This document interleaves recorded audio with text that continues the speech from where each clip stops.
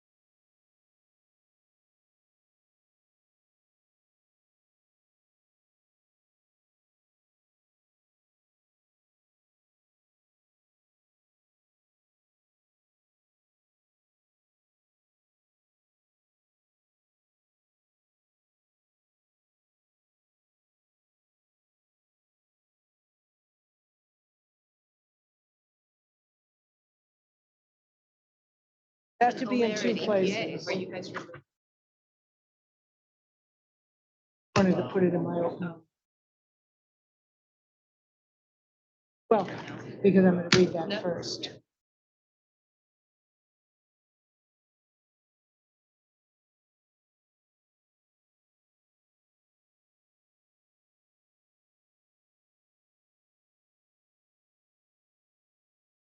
Ready?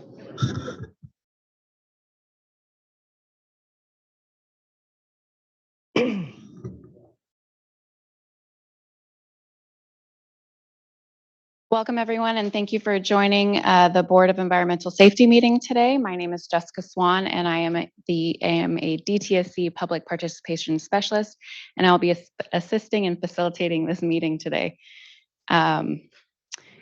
So this meeting is being recorded, and by your continued participation, it is acknowledgement that you are being recorded. Today is August 25th, 2022 at exactly 10 a.m., and the meeting is now called to order. Thank you, Jessica. Will you call the roll, please? Yes, thank you. Jeannie Rizzo, Present. Shushma Bhatia, present. Georgette Gomez, Present. Alexis Strauss-Hacker, Present. Lizette Ruiz.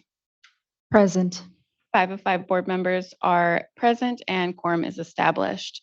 So I will now review some logistics for today's meeting. So today's meeting is available in English and Spanish. If you are joining through the Zoom link and would like to participate in Spanish, please select the interpretation icon from the toolbar as shown on the slides here. For participants who have joined in room, our interpreters are located in the back right corner of the room. And if you would prefer to participate in Spanish, please head that way and they can assist you with getting a headset. I will now have Mark Gutierrez, one of our interpreters, explain that for our Spanish joining members. Y muy buenos días a todos que nos acompañan por medio de Zoom. Queremos dejarles saber que el programa de hoy está siendo interpretado al vivo, al español. Para acceder al canal en español, por favor, busque el icono con un globo en la parte inferior de su pantalla que dice Interpretation.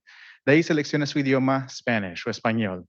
Tendrá la opción entonces de escuchar el programa entero en español. Si usted se encuentra en la sala y desea participar, aquí tenemos aparatos auditivos. Por favor, abórdeme y le ayudaremos con eso. Back to you, Jessica. Thank you. Thank you so much. And thank you also to Fabiola Aranda, who is also interpreting for us today.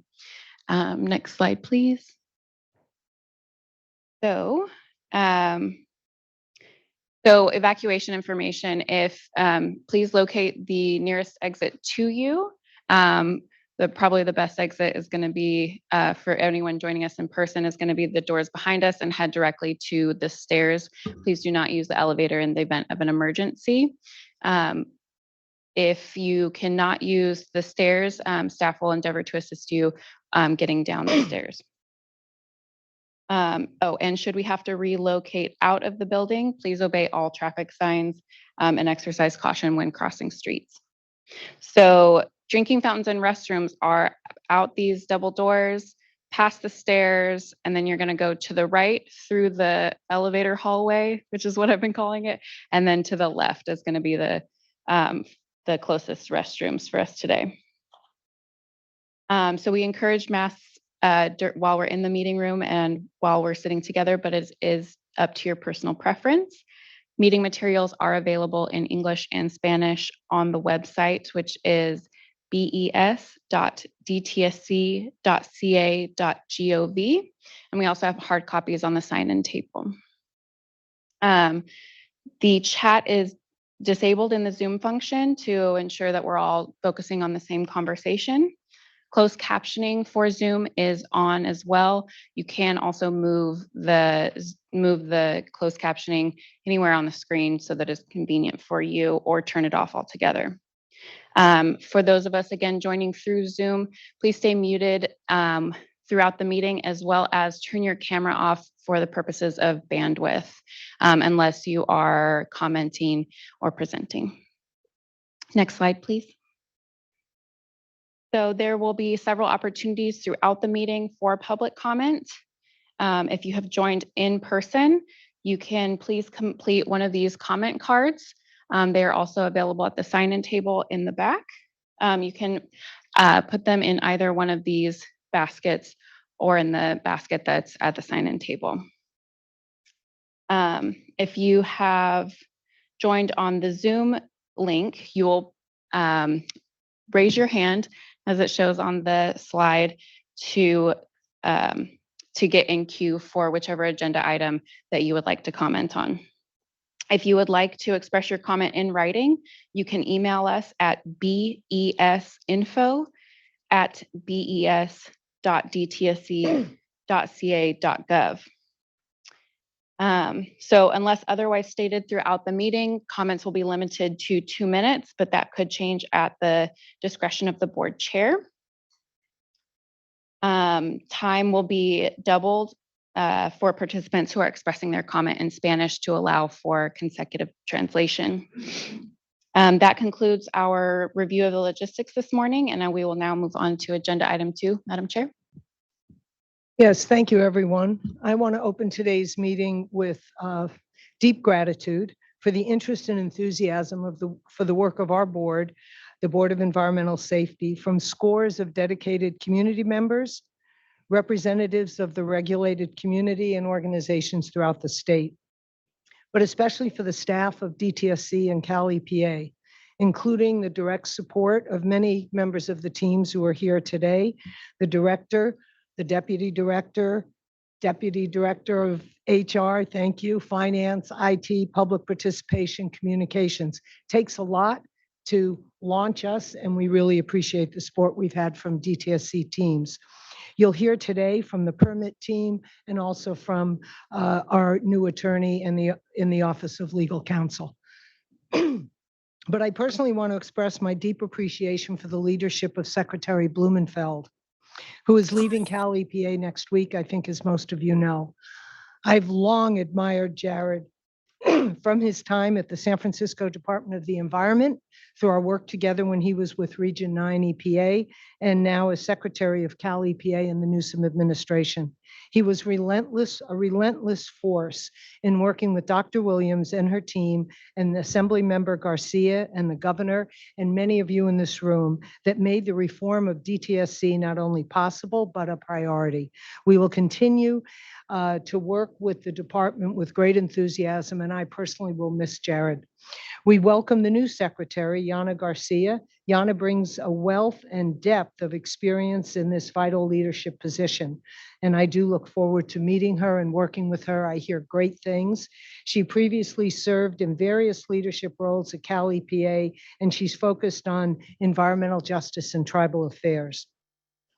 Over the course of our short tenure, 5+ months, we've heard from members of the public asking for our intervention on some matters that do not fall in our scope of responsibilities and authorities. So I felt I wanted to address those pretty clearly today. That said, we recognize the importance of the concerns and issues raised and are directing them to DTSC where appropriate and tracking them as we establish our review process. We continue to welcome your comments and ask for your patience as we do our best to ramp up our staffing. That said, in summary, I want to review what our authorities are. We understand and accept responsibility to implement the mandates set forth in SB 158 that fall under our governance responsibilities, including hearing and deciding permit appeals, which is the focus of today's meeting, providing opportunities for public hearings for permitted and remediation sites, which we have not yet established our protocols for that. Today's reviewing and approving the director's priorities, which will happen in the early part of next year, and adopting performance metrics that include DTSC's programs, their relationship with related programs and other agencies. This includes working with the director to establish clear performance metrics for the department. We will hear and approve DTSC's contemporary hazardous waste management plan. That won't be until 2023, 24, 25, but we're seeking input and gathering information all along the way. We will conduct an analysis of DTSC's fee rate structure and make recommendations for any further changes. As you all know, that fee structure was already amended.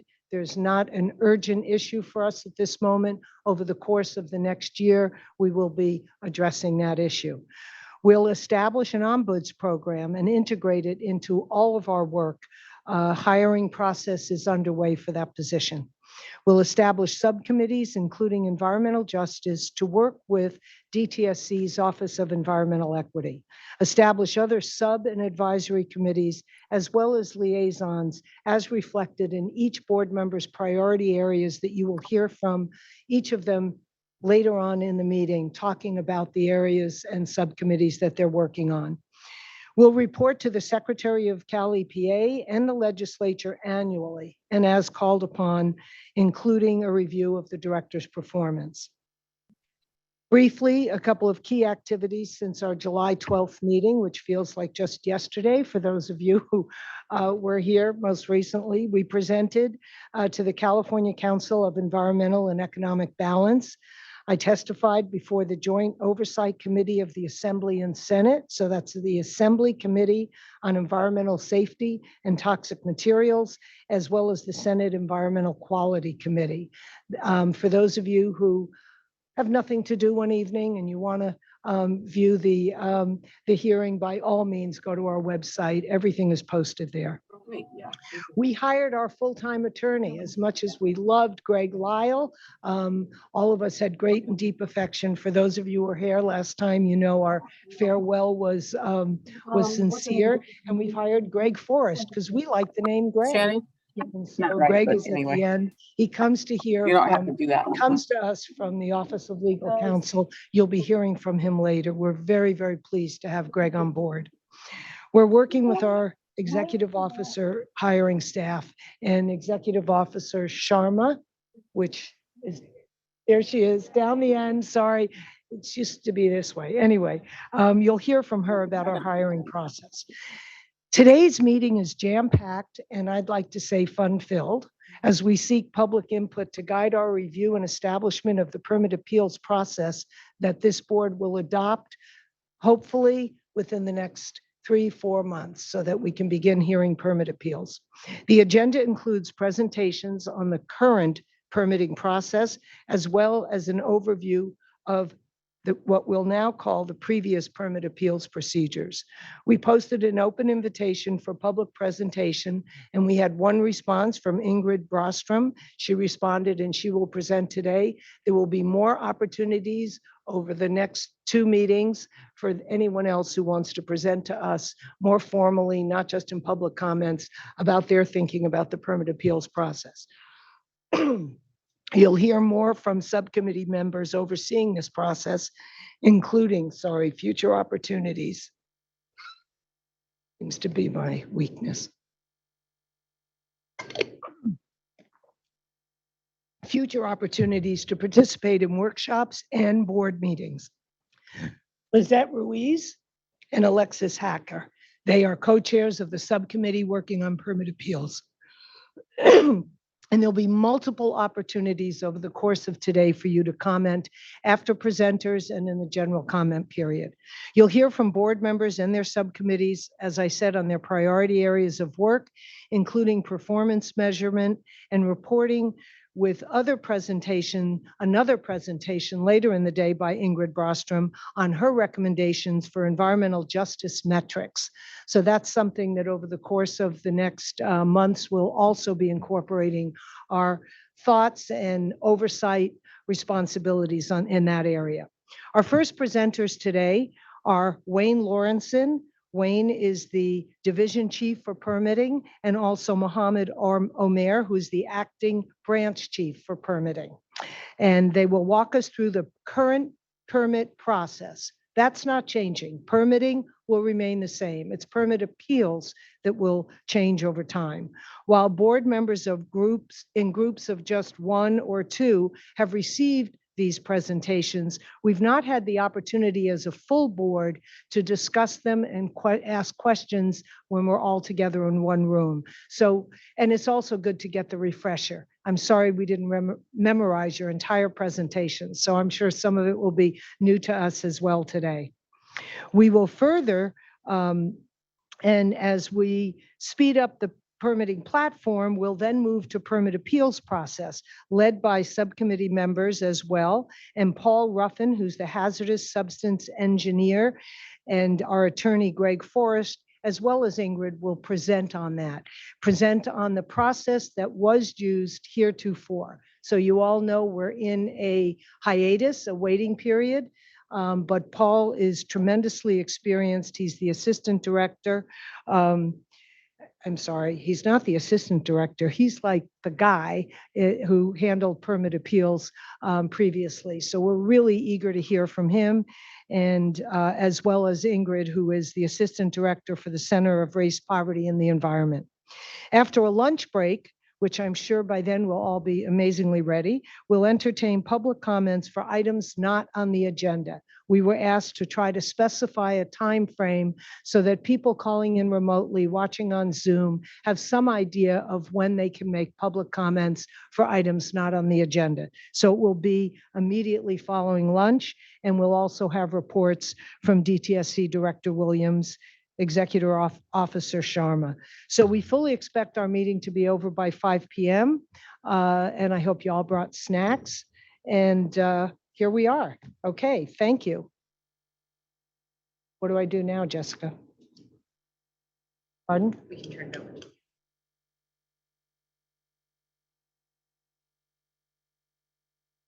Right now. Okay, so now Wayne and Mohammed, thank you.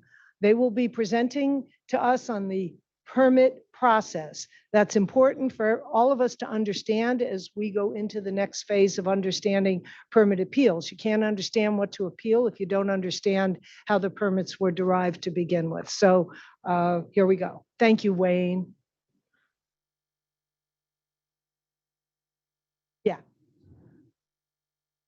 There we go. Chair Rizzo, members of the board, thank you for the opportunity for us to present to you today.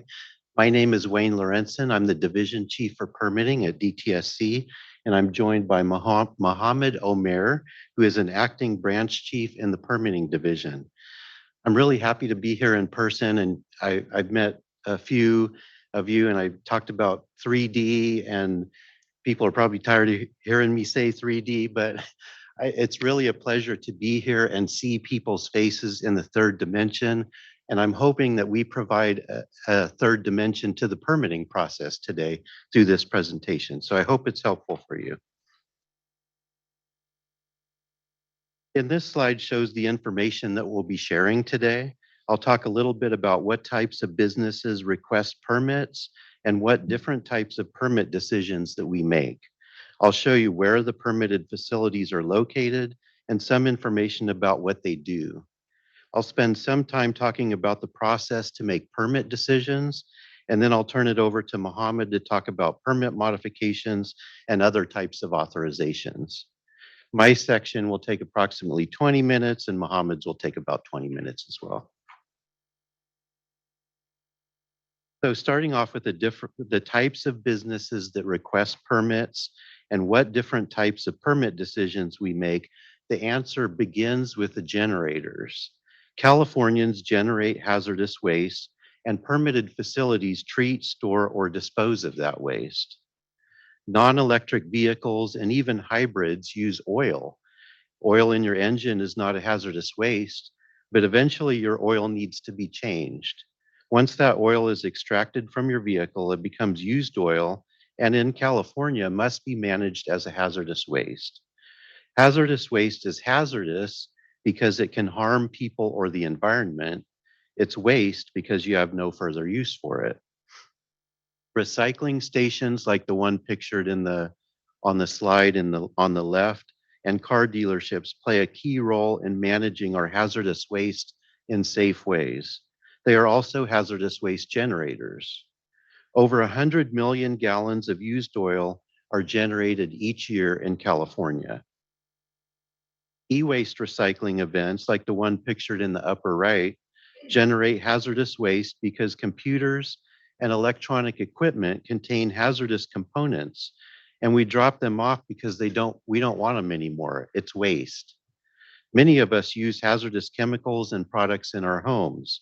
You might recognize things you use in the picture in the lower right. When we need to get rid of those items, we generate household hazardous waste, including batteries, light bulbs, bug sprays, fertilizers, bleach, weed killers, and many other products. Oil change stations, e-waste collection events, and household hazardous waste collection facilities don't typically need a hazardous waste facility permit because they don't treat or dispose of the waste, and they can only store for a short period of time. They send all of that waste to other facilities that do treat or dispose, and those destination facilities are the operations that request hazardous waste facility permits from DTSC.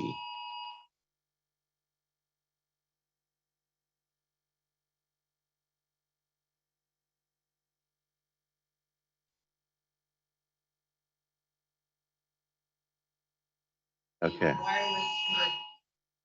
It's a test of the Sacramento County Wireless Emergency this- Alert. That was a Perfect. test, in case all of you were So wondering if we for had everyone- accompanying music. For everyone who's um, joined us on Zoom, There you go. we just had a test of the Sacramento. Okay, Wireless- hi, mine Wireless came late. Emergency Alert. So, okay.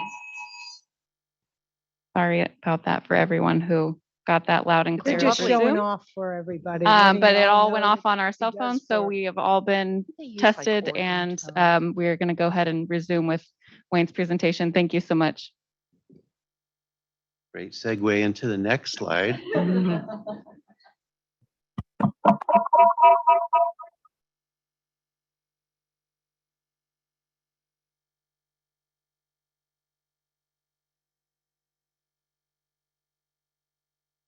DTSC registers transporters to transport hazardous waste from the generator to a destination. This cartoon shows what happens behind the gates and the storefront when someone drops off their household hazardous waste to a collection facility. Waste is segregated so that it goes to the appropriate destination. Many wastes are recycled and are used again in a different form. Some must be treated or neutralized, some must be incinerated, and some are sent to hazardous waste landfills. Many of those destination facilities are operations that request hazardous waste facility permits from DTSC.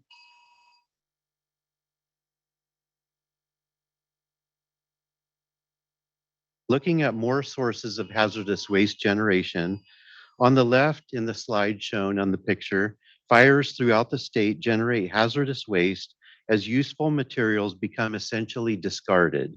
Emergency response crews come across items such as propane tanks, smoke detectors, ammunition, solvents, and paints, which must be managed as hazardous waste. In the upper right is a picture of grape trellises in the Napa Valley. Treated wood has beneficial uses for piers, roadside railings, train tracks, and the grape industry. Treated wood is hazardous waste when it is discarded. In the lower right pane is a picture of Portola High in Irvine. We want our kids to be safe. Cleaning up sites to build schools generates hazardous waste as contaminated soils are removed. All of this hazardous waste ends up being treated, recycled, or disposed at some other destination site. Many of those destination facilities are operations that request hazardous waste facility permits from DTSC. Hazardous waste is generated throughout the state from over 80,000 documented sources in all areas of the state. but technically we are all generators of hazardous waste. The Hazardous Waste Management Plan will provide more accuracy in the future, but previous research showed the average hazardous waste generated between 1995 and 2017 was 4.5 billion pounds per year, with a B, billion. And that works out to an average of 113 pounds per Californian. The pie chart in this slide shows what 2018 hazardous waste generation looked like. 32% of it was e-waste, batteries, and universal waste types.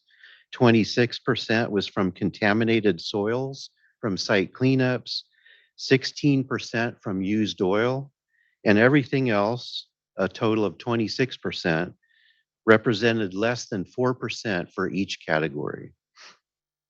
In 2018, there were over 17,320 different locations within California generating more than a ton of hazardous waste.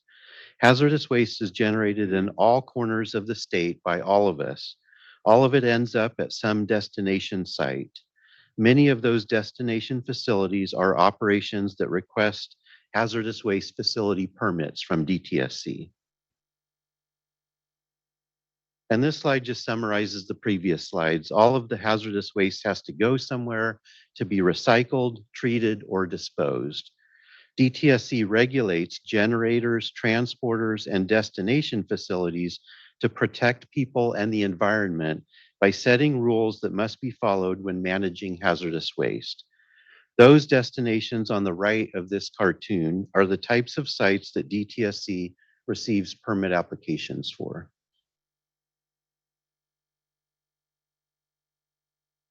DTSC makes decisions on a few different types of permit applications and issues a few different types of permits.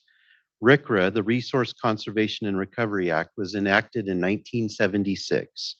When RCRA was written, it was Congress' intent for the states to take responsibility for implementing the hazardous waste regulations.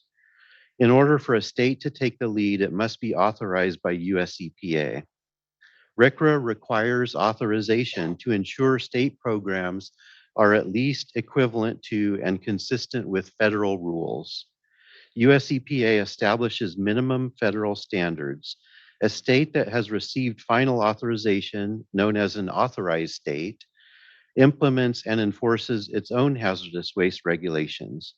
California is an authorized state, and we implement our own regulations. A RCRA permit is a permit that authorizes activities and equipment that would be required in any state in the United States.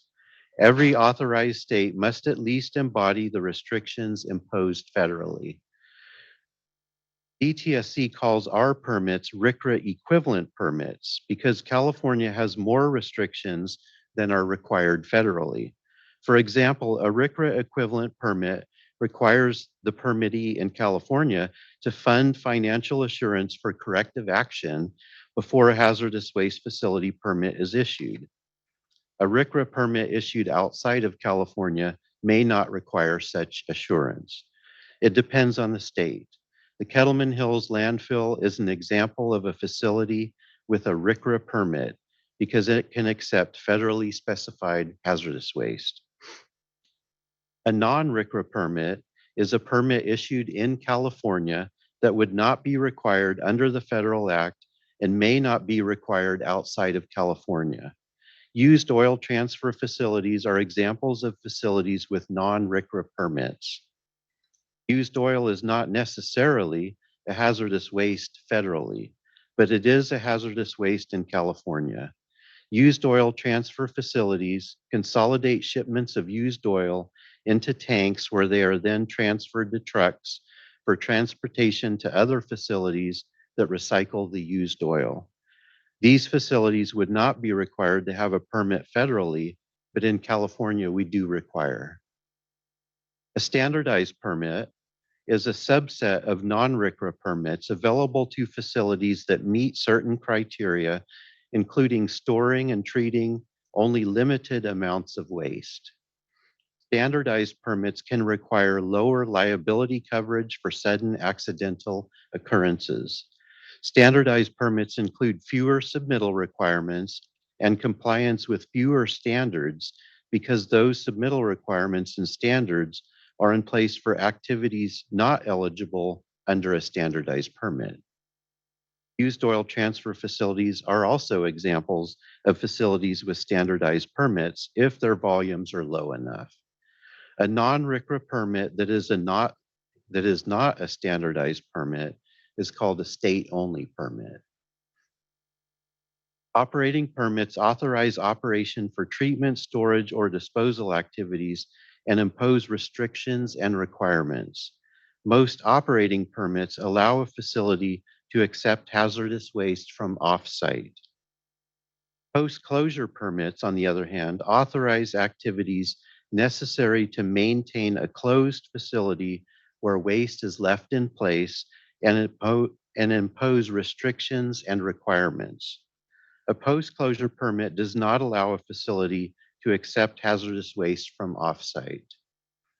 Landfills ultimately must maintain post-closure permits.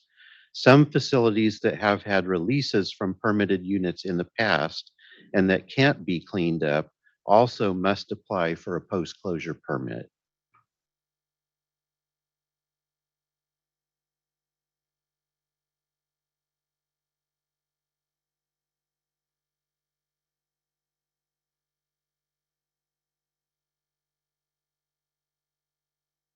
There are currently 101 facilities in the state with 106 permits. Some facilities have more than one permit. There are 74 operating permits and 32 post-closure permits. Some operating permits also include post-closure authorizations. Go back one. No, the one with the numbers. There it is. Of the 74 operating permits in California, 47 are RCRA equivalent, 24 are standardized, and 3 are state-only permits. Around 30 of the operating facilities in California accept used oil and/or antifreeze and take some part in recycling, whether it's to consolidate small batches into large batches, store for transfer, or refine the oil into a product.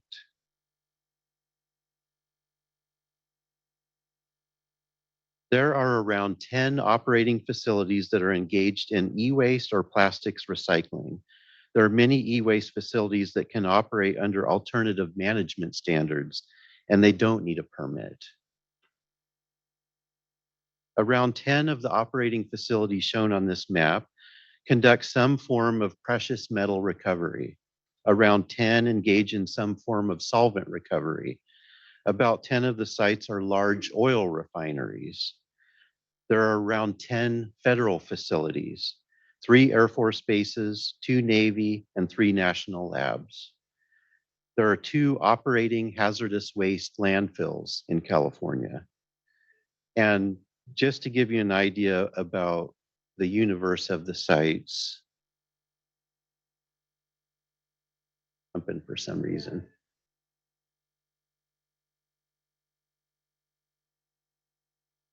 So just so you know, there are approximately 550 closed sites in California. Those are sites that had at some point some form of authorization and are now closed and don't need a post-closure permit. And we don't see very many new applications come in. They're very rare.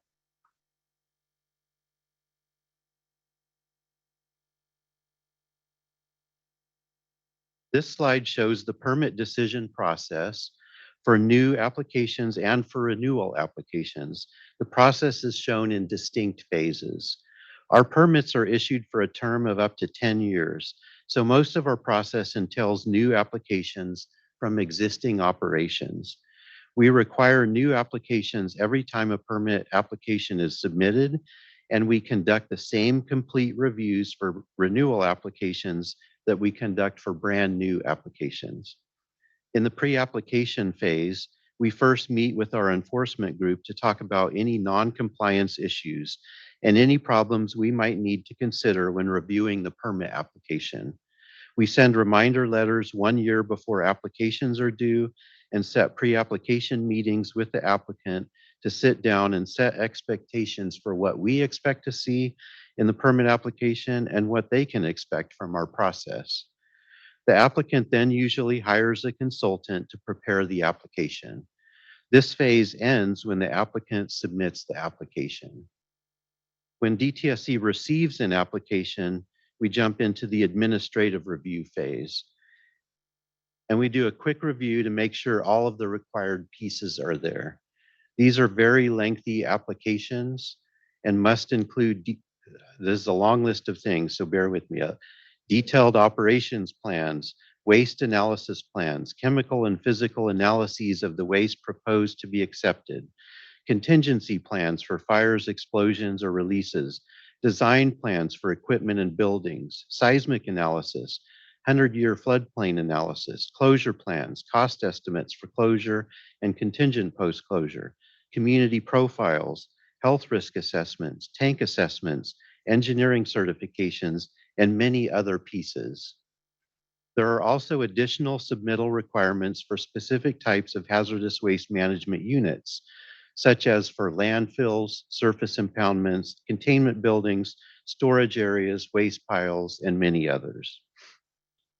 We complete this administrative review within 30 days and then issue either a completeness determination or an incompleteness determination. If the application is incomplete, we notify the applicant of what pieces are missing and then set a deadline for submittal for a revised application. Once the application is complete, meaning all of the pieces are there, we begin our technical review. All of the pieces may be there, but we need to check them to see if they meet the standards. All of the submittal requirements also have standards that are defined in our regulations. In this phase, we do a deeper dive into the application and identify whether or not the proposed operation meets those standards. The standards are prescriptive, they're very conservative, and they're written to require permitted facilities to be designed and operate in a safe way. They include design specifications, frequency of inspections, air emission standards, environmental monitoring requirements, and many others. There are over 1,000 standards in the regulations. We issue notice of deficiencies to applicants who have not demonstrated that they have met the standards and provide instructions on how to revise their applications to meet the standards. To meet the standards, oftentimes applicants must do additional significant work. Common examples for permitting are hiring drilling rigs to take soil core samples. Permitting doesn't hire them, but the facilities do. Hiring experts to measure the thickness of tanks, purchasing and installing new equipment, and conducting studies. This is the longest part of our process and results in DTSC changing the way facilities operate so that they're safer. It's also during this phase that we identify the appropriate CEQA document to use when we do make a final decision. The last two phases on this slide, the draft decision and the final decision, I'll go into a bit more detail in the next slides. After the technical review, we make a decision about whether to issue a draft permit or deny the permit application. Most of the time we issue a draft permit, but sometimes when an applicant is unable to provide the required information, or if we keep asking for the same information, or if we have determined the operation isn't protective, or if there's a history of severe non-compliance, we will deny a permit application. Whether we decide to issue a draft permit or deny the application, the process is exactly the same. A draft permit is not like a driver's license. It includes a list of prohibitions called permit conditions. It's a legal document that includes restrictions on the operations of the facility and binding requirements that must be followed. The last draft permit that DTSC released for public comment just last week, August 19th, includes over 150 pages of permit conditions.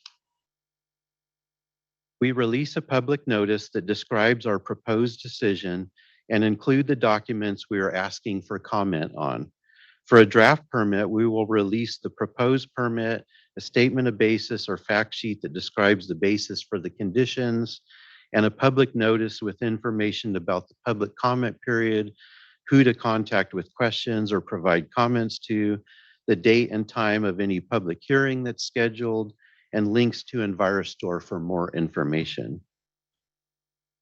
This is an important phase for us because we need the community and stakeholder perspective before making a final decision.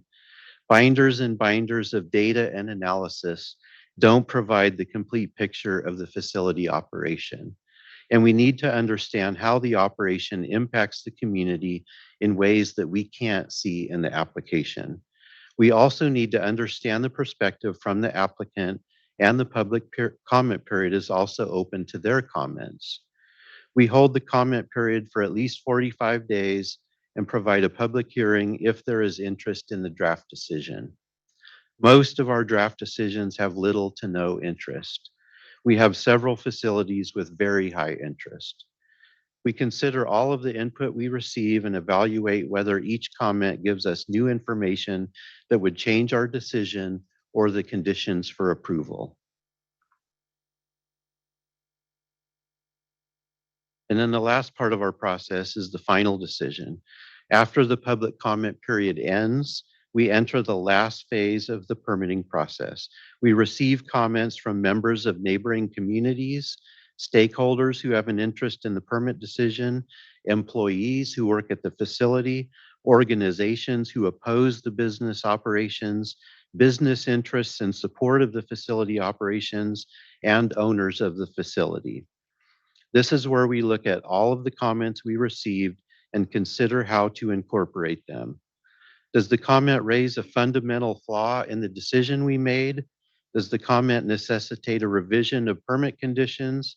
Do we need to add permit conditions? Does the comment raise an issue already addressed through permit conditions? These are some of the questions we ask when looking at comments. As we go through the comments, we start preparing a response to comments where we document our rationale for considering each comment. Most of our permit decisions don't result in a large number of comments, and we receive no comments for many permit decisions. Conversely, we have a few permit decisions where we have received and can expect to receive a very large number of comments, exceeding 5,000 individuals in one case that I can think of, resulting in a response to comments document in a length of over 2,300 pages. At the end of this phase, we issue a notice of final decision to anyone who made a comment and anyone on our list of interested parties. We include information on how to access the response to comments. The final decision can be a different decision than the draft decision and can also result in a final permit that is different from the initial draft permit. At this point, the permitting process is complete and the final decision would be subject to whatever appeals procedures the board puts in place. We have more to share about other permit modifications and other forms of authorization, and I'll hand it over to Mohammed Omer to take us to the end. Thank you, Wayne, and welcome, Mohammed. We'll have public comments after the full presentation. Thank you.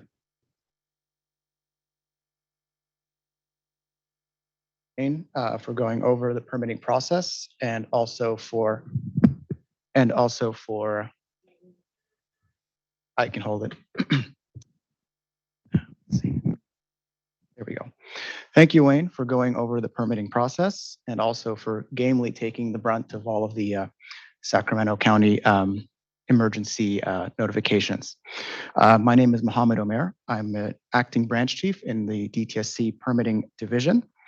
And for this next part of our presentation, I'm going to speak briefly about some of the other kinds of permits and authorizations that DTSC oversees, as well as briefly about the improvements that we have implemented into our program over the last few years.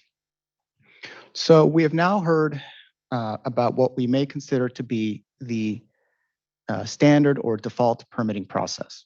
That is, a decision is made by a facility that they would like to apply for a new or renewed permit, then followed by the pre-application phase, the submission of that application, its thorough review by our staff, the work we do with facilities to ensure that the law is followed and that conditions are in place to protect people and the environment, the publication of a draft permit decision and the public comment period, our review and response to the comments, publication of a final permit decision, and I believe this will come later on, but if necessary, a permit appeal.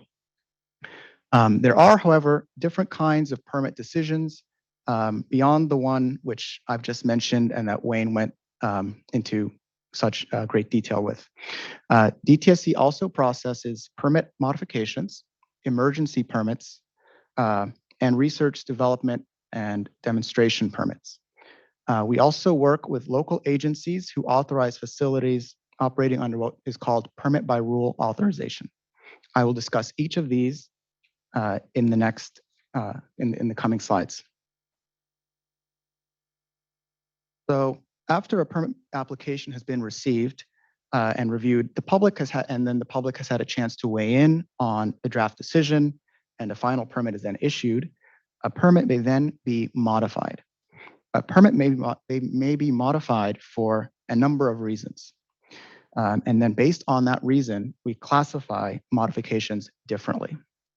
Some of these modifications, some of these reasons are minor. For example, changes in the name or the contact information for a facility's owner.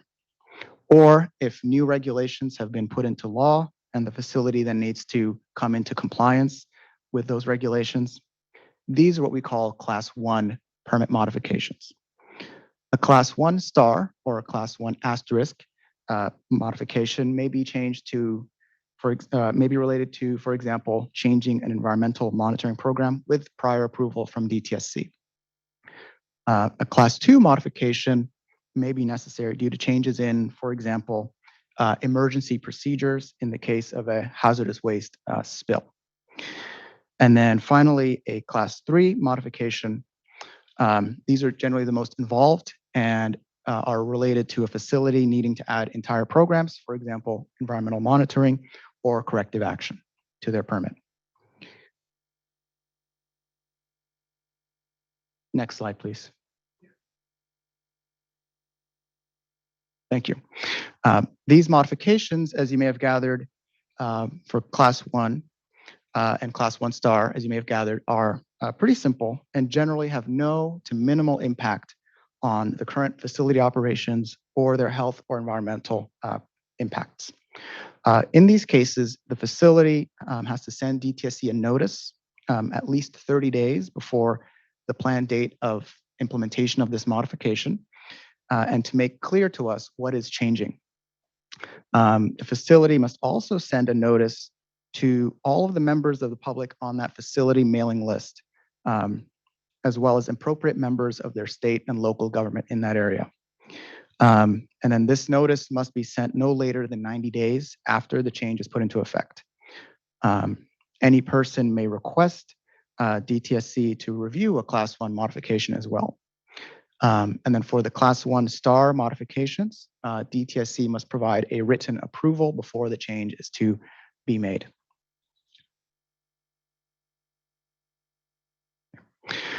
For a Class 2 modification request, as you'll recall, these have maybe a little more impact than Class 1 on the facility's operations. And the example that I had used was a change in emergency procedures in the case of a spill of hazardous waste at the facility. Similarly to Class 1 and Class 1 star, the applicant must submit a modification request to DTSC explaining what that proposed modification is and why it is a Class 2. This time, the public notice must also be published in a major local newspaper and sent to the public within 7 days of notice to DTSC and not 90 days after. A 60-day comment period and a public meeting must also be arranged by the permit applicant or the modification applicant. And that the applicant must also include the contact information of the DTSC project manager who oversees the facility and the public participation specialist as well, so that the public knows who to contact for more information. This modification request and all of the supporting documents need to be made available in a publicly accessible location very near to the facility, such as in a library.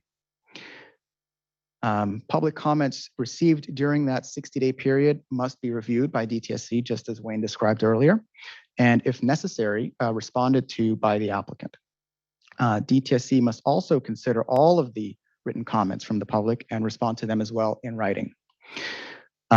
Generally, we don't get too many comments on these, as Wayne alluded to earlier, but in some cases, we do. After reviewing and considering all comments as well as responding to them, DTSC may then, for example, approve that modification request with or without changes. We may deny the modification request, or we may reclassify it as a class 3 modification, which is the most involved of the modification requests. And here I would emphasize a very critical role that the public does play in these modifications.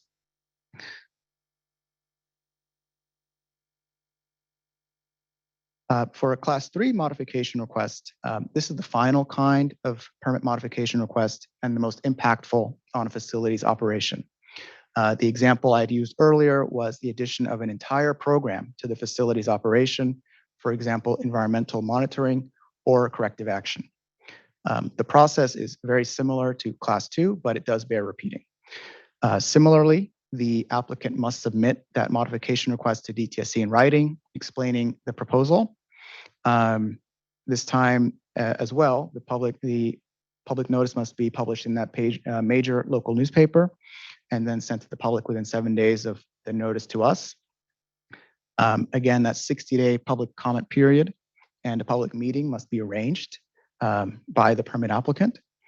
The contact information of our DTSC staff overseeing the facility and the modification must also be included so that the public knows where to go to get more information. And then again, finally, the modification request and all of the supporting documents must be made available in a publicly accessible location. So we often use libraries in the neighborhoods of those facilities.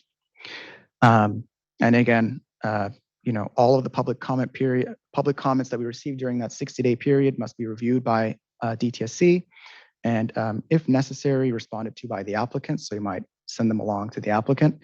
DTSC, we ourselves must consider all of the written comments and respond to them in writing. And then in a variation from the class 2 process, our department director must also consider and respond to all significant written comments received during that 60-day comment period.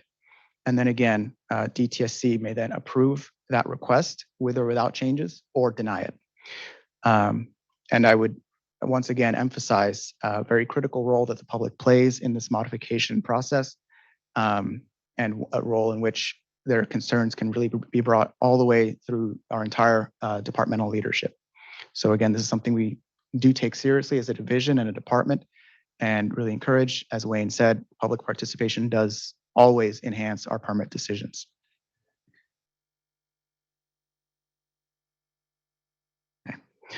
Okay. Sometimes emergencies involving hazardous waste occur. I would like to apologize for this slide. It's somewhat misleading. These pictures are what we normally think of as an emergency: fires, overturned trucks on the side of the road. But that is not what DTSC generally provides emergency permits for. Most commonly, this is related to on-site treatment of expired chemicals at universities and laboratories, where that chemical may be reactive and then unsafe for transportation to a permitted facility. Unfortunately, expired bottles of chemicals on a shelf in a nameless lab are just not much of an attention getter. In any event, hazardous waste generated in these abnormal situations needs to go somewhere and fast.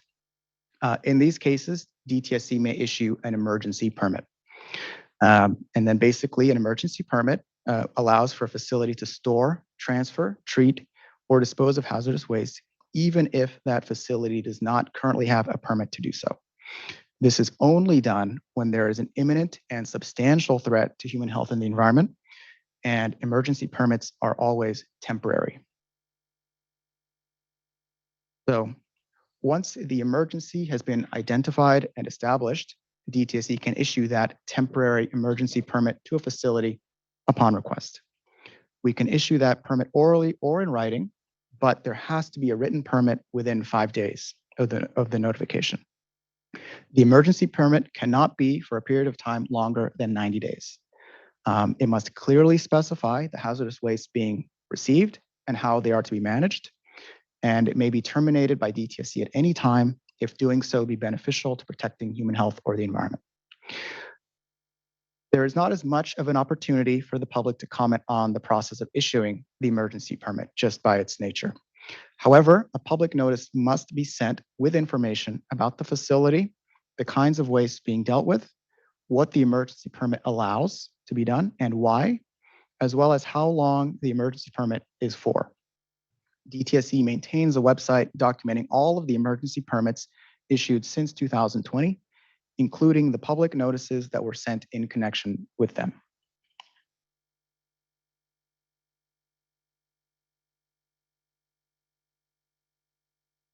Occasionally, an entity, such as a university, a startup business, or an existing business, will seek to develop new methods of treating hazardous waste. For example, we have recently received proposals for new electronic waste management facilities. And earlier, Wayne mentioned electric and hybrid vehicles, and lithium battery recycling is also a new area of interest here in the state. So our regulations allow for DTSC to issue so-called research, development, and demonstration permits to these proposals for them to make a demonstration of their new hazardous waste management technology. Proposals are very rare, but they do happen. A research and development and demonstration permit is generally for 1 year for construction and operation of the proposed facility while it makes its demonstration. This permit may be renewed no more than 3 times, each time for 1 year, so up to 4 years maximum for this kind of permit. They are, again, temporary. The facility may only receive the quantity of hazardous waste necessary to demonstrate that their proposed technology works, and we really try to keep that quantity to a minimum. The facility must continue to abide by the requirements in our regulations necessary to protect human health and safety, wildlife, livestock, and the environment. So again, very similar to a standard permit that we issue. They must do environmental monitoring, operate under existing regulatory standards, and be financially liable for any present or future impacts, among other requirements in our regulations. And again, the public participation process we previously described is still applicable here. So this includes the public notices, the minimum 45-day public comment period, our response to comments, and CEQA.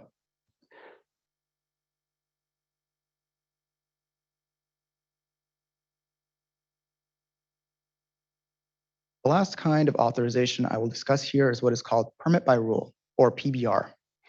PBR is misnamed. It's not a permit at all, actually. Rather, it is an authorization which allows for generators of hazardous waste to treat certain hazardous wastes without going through our formal permitting process. These types of waste must be treated in tanks or containers, must have been generated on site at the facility, may not be reactive or extremely hazardous, and must not be regulated under RCRA. And if you'll recall, RCRA stands for the Resource Conservation and Recovery Act and represents federal oversight over hazardous waste. So these may not be federally regulated hazardous wastes. PBR is also special in that DTSC does not directly administer it. And again, we do not issue permits for PBR. That said, it is very important, and we'll go over the process briefly. So PBR authorizations are administered by CUPAs. These are Certified Unified Program Agencies, which are local environmental health agencies which conduct inspections and oversee certain hazardous waste activities. There are many of these throughout California. PBR requires a facility to submit a notification form to their local CUPA at least 60 days before beginning their first waste treatment, and then annually by March 1st of every year. They must also have financial assurance in place, pay facility fees, have a written waste analysis plan to document how they obtain and analyze samples of their wastes, and have their tanks certified by licensed professional engineers. Generally, the Coupas administer PBR authorization themselves, and there is little opportunity for public comment in their process. However, occasionally, DTSC is asked by a Coupa to provide feedback and expertise on a proposed PBR authorization. If the situation warrants it, that is, for example, the facility does not actually meet the requirements for PBR, then that PBR authorization may be revoked, and a facility may then be required to operate under one of the previously described permits. In that case, then the public may then provide input on the facility, the application, the draft permit decision, any conditions as discussed previously.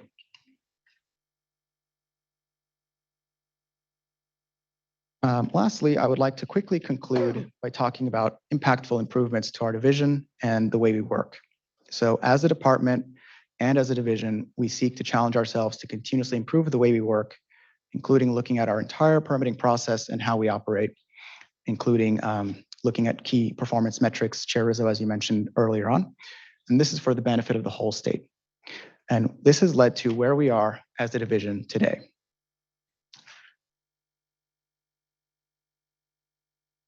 So the permitting division's evolution to a continuous improvement culture has led to the following results. We make more permit decisions. When I say this, what I mean is more permit decisions delivered on time and with higher quality.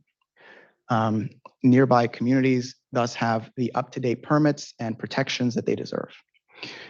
More protections for the local communities surrounding the facilities, as well as the workers at these facilities. And then more clarity for the facilities regarding their obligations, as well as for our inspections when state and federal and local officials visit these sites. So with that, Chair Rizzo and members of the board, on behalf of the entire permitting division, I would like to thank you for your time this morning. We will now take your questions. Again, thank you very much. Thank you both. Anyone wishing to make a public comment? Jessica will explain how to do that. Hi, everyone. So again, if you would like to make a comment or have a question on this particular agenda item, you can come up here and get one of these comment cards. We will also have time for raised hands in a little bit. And then for anyone joining on Zoom, you'll press *9 to raise your hand to make a comment, or if you have a question on this particular agenda item.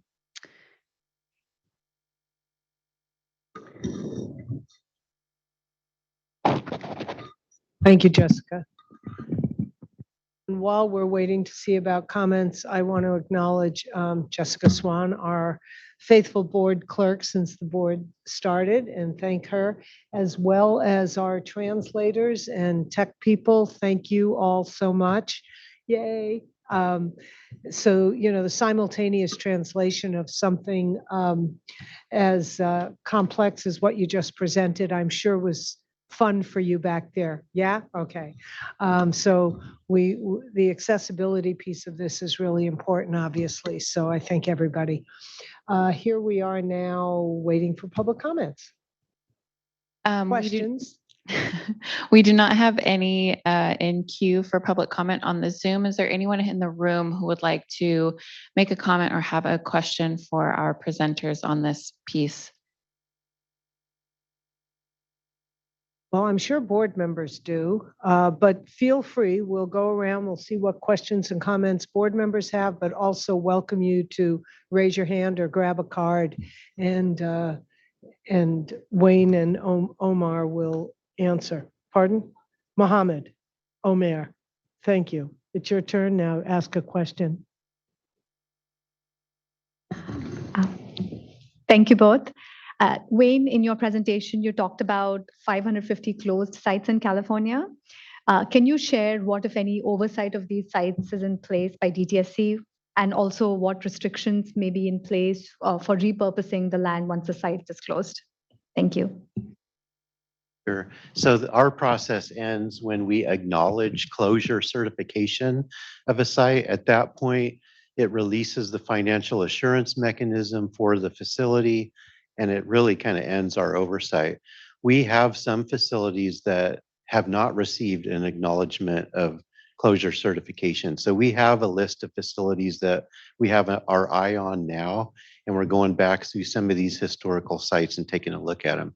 But the process ends for us when we make that acknowledgement.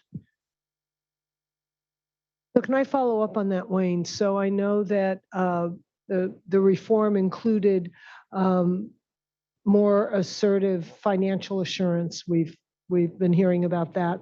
Where do you intersect with that?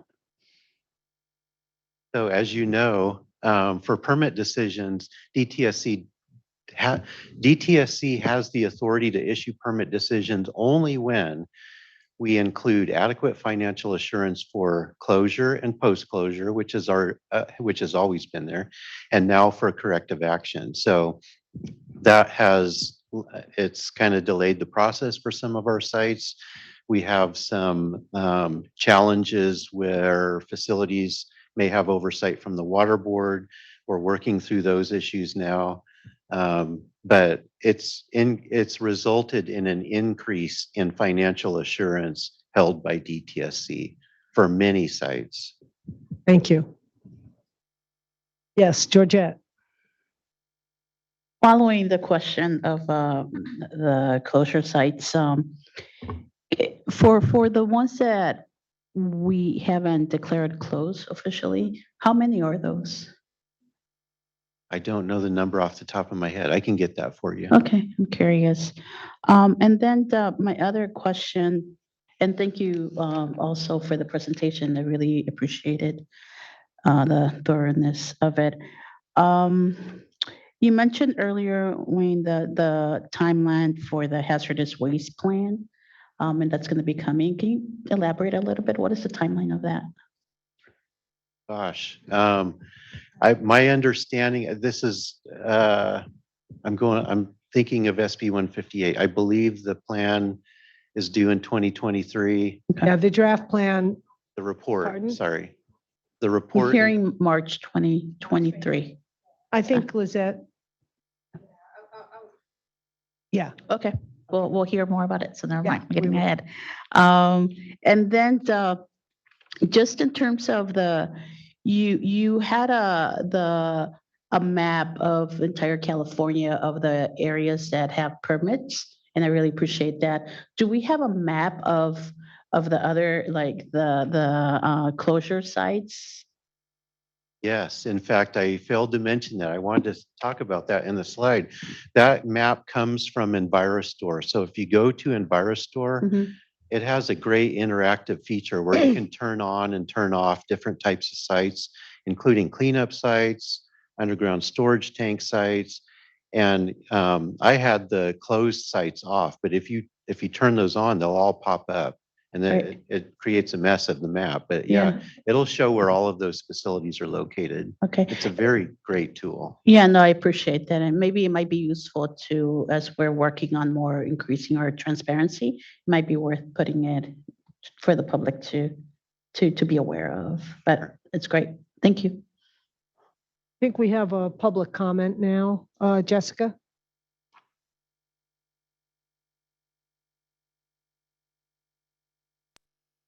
Okay, so we do have one public comment on our Zoom side from Deborah Bayer. If you would like to unmute and express your comment or question, please go ahead. Thank you very much. I'm just trying to understand all these different categories.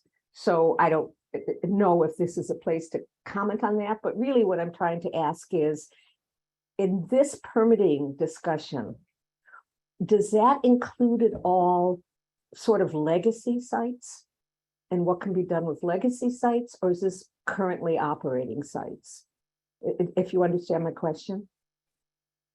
Sure. Yeah. So permitting oversees sites that are operating and sites that are closed. In some cases, a closed site results in another permit, a post-closure permit.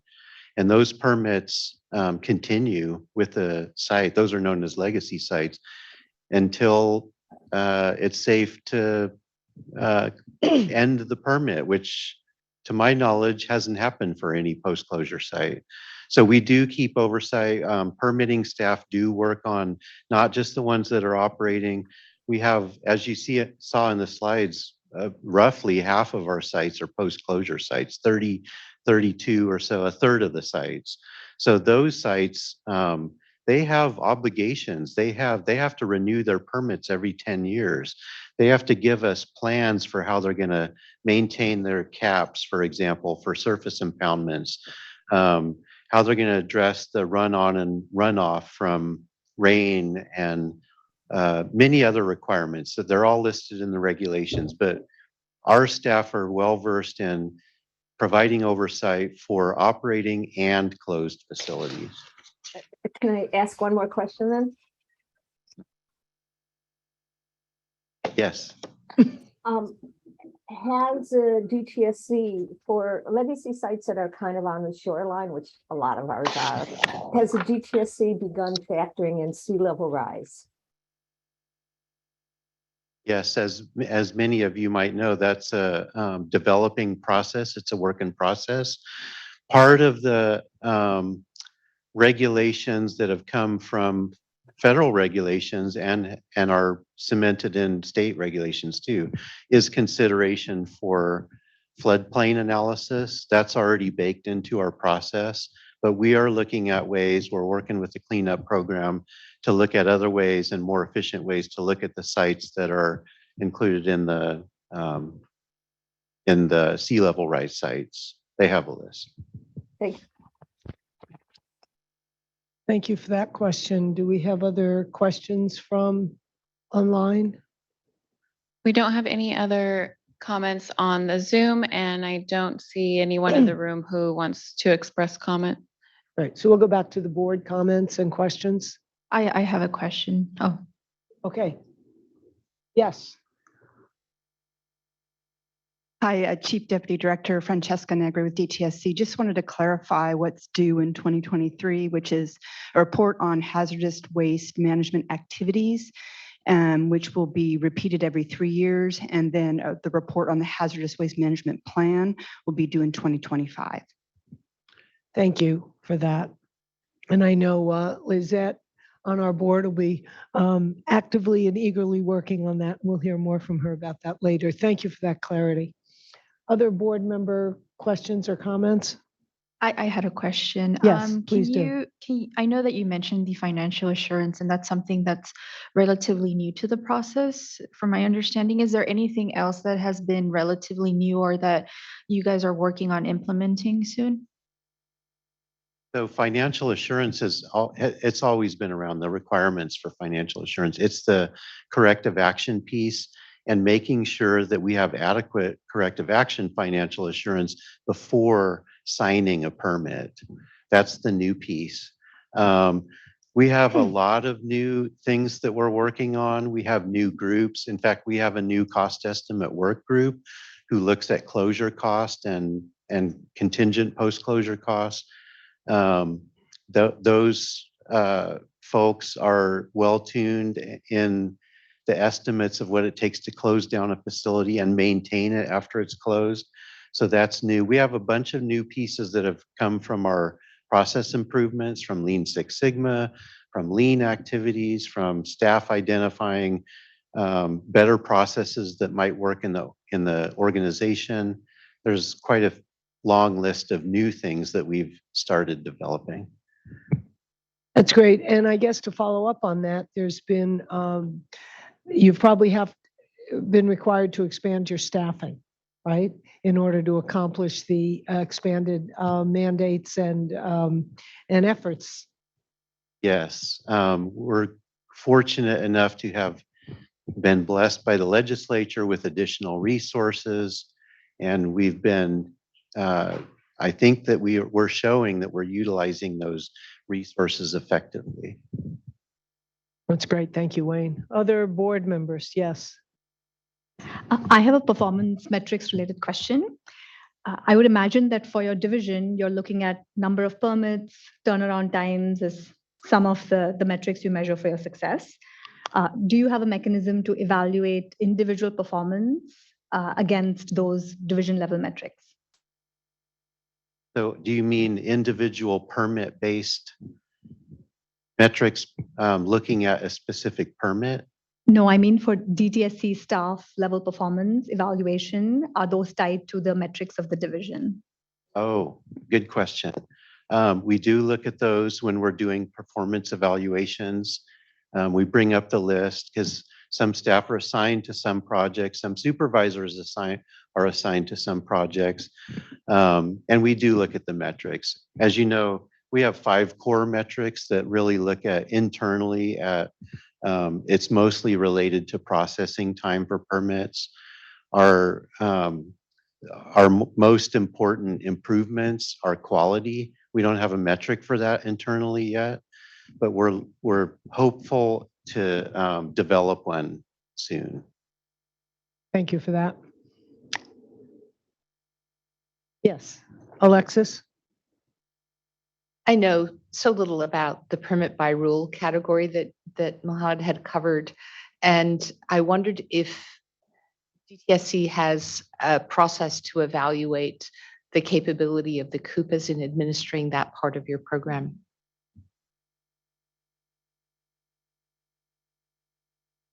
Why don't you elaborate on what CUPA stands for? I'm not sure that everyone, well, probably everybody in this room, but not necessarily everybody on Zoom is as familiar with that.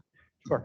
So I mentioned that the CUPA stands for the Certified Unified Program Agency. These are local environmental agencies, health departments, and counties and cities that have been given authorization to conduct inspections of hazardous waste, solid waste facilities in their jurisdiction, and they administer the permit by rule PBR authorization. And the way that DTSC generally ends up looking at this or conducting oversight happens to occur through our enforcement division primarily. It doesn't primarily come to permitting, it goes to enforcement. And then if enforcement deems that upon their own inspection that the PBR requirements are not being met, that they will then issue that notification to the CUPA, to the facility,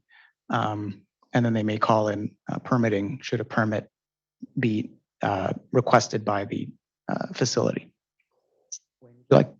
Yeah.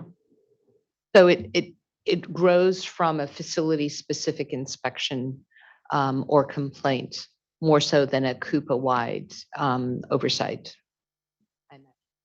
I would say so, yes. Certainly not the whole network of CUPAs. I think it's facility by facility, and sometimes if DTSC has a specific interest in a facility as well, we might, our enforcement has been known to, we can reach out to the CUPA and provide input as well. What underlies my question is in some other environmental and public health programs, CUPAs have been decertified, and then the state agency steps in to act for that county, let's say if the county is the CUPA. So I was just wanting to feel like we have a handle on the CUPA's capabilities. Anyway, yeah. I'd just add that our enforcement group works very closely with the CUPAs. They coordinate with them, they understand the work that they do, and then permitting works very closely with enforcement. So there is a link there. Enforcement is very well connected to the CUPAs.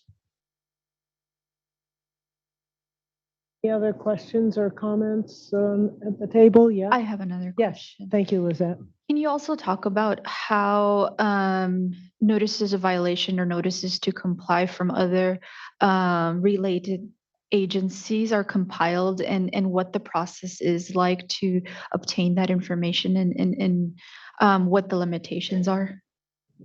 Sure. When we do permit reviews, as you know, VSP is one tool we look at. We get a score out of VSP, and a facility gets a score. They also get a tier, and that's very prescriptive. It has a fate for a different tier. If you're in an unacceptable tier, there's a process associated with that.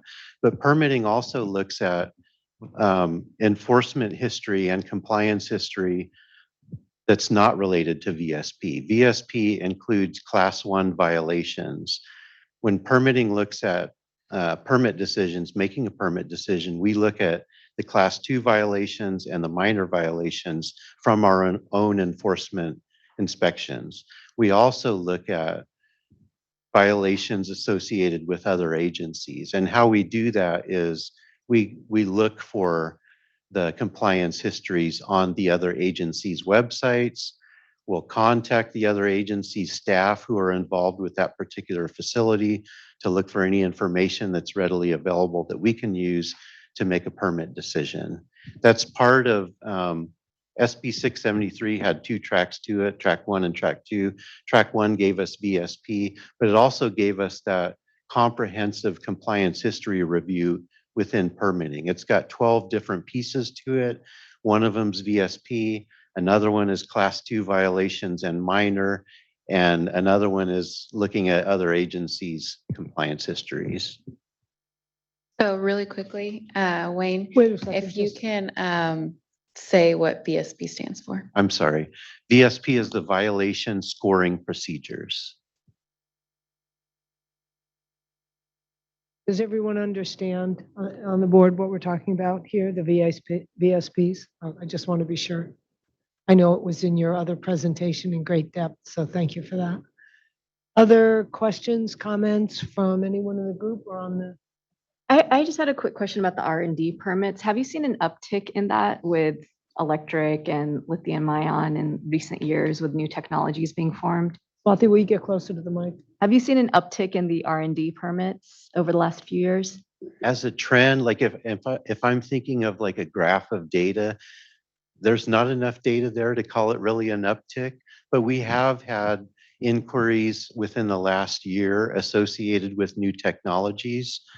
And so in that sense, there is an uptick. They're very rare. We very rarely get applications for them, but we're currently working with applicants. Thank you. One point maybe of clarification or just a comment. I think it was board member Bhatia, and I think it was the caller that had a question about legacy sites or closed sites, the 550 sites or others. And I think that what would be helpful, maybe not this presentation, I think it's beyond the scope of this presentation, but maybe at a future meeting or in the future, we could start to plot out, where the hazardous waste program jurisdiction ends and where the site mitigation program starts. I know, having some experience with site mitigation, it's not necessarily clean. There's some overlap. And so I think in the future, it'd be helpful for the board to know, when we're regulating these sites, which program really is in the driver's seat and what are the circumstances that guide that. Sure, thank you. And I'm sorry if I missed that point. There are legacy sites that have specific groups of people that work on them that are not in the permitting division, but we work very closely with those people on those sites. Thank you. Did everyone understand that answer? But I think it is worth our digging a little deeper just as we go through our process. Jess, anything? Yes, one more. My question is related to public engagement efforts. So it's a 2-part question. Do you provide any service to help businesses figure out whether a permit is needed, what's the right permit, can they operate differently so that they don't require a permit, that sort of assistance before getting into the compliance enforcement space? And then the second part of the question is members of the community, if they're concerned about potential facility asking for a permit and so on, before the formal permitting process kicks off, is there any community engagement or forum available for them to understand what's happening with the facility? Thank you. Thank you. Yeah, we work closely with the Governor's Office of Business and Economic Development. They get a lot of inquiries about, do I need a permit? Who should I go to? They're the starting point for most of them, and they set up meetings with DTSC with permitting to help them really understand what their obligations are, what the expectations are. And then to your second question about Yes, absolutely. If there are questions or inquiries from community members, we want to hear those outside of a public comment period. It's a little bit weird when we open up a public comment period because it sounds like we're not going to listen to you until that day and the hour that that public comment period starts. But all of our staff are very open to answering questions about any facility from any member of the public. Just really quickly on that, Wayne, if you can clarify for me, there hasn't been a new permit issued in a very long time. Is that? Yeah, I don't know off the top of my head. I want to say the last new permit was issued in 2013-ish. So it's been roughly 10 years. Okay. And so then the engagement and kind of assisting businesses with this sort of thing is for permit renewals as well as permits move into maybe different phases in their treatment of hazardous waste, or if they decide to stop treating hazardous waste and things like that. And then the engagement is still around that permit. So there is some additional things outside of the public comment period that are included in that process of the permit renewal. Yeah, and we usually work directly with the applicant if they want to make changes. The Go-Biz link is really for new companies mostly coming into California, and they're trying to navigate their way with the complicated permitting processes out there, usually new facilities. Thank you. And Wayne, and Mohammed, there was a conversation about the facility requirement to have a public meeting and to post that notice.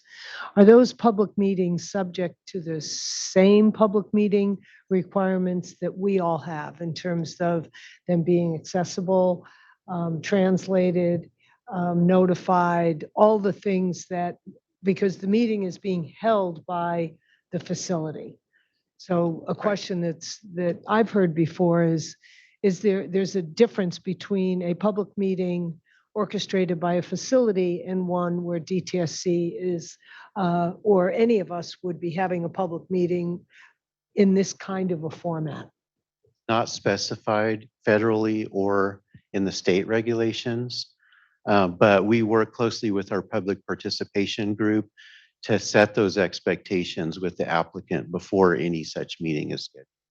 They work very closely with them. And that's worked out well? Yes. Okay, everybody has that information because it's come up for us in the past. Yes, thank you.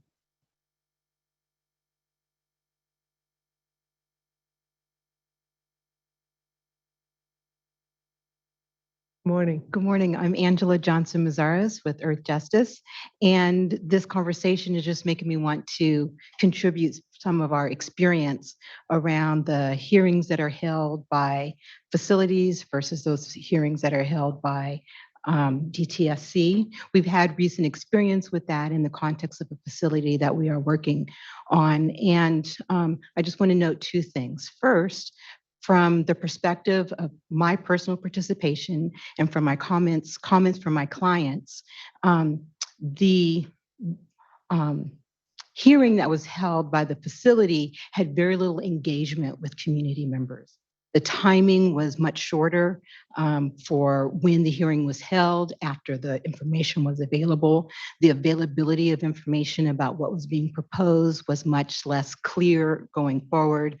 And of course, in this time of virtual hearings, that's added another layer of complication. And so my experience in participating in a hearing was that the facility simply heard information and there wasn't much engagement or exchange, and then asserted that they would take that information back to DTSC. So there was sort of like these tracks that weren't entirely clear from the outside, how you provide information, how it comes back to you, and what that engagement like. And then the second thing I'll just note and hope that we are thinking about as we go forward is more generally when we're having engagement in these hearings, how DTSC or a facility is going to ensure that it is meeting the basic public participation requirements, and how we make sure that there are mechanisms for exchange of information. And in experience has been, it has not been very clear. It has not been very transparent. I hear them saying, yes, this has been working out great. I just wanted to flag that depending upon where you sit in the process, you may have a different experience about how it's working I out. understand. It's part of why I asked the question, to understand from all different perspectives what the issues are and how that then drives into what we'll be dealing with. So recognizing that permitting process is outside our scope, but if these issues drive into appeals because they're not adequately or holistically dealt with in the earlier process, that's important for us to understand. Thank you for that comment. Did you have anything you want to add to that, Wayne or Mohammed? Only that, that first meeting that the facility hosts, that is something that's specified in the regulations. The comments that are given at those meetings have to come back to DTSC. So I'm thinking maybe that's an opportunity for improvement. But that flow of information is a little bit awkward. I mean, it goes from a commenter to the facility in some cases if they attend a public meeting, and then back to DTSC. We can always receive comments or answer questions as well. So I would just recommend that if anyone has, an issue with making a comment at a facility-led public meeting, our staff are always willing to answer questions and assist as well. Right. So I think the other question is it automatic that DTSC personnel or public engagement people are at those meetings? Is that a 101 requirement? It's not a requirement in federal or state regs, but we always show up. It's a matter of policy. Yes. Right. I understand. And so and they're not necessarily recorded. Is that correct? I mean, this is recorded, so. Yeah, I don't think there's a requirement to record, and I'm hesitant to even speculate what the past meetings have been like. I don't know Sure. if they've been recorded. But I think it's just important for us to hold all these things because it drives into the appeal process, right? To the extent that those are the concerns or complaints that drive community response to appeals, just good for us to understand if there are intervention points that could assist all of us in the process. But thank you. Any other questions from board members? Well, there we go. Lizette, do you want to go next? I have a Okay. clarification question. Yes. And then we'll hand it over to Liz. Can you help us understand what are the requirements for facilities to do outreach? Are there specific requirements on the number of engagement opportunities provided, translation services requirements, and then some reporting that summarizes or rolls up all of the comments from the public and such? Thank you. Yeah, thank you. There's no, they're very broad in the regulations. It just specifies that the facility hosts a public meeting. There's not a lot of detail provided in the requirements, but that's where permitting works with public participation within DTSC to set the expectations of the applicant about what we expect to see in the public meeting.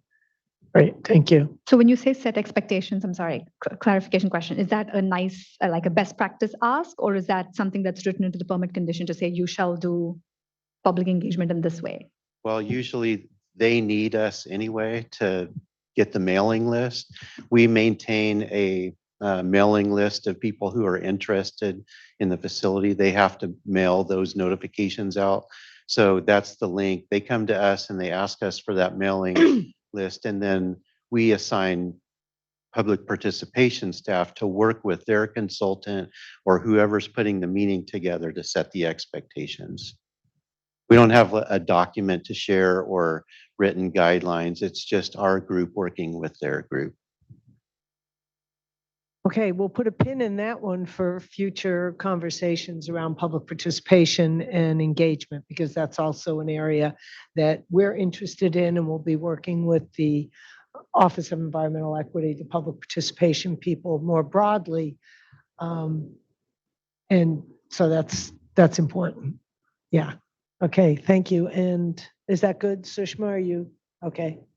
Lizette? Just to follow up on the unspoken expectations, are there any guidelines that are at least taken into account? I know that Angela mentioned, the lack of information or clarity and information provided to the public. Are those things noted by any DTSC personnel that attend the meeting? And would that be something that would be at least, written down somewhere for like Jeannie's, like our chairs mentioned, for us to kind of foresee, what their communication has been like with the public? Certainly. I mean, if the facility doesn't provide enough of an explanation about what they're required to present, then we can tell them that they haven't met the standard. That is a standard in the regulations that they present. So for example, like a class 2 permit mod, they have an obligation to explain what modification they're requesting. If they don't do an adequate job with that, then we do have the authority to ask them to redo it and to deny that. We can say that that didn't work. That wasn't good enough. Good to know. Thank you. Thank you. Any other questions or comments? We are so precisely on time. It's 11:35, which was our projected time to take a 5-minute break.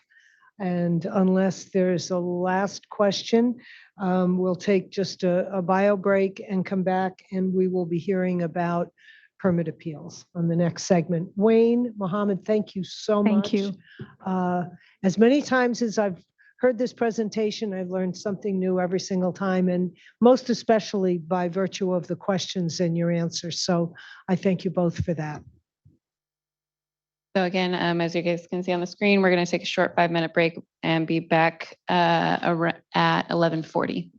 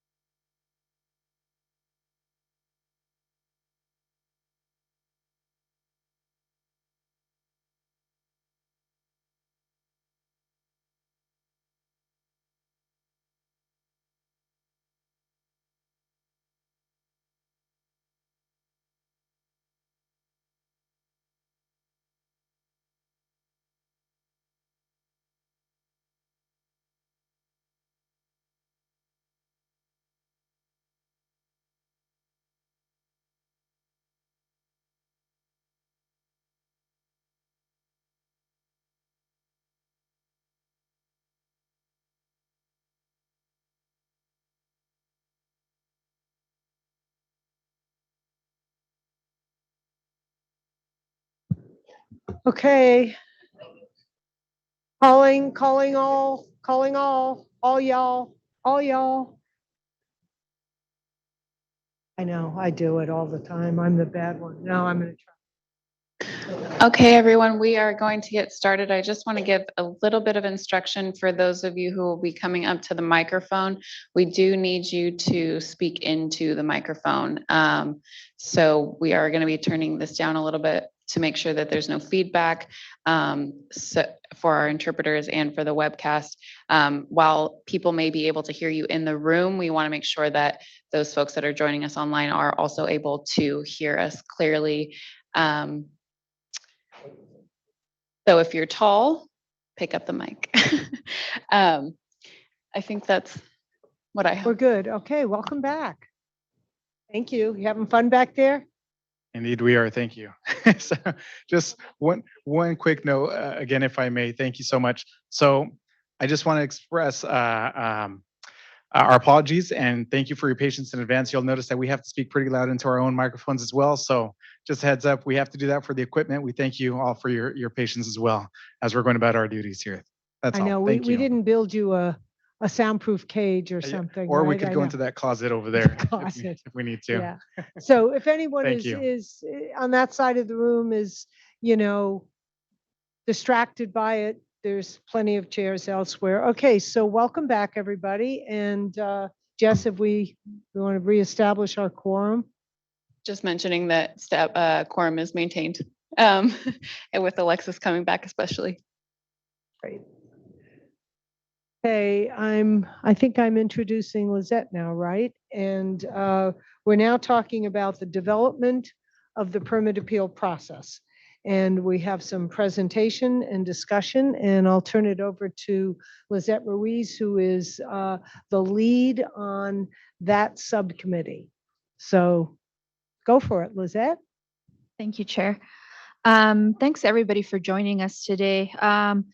I just wanted to say that because not all of the members of the board come as experts on the hazardous waste permitting program and permit appeals process, during these last few months, we have all undergone various trainings and had numerous opportunities to meet one-on-one with DTSC folks that are familiar with the current permit appeal process.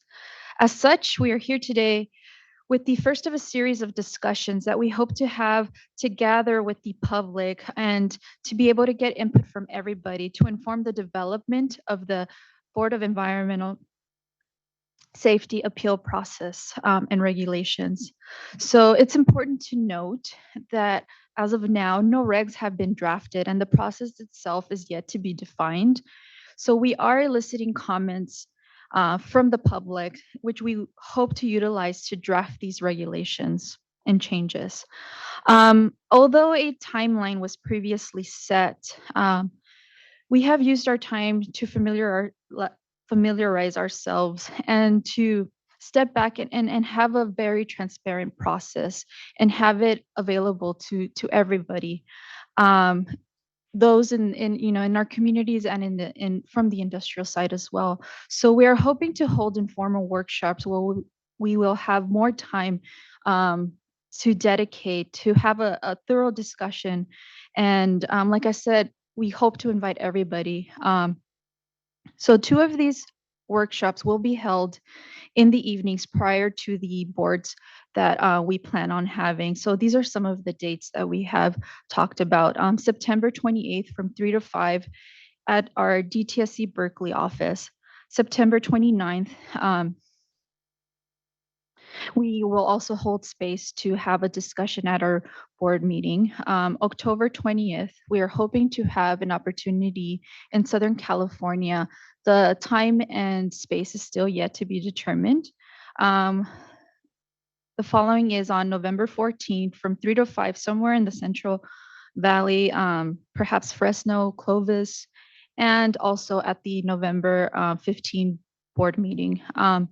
So today we look forward to having everybody start from a common basis of understanding so that we all can have the opportunity to inform this process that we are undergoing. Although we're not going to be eliciting comments per se through for today, we do welcome the public to provide their comments at our email address, which is besinfo@bes.dtsc.ca.gov. And we also, again, welcome the public to participate in the workshops, and anybody interested in presenting, we're also extending that invitation. So what we really want, so what we're really hoping to hear from everybody, folks from the community and those in industry, so that we can take this opportunity to create a permit appeals process that is efficient, fair, and thorough for all of us involved. And so what we really wanted everybody to think is, how can we do this better? And with that, I turn it over to Yes, we're Greg. introducing Paul Ruffin now. Yeah, if you'll, Right? Greg is going hi, first. yeah, I Hi, just you- wanted to say Hi, Greg. how happy I am to be here. I'm excited that this is my first board meeting, and it feels great to be the attorney for this marvelous group. I've been very impressed with this group so far, their level of dedication, their level of interest, their willingness to pick up and deal with these difficult topics, I think is amazing. And we're all very fortunate to have you. And so I feel fortunate to be working with you. I wanted to say that right off the bat. Also, I am not unaware of the challenge that lies ahead of us with this topic. As we heard from the last speaker, this is a topic that is technically challenging. It's highly legalistic at the same time. So we are very fortunate to have somebody in Mr. Paul Ruffin, who I'm introducing as our next speaker, to guide us in this. Paul is very experienced. He is a hazardous substances engineer with DTSC. He's been with DTSC for 36 years and has been working on these permit appeals since 2007.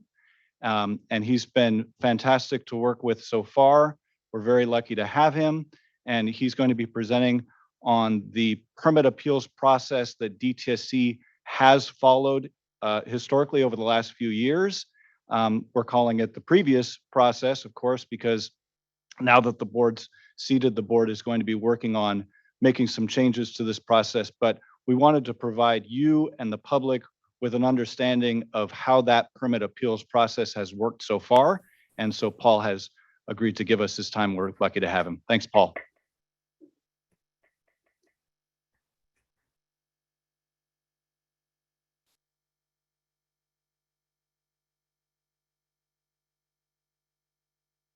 Can you hear me now?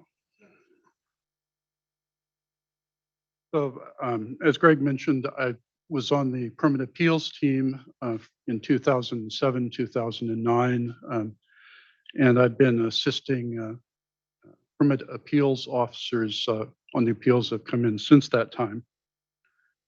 I'll be presenting on how the existing regulations associated with permit appeals have been implemented during this time period. Appeal is an administrative review of a permit decision.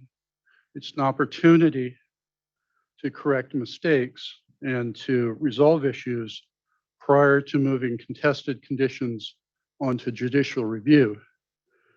Appeal is also a prerequisite before judicial review is invoked.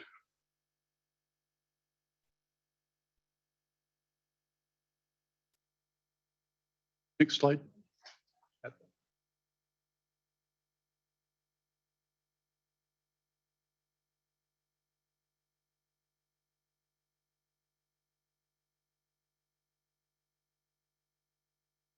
Okay. Closer to the mic. So just an overview for the presentation. I'll be going over some basics, the appeal process itself, and then some key issues. Next slide.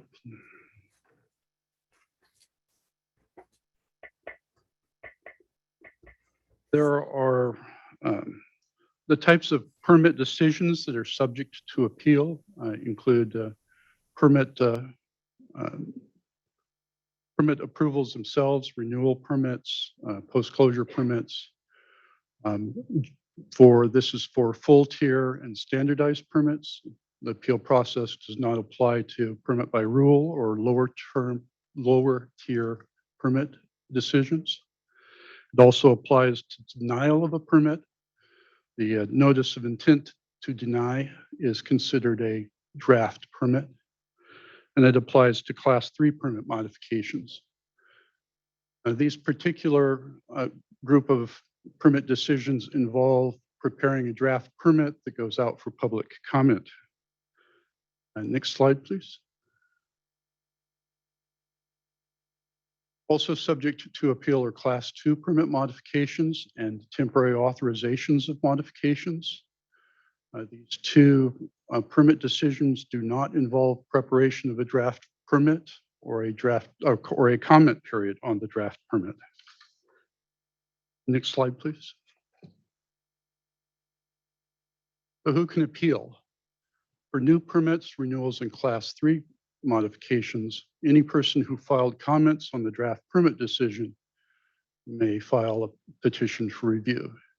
Any person who participated in the public hearing for the draft permit can file a petition. Any person who failed to comment or participate may only appeal changes from the draft to the final permit decision. Next slide, please. So for Class 2 permit modifications and temporary authorizations, because they did not involve comment on a draft permit, any person can comment on any portion of the permit decision. Next slide, please. The facility owner operator can also petition the permit decision. Next slide, please. And DTSC can also appeal its own permit decision, although this, as far as I know, this hasn't happened, and I've been trying to rack my brain under what circumstances would the department do that, but potentially they could use the appeal process to correct a mistake rather than rescinding their decision and going back through the whole process again. Next slide, please. Next slide, please. So the petition for review must demonstrate that a permit condition in question is based on a finding of fact or a conclusion of law that is clearly erroneous, or an exercise of discretion or important policy consideration that DTSC should review. Those are really the criteria for accepting a issue from a permit for review for further review, and it's also the criteria for deciding the merits of the petition as well. The petitioner must also identify that the issue was raised during the public comment period for those permit decisions that have a public comment period. Next slide, please. So a petition for review or an appeal must be filed within 30 days of the notice of service of the final permit decision, unless a later date is specified in that notice. And there's sort of a complementary regulation in that the effective date of the permit decision is 30 days after the notice of service, unless a petition is filed. So it's the same period of time. Next slide, please. Next slide. We're talking about the permit appeals process. So it sort of starts with the filing of a petition for review. And by filing the petition for review, as I indicated, the permit decision itself does not take effect if the petition was timely filed. But there'll be an acknowledgement letter that's sent out to the petitioner, to the facility, and to permitting. It acknowledges that a petition for review has been received, and it identifies the permit appeals officer who will be hearing the case. The permit appeals officer is designated authority by the DTSC director. It's a neutral official who has not been involved with the direct the actual permit decision itself, or sometimes even further afield, not involved with that facility as well. Recently, the permit appeals officers have been deputy directors for a site mitigation program and for the safer community products. And there's also a request for the administrative record from the permitting staff. Administrative records are very important for processing of the permit appeal. Next slide, please.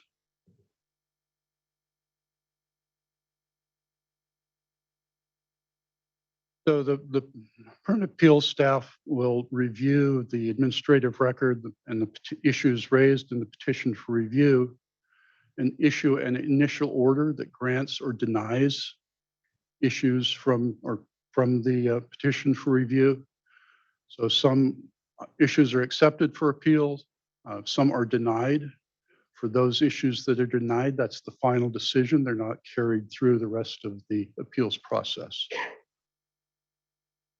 There are some issues that lie outside of the scope of the initial review. The California Environmental Quality Act issues have not been reviewed as part of the appeals process. There's a separate review process outlined for CEQA within the California Environmental Quality Act itself has its own process for review of CEQA issues.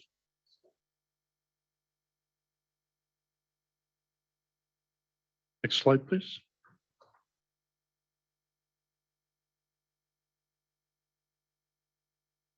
So the other, along with the issuing of the initial order, a briefing schedule is established that allows the parties to provide additional supporting material to their arguments, either supporting the petitions for review or supporting the permit decision itself.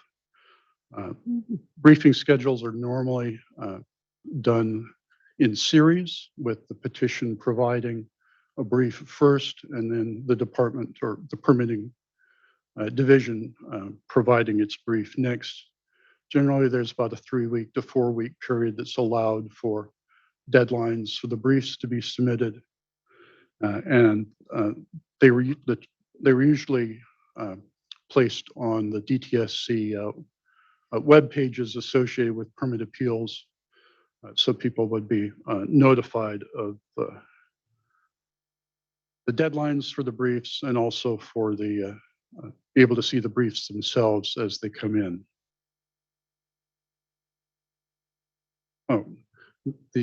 There's a public notice for the briefing schedule itself, and the public notice is issued in the same way as the public notice for the draft permit decision. So it goes out to the mailing list, local agencies, that sort of thing. If there's an email list, it goes out to there. So generally, what the permit appeals team would do would recruit the same public participation specialist who worked on the draft permit, because they have all the lists and all the contacts and know where the repositories for public information are. Next slide, please. After the briefing schedule is completed, and as part of the briefs, individuals can request what's called an informal appeals conference in order to present their arguments. It's optional, and it's at the discretion of the permit appeals officer whether or not to hold those. They haven't been held all that often. They're generally not requested, but they are an option. And again, they are discretionary. So there have been ones that have been requested and denied. Next slide, please. And the final bit in the process is the permit appeals officer issues final order with decisions on the merit of the issues granted review. final order is effective on the day that it's mailed. And often that can either lead to remanding the permit decision back to permitting division to correct mistakes, or the denial of petition for review is the final decision, and the next step would be judicial review of the contested permit conditions. Slide, please. Some of the key issues that have come up recently. Next slide, please. So these are the public notices associated with the draft permit itself. The public participation staff do a community survey to look at how much information the public communities may have about the project. Fact sheets are sent out. There's public meetings. So there's a public notice associated with the draft permit. There's also a notice that goes out when the permit decision is made. But these two notices are done by permitting staff as part of their process. But the notice of the final permit decision needs to have instructions for how appeals may be submitted and the deadline for submitting the petition for review. So that notice prepared by permitting staff is what carries on into the appeals process. Next slide, please. As far as the appeal itself is concerned, the only public notices that are issued are for the briefing schedule and for the informal hearing if one is scheduled.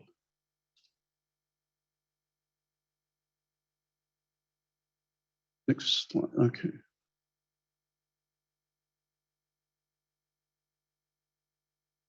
We can sort of skip this. That was the content of the notice, and as I discussed, it goes out in the same way as for the draft permit to a variety of places. So there's been a lot of interest recently in the administrative record for the permit decision. It's come up on appeals recently. So I just wanted to go over what the administrative record requirements are. These are specified in regulation. And I think we got most of them here. The application and supporting material from the applicant, the draft permit or the notice of the denial, a statement of basis or fact sheet that explains the conditions of the permit decision and any documents that are cited in the statement of basis.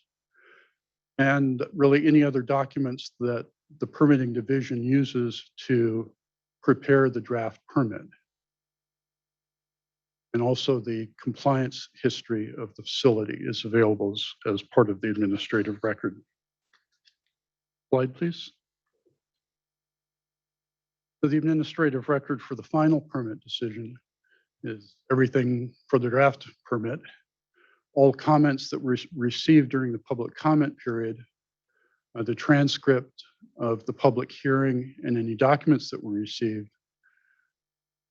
response to comments documents prepared by permitting division and any new material they've added at that time, and any other supporting documents that they used to determine the final permit decision, and then the final permit itself. The administrative records complete on the date the final permit is issued. Next slide, please.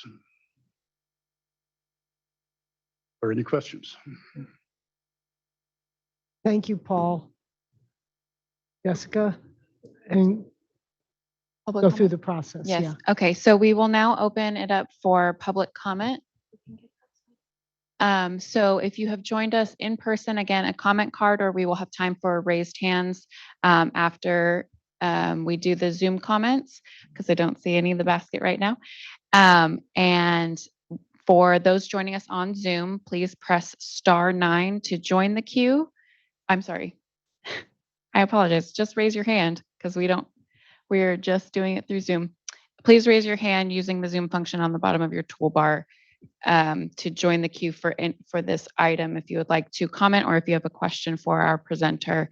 And when you do comment, if you could please state your name and any affiliation for the record. So again, at this time, if anybody has any questions regarding the current appeal process for permit appeal. I'm sorry. Yes, previous. And because we are developing that right now. So the previous process that was prior to the board being established. I do not have any raised hands on the Zoom. If anybody, Wait, we are a little out of sequence. Let me just make a couple comments, and then we're going to turn to a presentation, and then we'll take public comment. Okay, already. Thank you, Paul. You're welcome to. I know you'll be Well, we'll coming be back up. asking Paul, we Yeah. can ask Paul questions in after. a so- little bit. Sorry. That's Okay. okay. We jumped the gun on that one. Yeah, we had a few things that we were tag teaming on here, Right. and we'll come back to it, and then we'll have a presentation. We wanted as a board, because we're in this interim period and are soliciting public comment, we wanted to provide some clarifying comments for appeals that have been filed or appeals that may yet be filed before we have regulations in place, whether emergency regs or permanent regs. And this is just a snapshot of what to expect. As Paul had noted, the current DTSC regulation notes that a timely permit appeal occurs within 30 days of notice of service of the DTSC final decision. That remains the case, and the permit is stayed or is in abeyance and doesn't take effect. We are going to be updating the board's own website with some of this most basic information, such as the frequently asked questions and answers that had been on the DTSC website in the next week or two. So we're going to try and put some of these placeholders there to be clearer. We are, as Liz had noted, with our schedule of upcoming board meetings and workshops, we're hoping to hear from a broad segment of interested parties at these upcoming workshops and board meetings. And before I turn to the presentation from Ingrid Brostrom on this topic, let's address any brief questions from the board. And then after Ms. Brostrom's presentation, we'll turn to our board clerk to hear public comment. After the public comment, we will follow up with any final board discussion. Okay, then.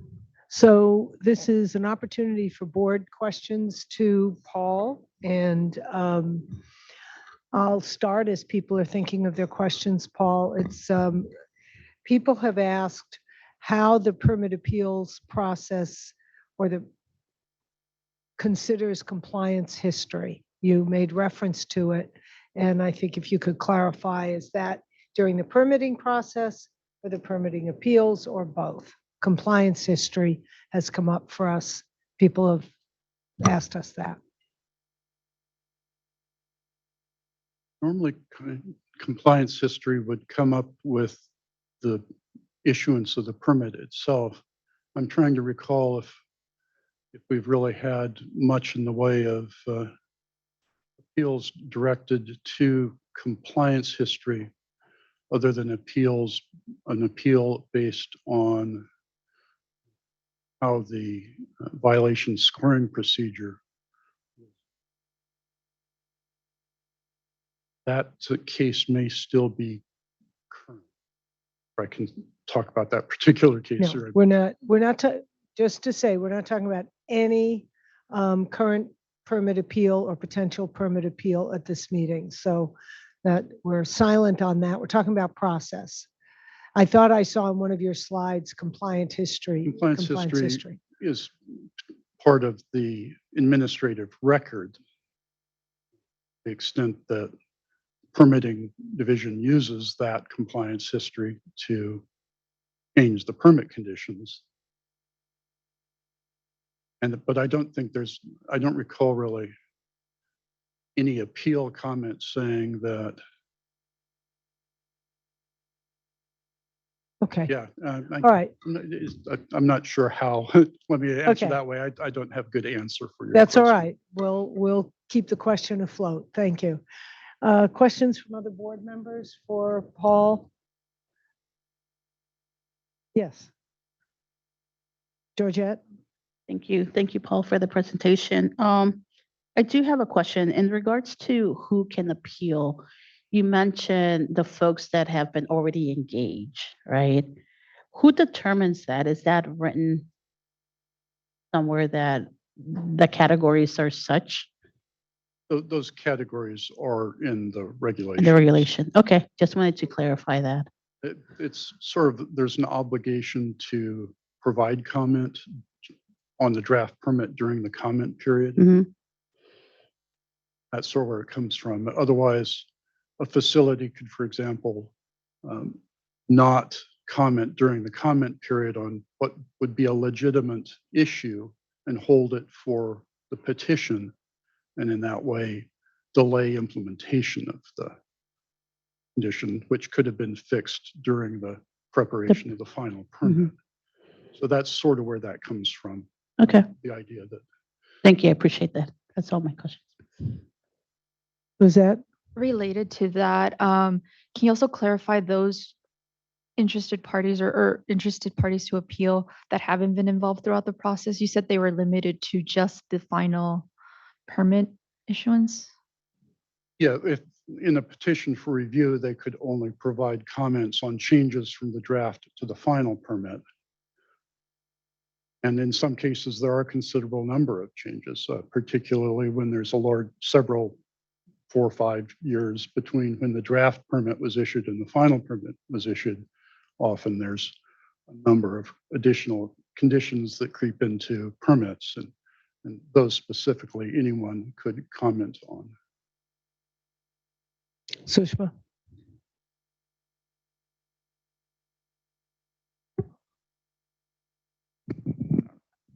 Okay. Thank you, Paul. I have two questions. One is about the administrative record. Can the administrative record be modified or edited, altered through the appeals process if new data is surfaced by the appealing party or if new data becomes available? I think there have been cases where there's been requests to modify the administrative record. It clearly has to be documents that were available prior to the final decision, obviously not documents that were submitted after the decision. But really the permitting division decides what's in the administrative record because it's the documents that they used to make the decision.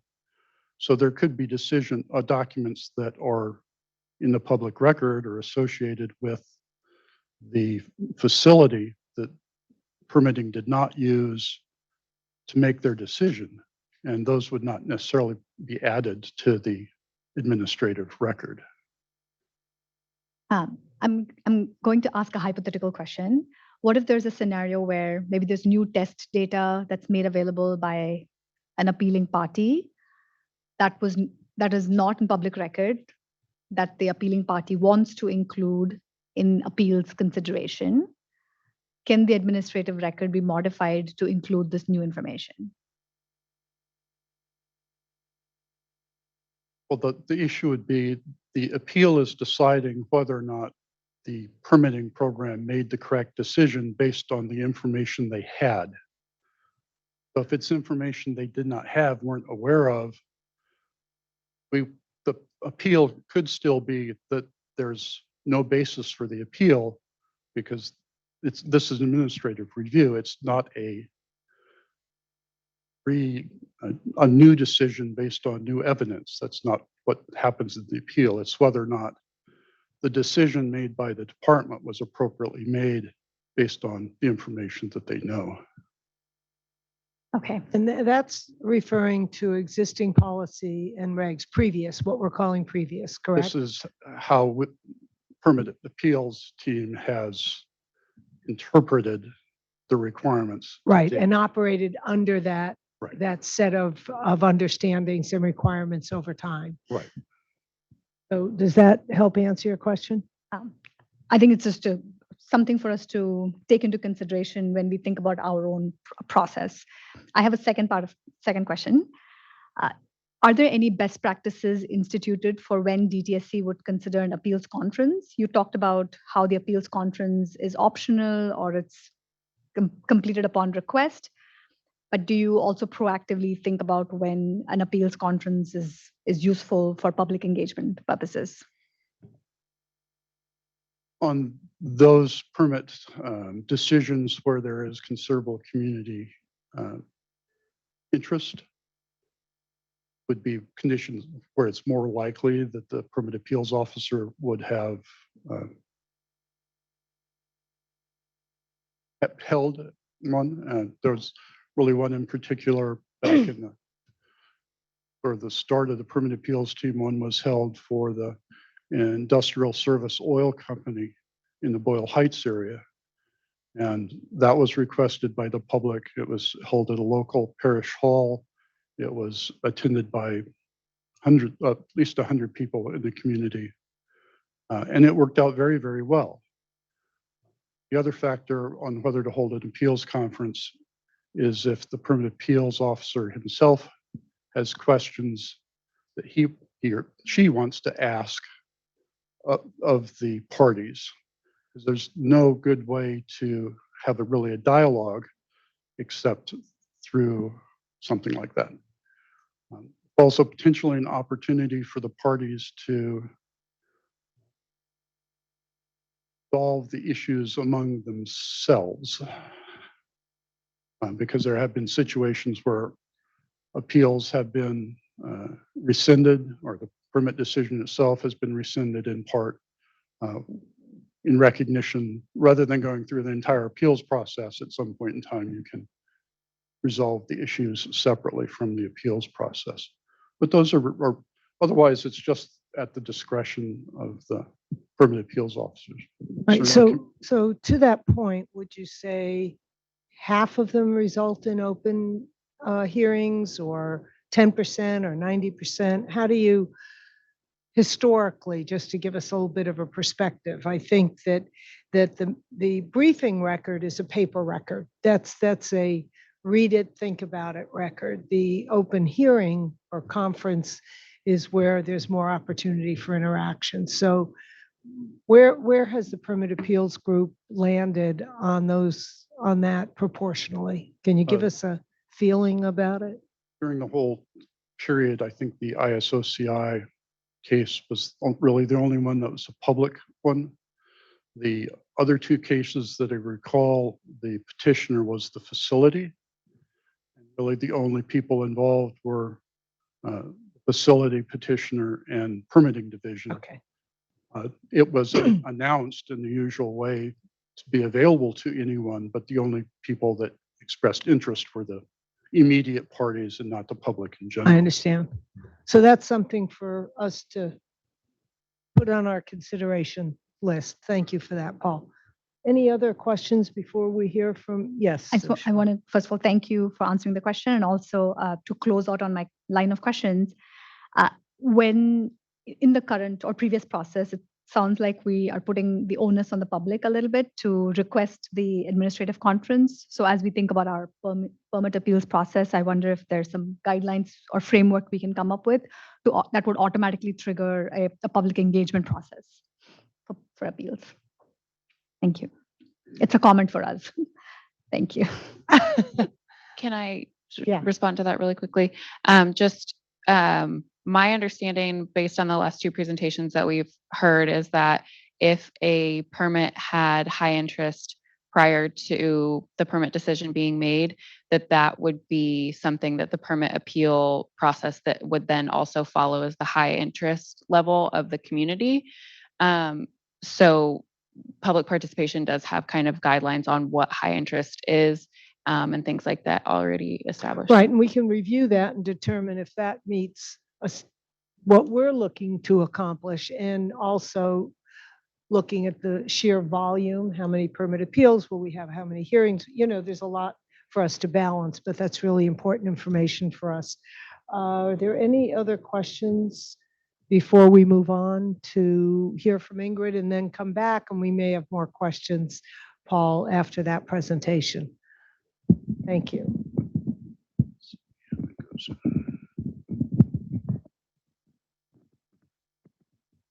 Thank you all.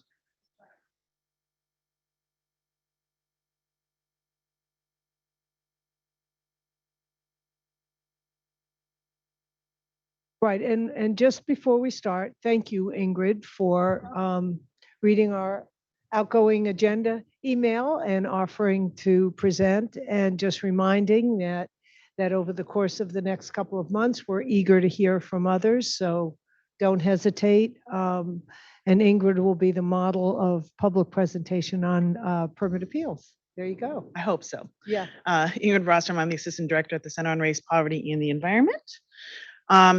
And oh, I'm gonna need help. Slide.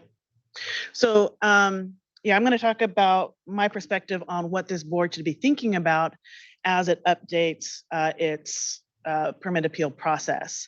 So this is kind of a lot of what you've already heard in the last presentation. I've highlighted the bits that I'm going to be talking about in my presentation. So if you want to go back and look at the language where I'm getting it from, this is kind of a synopsis or kind of a shortened version of the current appeals regs. One thing I will note is in that first paragraph, right now, the permit regs limit permit appeal to a condition of the permit decision rather than the permit itself. So next slide. So in terms of guiding principles, what I think this board should think about is residents impacted by hazardous waste facilities, which are by a vast majority located in low-income communities and communities of color. Those are the very same communities that face significant barriers to participation in administrative and legal processes due to social and environmental vulnerabilities. And so when we think about this appeals process, things that we should be thinking about is, you know, do you need an attorney? Because that's a very big barrier. And right now, very much skewed to the regulated entities, which are obviously going to have a lot of technical expertise, legal expertise, obviously notice of the process. And so when we're thinking about the appeals process, I really do encourage us to think about the perspective of an impacted community, which have all these barriers, which I don't think the current regs take into account. So that kind of goes into my second guiding principle. So really this board should be adopting processes that maximize impacted residents' ability to participate in the appeal process, because that will of course cover also all stakeholders. So if we kind of gear the process to those folks, we're going to capture the ability for everyone to participate. And then the last thing is the board should strive for independence from and accountability for DTSC and transparency in its own right for the decision-making process. You know, the board was created for additional transparency and accountability.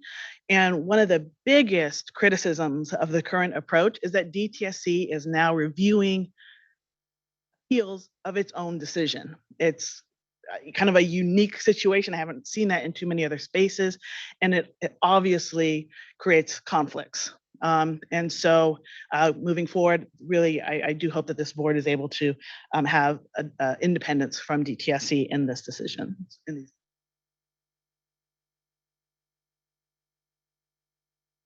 So I'm going to go back to that first point I made about the existing regs currently require petitioner to challenge a permit condition. Again, this is very much skewed for regulated entities. However, there's regulations that also provide DTSC with the authority to deny permits based on other factors. And this is in current regulations. What's been talked about a little bit, recurring patterns of violations is one such reason that DTSC could deny a permit. Violations that may pose a risk, a threat to public health or in the environment, that doesn't have to be recurring. In fact, there is a regulation that any non-compliance with a permit condition does allow DTSC to deny a permit. There's also non-compliance with civil rights laws. And we're still waiting for them, but once 673 regulations come into place, non-compliance with 673 regulations could also be grounds to deny a permit. A lot of these are discretionary, but they are rarely, if ever, used by DTSC currently. And so, rather than just looking at a specific permit specific permit condition, also looking at DTSC's discretionary decision to overlook these types of regulations, I think is a big disservice to communities that are facing hazardous waste facilities. Next slide. So the current standard of review, as we heard, there's kind of two. There's a clearly erroneous finding of fact or law, or an exercise of discretion or an important policy consideration the department should review. Now that first prong, the clearly erroneous finding of fact or law, that's one of the strictest, most deferential standards of review that we have. And again, as this board tries to assert some independence and accountability, I would recommend that it provide de novo review rather than the clearly erroneous standard of review. Stepped away from the mic. Sorry, Provide, de novo review. that's what you said, yes. And then for that second prong, I would retain that. I do think this board should look at DTSC's discretionary decisions as well as important policy considerations as it decides appeals. Another thing that is a barrier is standing. So as we heard from the last presentation, if you are not actively involved and actively commenting and know that there's a permit appeals, a permit decision, coming up for a facility in your community, you can't appeal. So again, as we look at expanding or breaking down those barriers, I would recommend that this board very much look to whether or not somebody's impacted a decision to establish standing. Additionally, getting rid of the exhaustion requirement. So allowing the permit to stand on its own, regardless of whether somebody was able to point out in a very technical or legal way any concern that they might have. Currently, there's no fees required. Obviously, don't require fees to do a permit appeal. Okay. For notification, again, that's a very big problem. Oftentimes, these permit processes are happening at facilities that already exist, and community may not know. They simply may not know that there is an appeal process going on. And so in addition to relaxing the exhaustion and standing requirements, I also would recommend working on making sure that folks that are impacted by these decisions are notified, both of the permit decision, which is on DTSC, but also appeals opportunities. So yes, DTSC needs to work on its own website to be more community friendly, but also the Board of Environmental Safety website should include permit decisions that may be appealed. So as those come forth, it would be great if the board's website also include that information and opportunities for appeals. In addition to websites, continue working on alternate ways of getting notice to those that need it most. I know there's a mailing list. It's not very good in my experience. DTSC's mailing lists are under-inclusive by quite a bit. But these are the types of things, like multiple modes of getting the information out there to those who need to know it. So emailing, mailing lists, public notices in the community itself, like physical notices, those types of things should be looked at. And then accessibility. Some of these are common sense and some of these are maybe not so much. Obviously, translation, as well as hearings and times and locations accessible to impacted residents. I don't think you should be having hearings here for a lot of the hazardous waste facilities, unless it's a Sacramento facility. So really going to the places where the facilities are located in order to have those hearings. And this one I do want to really point out is, right now, when you heard about the existing process, it's very legal. It's briefing, it's, written petitions, specifying all these very technical modalities of getting the information in front of DTSC. I would recommend that there always be a public hearing, not discretionary, not something that's not used, but the primary means of deciding a permit appeal should be public. This is a public board. We created it for transparency's sake. And so, I think we ought to have it in a public setting. And in addition, multiple means of providing information to the board. So we don't need legal briefs. If there are other ways that information can be transmitted for the board's review, those should be adopted. So being very flexible about how we are going to accept information that we're going to be looking at as part of the appeal decision. This is more for DTSC, but there is funding in the bill to assist with technical advisors. And so really figuring out how those technical advisors can help the community present its appeal to you all. So that, some sort of technical help would be very helpful for this appeals process. And so how do we get those funds to the right folks? Something that DTSC also needs to be obviously participating in. In terms of just the days, the timeline for appealing, right now it's 30 days. These permit decisions take decades.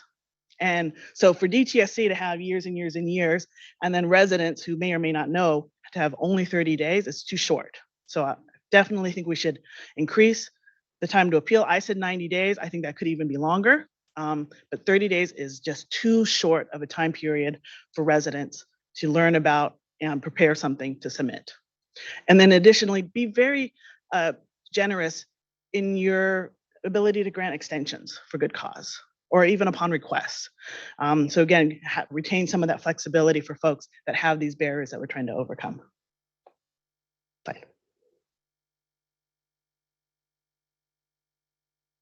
And this is the final slide. So disclosures and conflicts.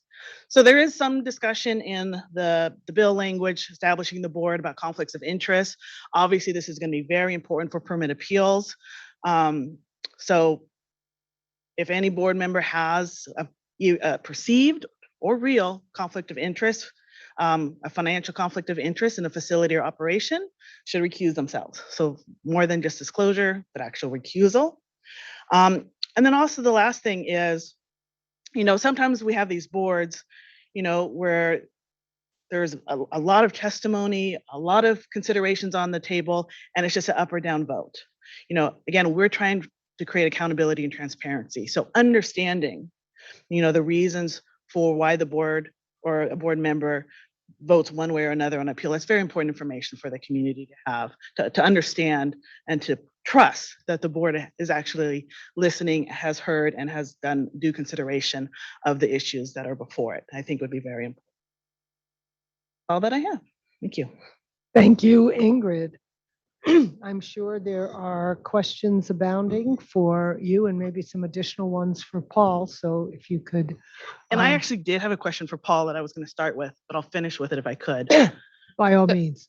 Really quickly before you do that. So for anyone joining us on Zoom or in the room, so Ingrid will go first with the public comment, but if you would like to also comment or have a question for either of our presenters or anything for the board to consider during this matter, we will allow up to 5 minutes for commenters to express themselves. And again, you would just raise your hand from the Zoom toolbar, or if you're in room, we don't have any comment cards in the basket, but if you do want to comment on this item, I will provide opportunity for you guys to come up to the podium as well.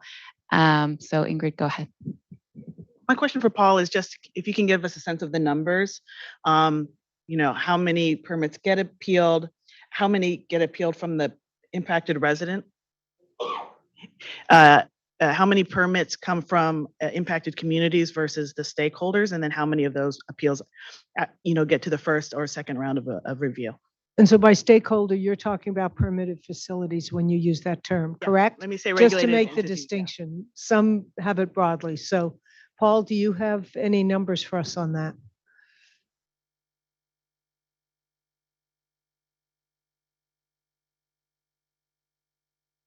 Sorry to say no. I would have to look back at the dockets and see what we've done in the past few years. There's not a huge number of permit appeals, maybe 1 or 2 a year at the most. And they vary. I mean, some of the permits that are at facilities with a lot of public interest, will have petitions raised by the community and their activists. In most cases, that's not correct. I mean, it doesn't happen because it's an oil transfer station. There's been no interest on the draft permit itself, except from the facility. So there's a fair number of standardized permits that are not appealed, or if they're appealed, it's only by the facility. Post-closure permits are probably similar to that. If they're appealed, they're usually appealed by the facility based on the monitoring requirements that might be imposed. So it's probably relatively few cases. There's big ones like Lawrence Livermore National Lab has a big community group, and they've done it. Quemetco, certainly, Kettleman's Hills, certainly. So those are the big ones that I review that have community involvement in the appeals.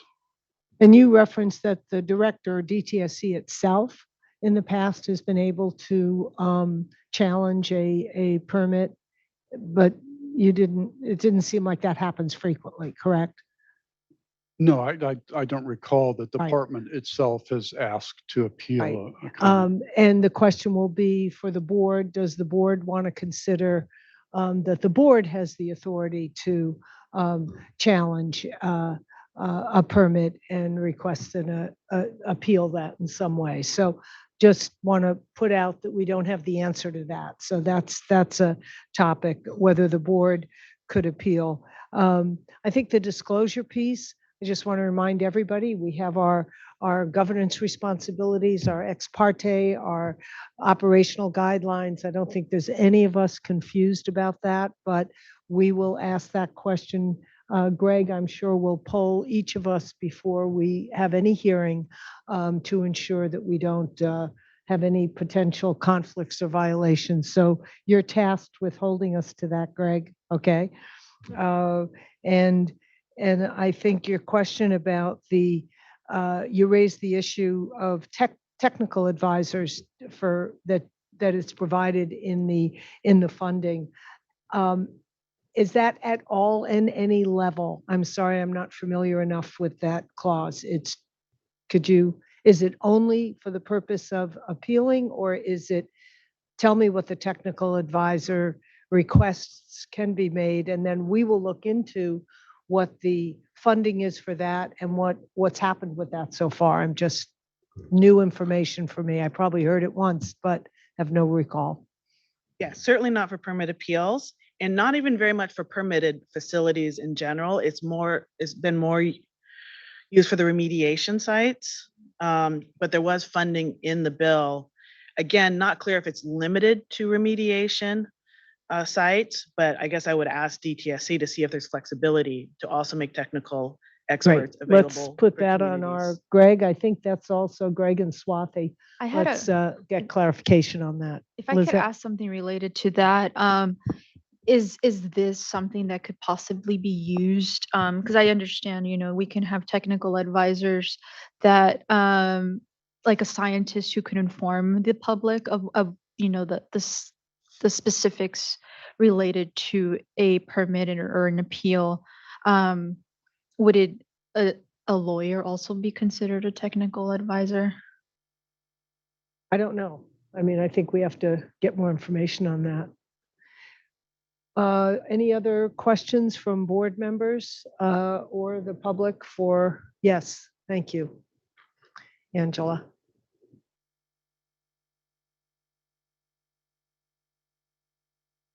And if you could just restate your name and any affiliation for the record, please. Yeah. Hear me now?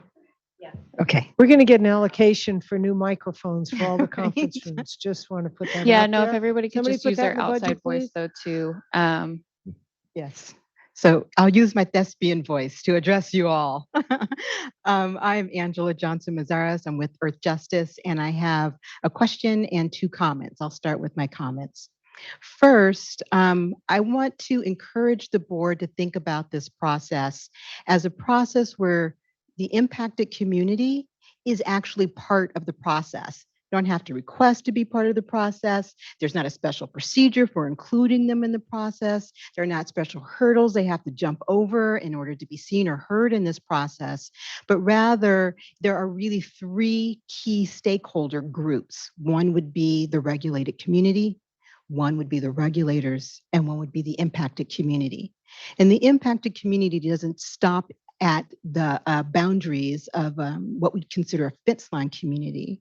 But because these issues are statewide issues that may show up in various different configurations in the very small number of permitted facilities that are across the state, the impacted community could be anyone in the state, because today, someone else's facility, tomorrow, your facility, right? And so the language that's currently available, allowing any person to participate in the appeals process, I believe is on the right track as we're thinking about how we move forward. The second comment that I would like to make is, I think as we move forward, thinking about the appeals process as the next step almost in the permitting process. That is to say, we need to have strong underlying permitting engagement.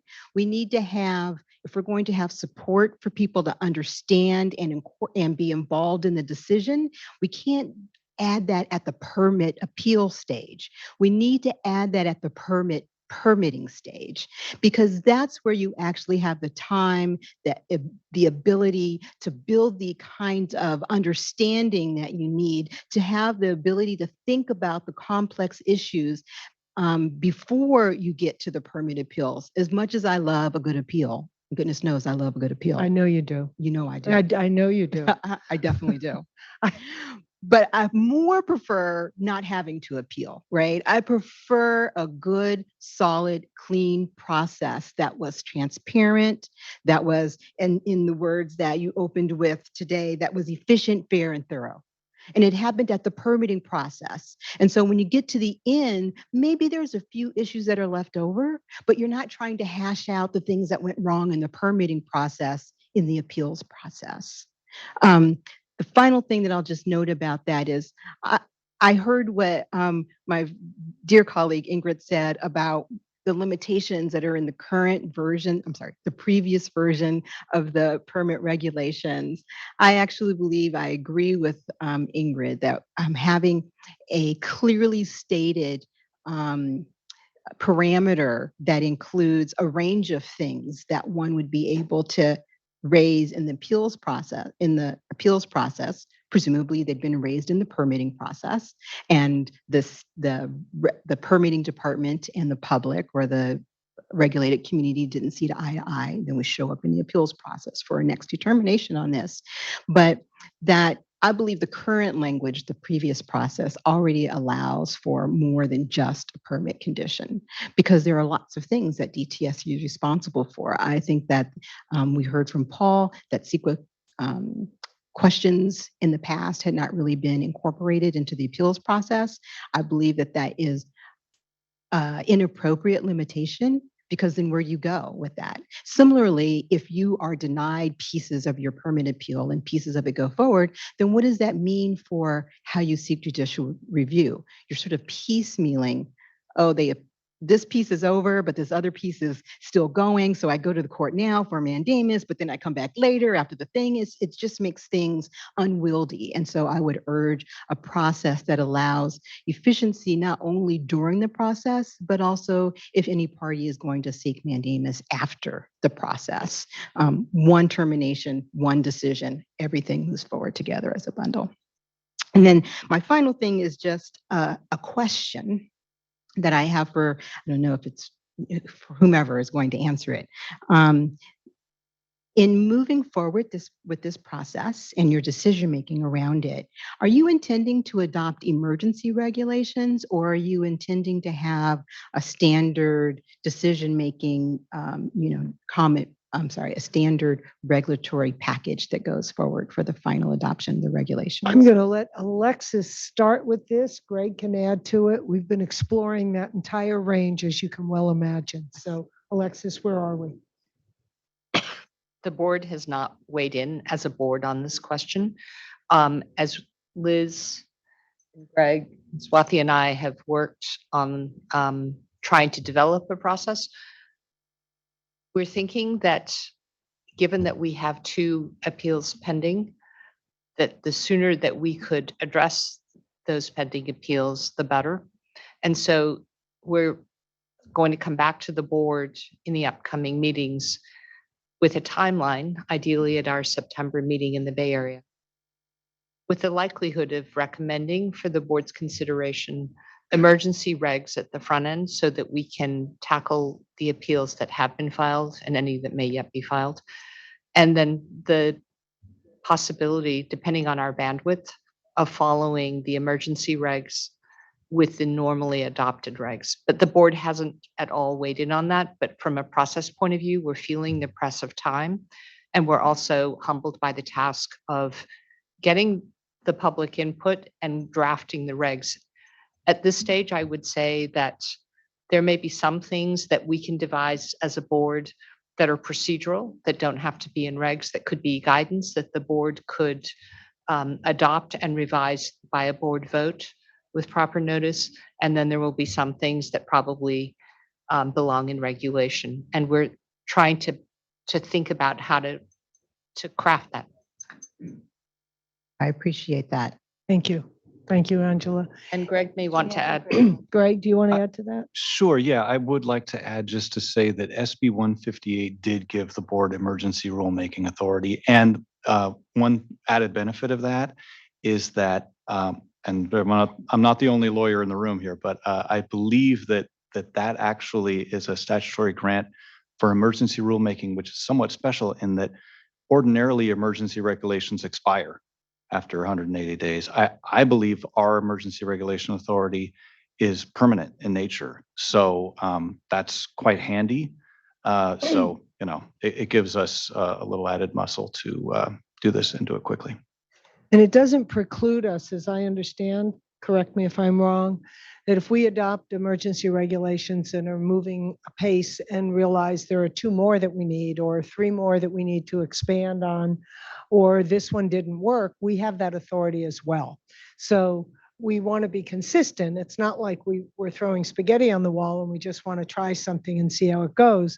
We're really conscious of the fact that this may be in stages. And as we continue to work with, and I don't know, Wayne, if you have any thoughts on any of Angela's comments or Mohammed, but how we think about building on the permit process. And there may be things that come up or recommendations that we may very well have as we're confounded perhaps by a process that we don't understand or we think we could deliver to us a set of conditions that would make our work more seamless, more streamlined, more inclusive. And I will say that our intent is for these to be public. That's the whole point of the board. And I don't know how many permit appeals we'll have. We'll have to see if as I know, DTSC is ramping up its ability to deal with permits. So there are more permits being issued. And just on a math level, my guess is there'll be more appeals coming forth. So we're really conscious of the totality of our obligations and bandwidth to deal. So we have a lot of work to do on that. And I think, as you all know, we're still in the process of recruiting and hiring our technical staff. So that's a factor in our timeline as well. But Wayne or Mohammed, do you have anything you want to comment back to Angela, since we're in our infamous workshop mode here? Yeah, I would just say we're always open to, I talk about it all the time, continuous improvement. We're always looking for ways to improve the process.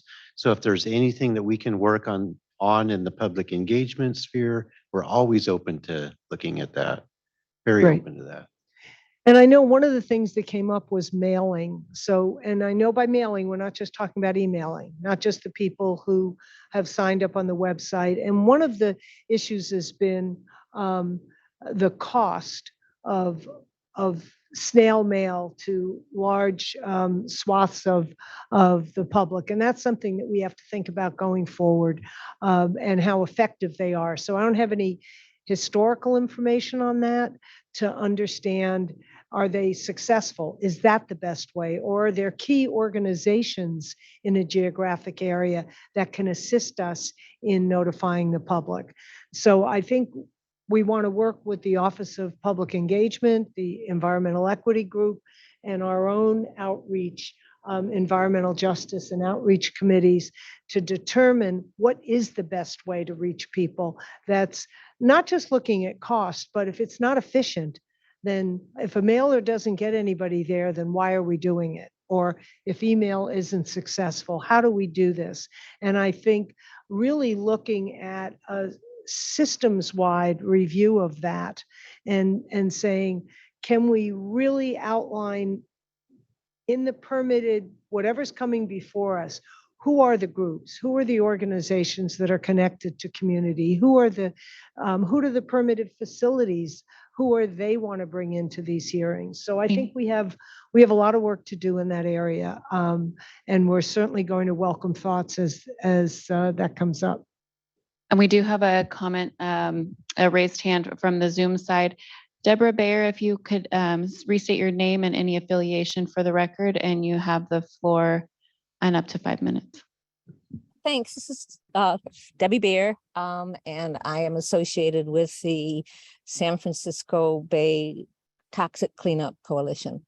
And I want to just say I support really all of Ingrid's comments, especially the comments she made about how right now it's the DTSC that reviews their own decisions, and that could be made better if the Board of Environmental Safety felt like they were able to do an independent review.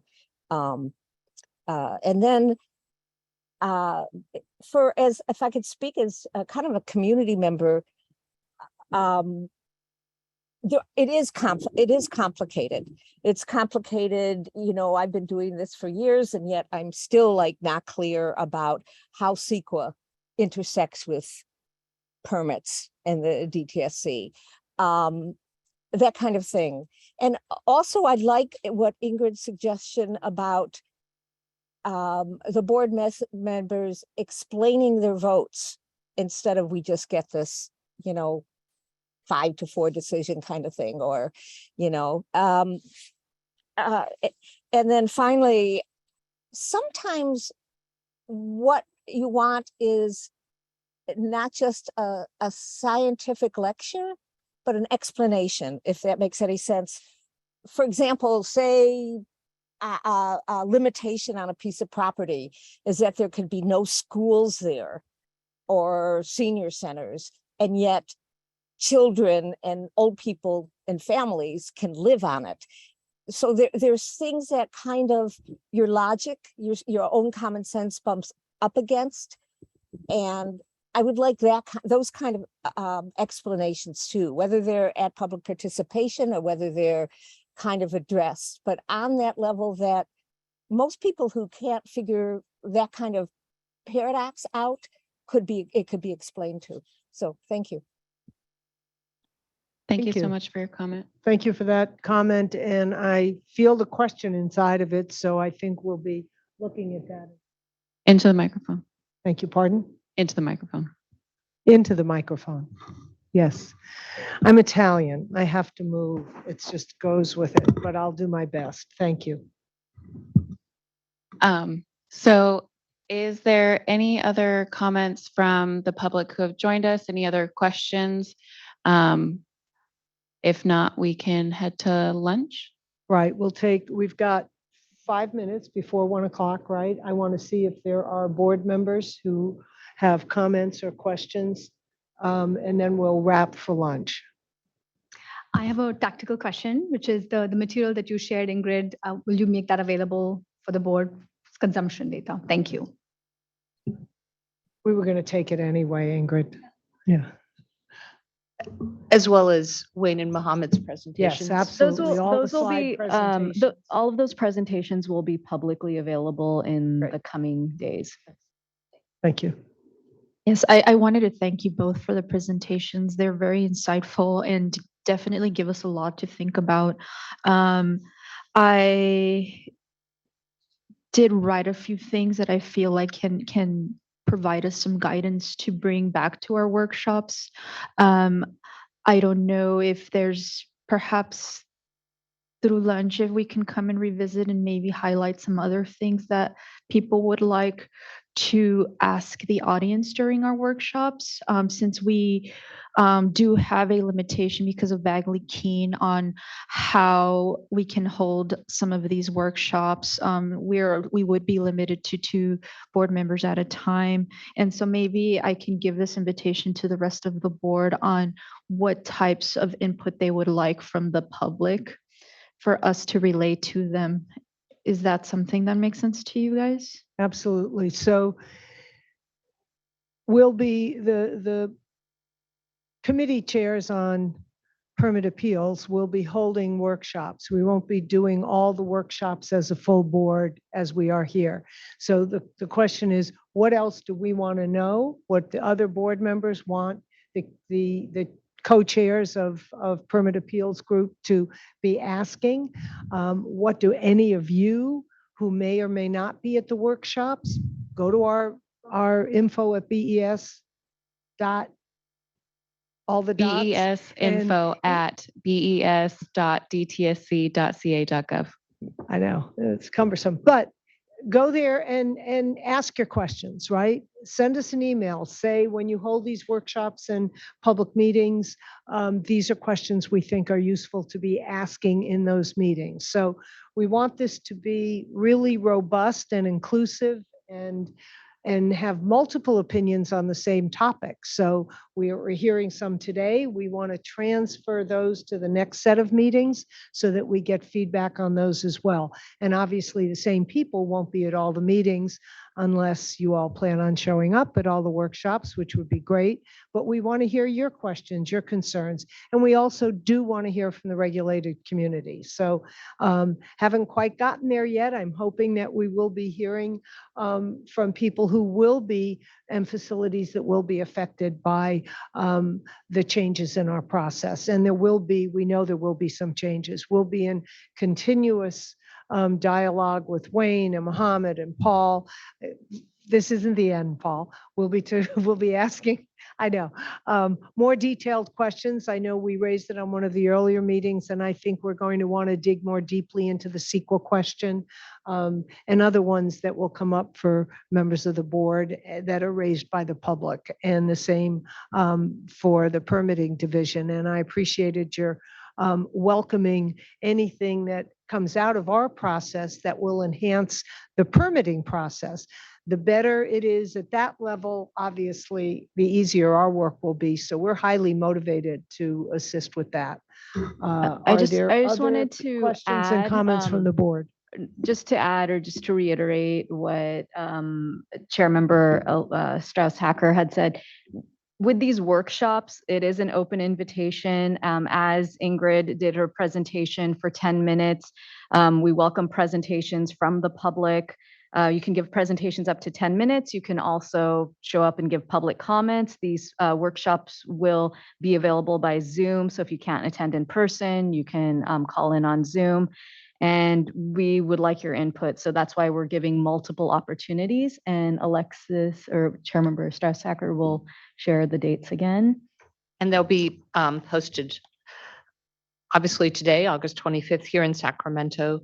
And then the afternoon, as Liz Ruiz had said, of September 28th from 3 to 5 p.m. at the DTSC office in Berkeley, 700 Hines. The following day, we have a full day board meeting in the Bay Area, and we're working to pin down that location.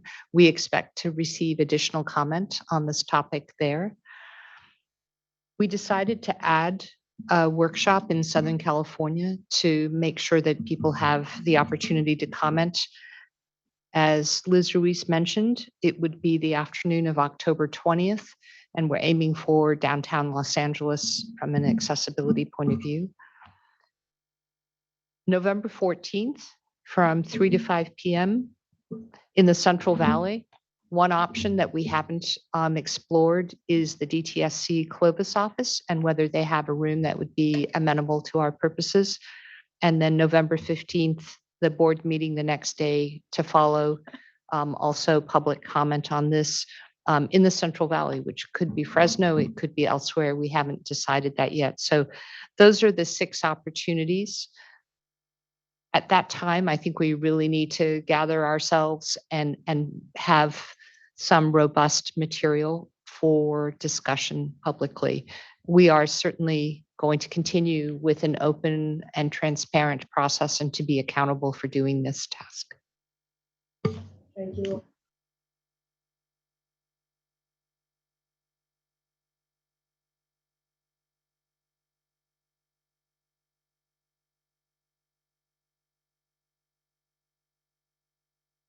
No. You have a question, Georgette? Yeah, I have a question just in regards to process before we break into lunch. I think Liz is asking for a possible conversation about us giving some input on these workshops that y'all are going to. So are we going to have that? Or So maybe so that everyone has the lunch break to think about it. I think the idea was to take lunch break and then board come back with your thoughts and ideas on what kind of questions you would like your board members to ask, and then anybody from the public who also wants to engage on that topic, then while you guys are eating, think about that. just wanted to make sure that we were That's a answering good that point. request. Thank you. Maybe I can just add one comment there. These workshops will be noticed 10 days in advance. So, Not the what, I mean, the board meetings. okay. Workshops.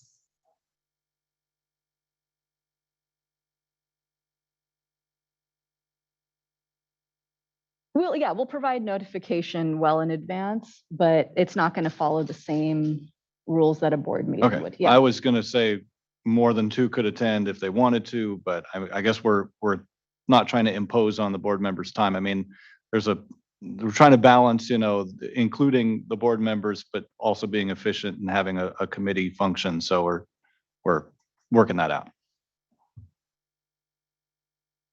Okay. Yes. Lunch. Go. Okay. So we will break for lunch. We will return at 2 p.m. or 2:05. 2:05 p.m. Everybody back in the room and with your suggestions on what our board members should be asking during those public workshops. Thank you so much, and we will see you all soon.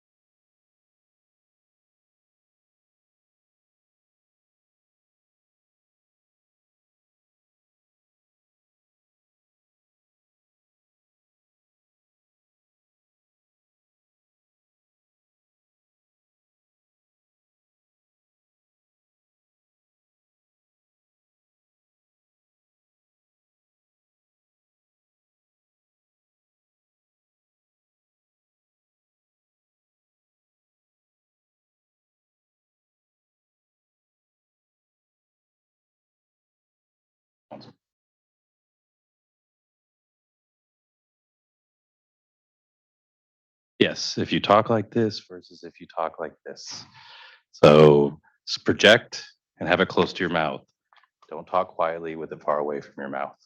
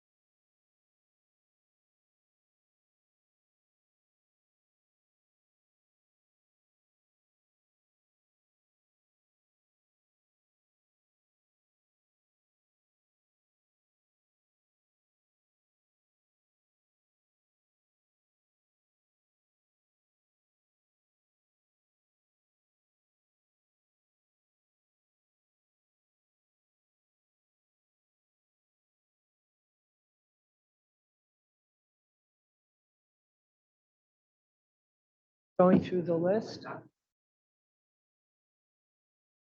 Well,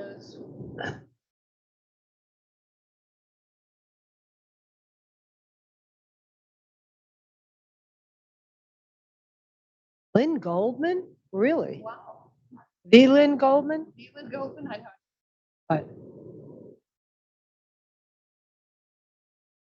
Thanks, Jess. Okay, hello, everybody. Welcome back. We are 1 minute away from starting. I know, just can't wait. And Jessica, you're going to open it, right? With the public comments comment, right? Yeah. But 7 is public comments not on the agenda. I know, I'm asking her wait a minute.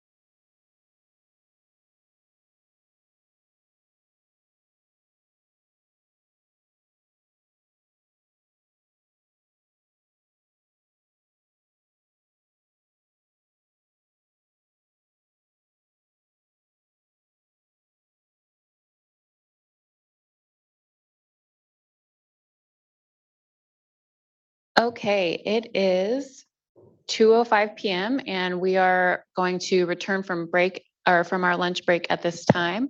I just want to note really quickly that we maintain quorum by having all 5 board members here with us right now. So at this time, we're going to go back to a question from one of our board members, Liz Ruiz, who had asked the fellow board members as well as our public members, what kind of questions should she and Alexis be asking during these workshops about the development of the permit appeals process. So at this time, if you are joining us in the room, we'll save time for raised hands in a moment. And then after, so if you're joining us on Zoom, if you'd use the raise hand function from your Zoom toolbar. So right now I will throw it to Jeannie to facilitate board member input for questions that should be asked during these workshops. And everybody bear in mind, it's not the last time that you can offer questions to Liz and Alexis for them to conduct the most robust workshopping and for us to continue to solicit input. We'll have available to us everything that went on today, including the slide presentations by DTSC team, and also and the comments that were made by others. So now we want to hear from any board members for Liz and Alex or any other members of the public. If you were constructing the agenda and had questions to ask at the next workshop, what would they be? And I hope we'll get them in English and in Spanish. Thank you. I'll start with Sushma. Do you have something? Not at the moment. Jet does. I do, and I appreciate Liz asking that question, because I know that you and Alexis are about to start doing workshopping and trying to get more engagement. So the question that I have, as we were able to listen to the presentations from staff today, in terms of process, one thing that I'm very much mindful of is how do we improve and make it accessible, this very technical and complicated process of permitting and appeals is very technical. So how do we make it more accessible for anybody? I think it's very important. And how do we improve engagement? What are some of the ideas? That would be where I am at the moment. To Georgette. Any other board members? So for those who just arrived, this is where Lizette asked us at the end of the session to raise any questions that we would like Lizette and Alexis to put forth at future workshops and for us to put out on the website for people to respond to. So thank you for that, Georgette. Anyone else have a comment for? Yes. So in addition to the workshops, one thing that I would suggest for the board to consider is for public, any stakeholder that wants to provide input that they could possibly email and comment, Yes. and we could make that publicly available. And or if there are one-on-one meetings with member Liz and member Alexis, that those presentations are also publicly made available in the spirit of being transparent. Other questions, comments? Yes, Sushma. Wearing the performance metrics hat here, if we can figure out a way to come up with quantitative metrics to assess the quality of the engagement, I'd like us to see us go there. Member Sushma, do you mean assigning a metric for the engagement of the workshops, or can you clarify? Yes, sure. So we heard today that while there are in the process, there are many intervention points for the public to provide comment. The engagement quality may not be way up to par what the community would like, both in terms of notification and awareness, and also in terms of like how the comments are received and closing the loop on the comments. So my broad ask here is, it seems to be subjective based on who's receiving the information versus who's conveying the information. So if we can come up with some sort of metric that allows us to assess the quality of engagement, which means it might be X number of engagement methods, Y number of channels. I'd like us to have more objective frameworks that we enforce through best practices. Does anybody else have anything? And it's not the last time. We do have an email, remember? And you know how to reach us. info@. It's not I guess we're not doing call and response. It's on the screen. BES.DTSC.ca.gov. But any of those questions, we really welcome them. So. Okay, thank you all so much for your input. Thank you, board members, for your input as well. So we will now move on to public comments for items that are not on the, actually, I take that back. Chuck White does have a comment on the BES DTSC permit appeals process. So if you'd like to come to the podium at this. No, well, we were going to come back to it, but it's fine. We'll absolutely hear your question.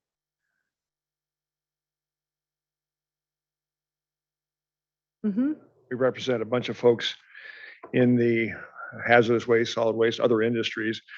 I'm a registered civil engineer and a geotechnical engineer, and I've worked in waste and hazardous waste issues for even longer than Paul Ruffin has. So I won't tell you exactly how long it is. I don't want to date myself, but you couldn't find a better person than Paul to help advise you on the appeals process. And he's got a lot of knowledge, and I understand he might be retiring by the end of this year. So you might have to try to figure out a way to keep him on a little bit longer if you can. I'm sure he's going to beat me up afterwards if he gives me a chance. One of our clients is Quimetco, which I would like to mention, if I may, in circuitous fashion. Is a general. Well, let's just say there is a permit appeal pending. Everyone knows that. We cannot talk about that facility here. Okay. Okay. I mean, so. May I talk about lead acid batteries? Pardon? Is it in relationship talk to the to- development of the permit Greg. appeals Hang process? on a minute, Jess. Let me talk to Greg. What we're most interested in, Mr. White, is comments that relate to the presentation that Paul gave on the permit appeals process. So we heard from. That's what I'm going to be speaking to. Yeah, yes. I mean, that would be fine. We'd ask that you not be too specific about a pending appeal. I think so. Well, we certainly don't want any challenges later on, Mr. White, for violating anything. So that's why I asked. I wanted to make sure I was clear. there you on go. that. Okay. So the issue is, we have great respect for the folks that have communities that are near hazardous waste facilities, and they have issues that need to be addressed. And I'm sure you're going to do that. But there's also the issue of the need for hazardous waste facilities to handle the hazardous waste that is generated in California. And I would give an example of one particular one, but I'll just simply say there's 10 million lead acid batteries per year. And where is that going to go if there isn't a place in California to handle that? And I would submit to you that the alternatives would be, if we can't do it in California, it's going to go to Mexico or Pacific Rim countries. And somehow in your discussion of the permitting for these facilities, you need to take into account that question somehow. That how is California going to meet the need for the hazardous waste? To people, and just using the lead acid batteries as one example, but you can pick any of a number of things. 10 million a year in California. Every person that has an automobile generates a waste battery every 5 to 6, 7 years. Mr. White, So it's. this seems to be directed at the permitting I'm just decision talking as an process. example. I'm not Okay. mentioning anybody by name, but I just want to have to be more familiar with it than anything else. But I would like you to urge you to find a way to balance your consideration of what the facility wants, what the community wants, and what California needs with respect to managing its hazardous waste. And I'm just worried that there hasn't been enough discussion about how that enters into your deliberations on appeals process. And I'm hoping that we can find a way to do that. We'll certainly, if we have people in the industry generally that would like to comment on a particular facility, we'll do that. But I would like to make sure that that the board recognizes the need through this hazardous waste management plan that unfortunately won't be around for another 3 or 4 years, that you're going to have to make some recognition of the need for these facilities to exist. Everybody generates in hazardous waste in California, as we pointed out. We're all responsible for the waste that we generate. Some are hazardous, some are not. I've worked in hazardous waste and waste issues for too long to mention. And there is a need for these facilities to exist. And I agree, there needs to be some kind of, I think there needs to be some kind of dialogue between the facilities and the need for those facilities and the communities that have concerns about their specific attributes of the facility. And how does that dialogue take place? Is that something that has to happen before it gets to the board? Or is this something the board can facilitate to try to encourage a discussion of issues in a give and take situation? It almost, to me, seems like you're setting up yourself to be a immovable object versus an irresistible force. So the forces that we need to have this facility, but the people don't want these facilities. And somehow we've got to find a way to site facilities to meet the needs of California, while at the same time trying to address the needs of the communities that are around them. And that is going to be a very tough balancing operation. And I'm not clear in my own mind how that gets done. Does that get done by this board before the end of the day?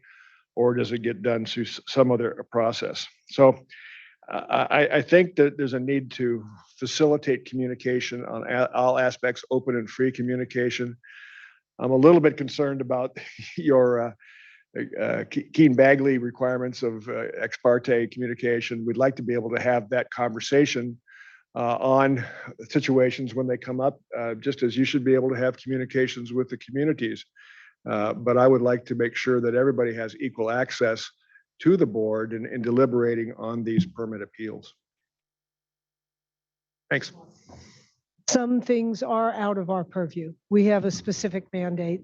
The legislature, the governor's office, the voters of California who have put into place many of the laws and regulations that flow to the requirements. So that's not what we're taking on, right? We're taking on the specific permit appeals that will come before this board. And certainly there's opportunities other opportunities for, I testified, and you probably heard it, the legislature, Dr. Meredith, Francesca Negri, and myself. And the conversation was, no, we don't want to export waste, but we need our communities to be safe, our public to be safe. That's what we're holding. We're holding that balance. But it's not our job to facilitate an ex parte dialogue. We just can't do that. You know that. We're going to have them here. We're going to hear from people here. I'm glad you spoke up today, and I'm glad the community members Yeah, did. absolutely. And when it comes to a permit appeal hearing, then I expect that we're going to hear from everybody with a point of view. Exactly. But the larger question of the California way of dealing is really not, that's not ours. We're not legislators. We're not governors. We're not putting these laws into effect. Well, forgive me if I'm misinformed, but I believe that you do have responsibility for coming up with a hazardous waste management plan. And I think that plan, it should, if you're not contemplating, is going to tell everybody where is the hazardous waste, to the best of your knowledge, going to go. Is it going to be managed in California? Is it going to be exported? Okay. What facilities are needed to be able to manage? DTSC is going to come up with the plan. We'll be reviewing it, working with them with it. Our job will be to approve it. When we get to the dialogue around the hazardous waste plan, when we have public hearings on hazardous waste management, that will be the place for a conversation, not specifically on the permit appeal piece.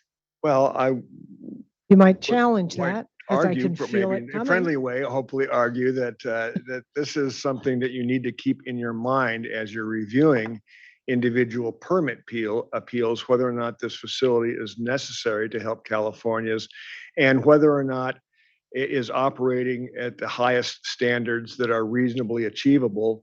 And if that's the case, where else are you going to put it? I understand what you're saying, and there'll be an evaluation of reasonably achievable, achieved, not achieved. That'll be part of what happens with the permit process and the permit appeal process. And there may be differing opinions about it, and that will be deliberated at the time that it comes before us, but we can't presuppose what's going to come before us. The problem facing you right now, though, is you have at least 2 appeals and maybe more coming, depending on what the deal is. Basically, those processes are held up and cannot be processed until the appeal That's is correct. completed.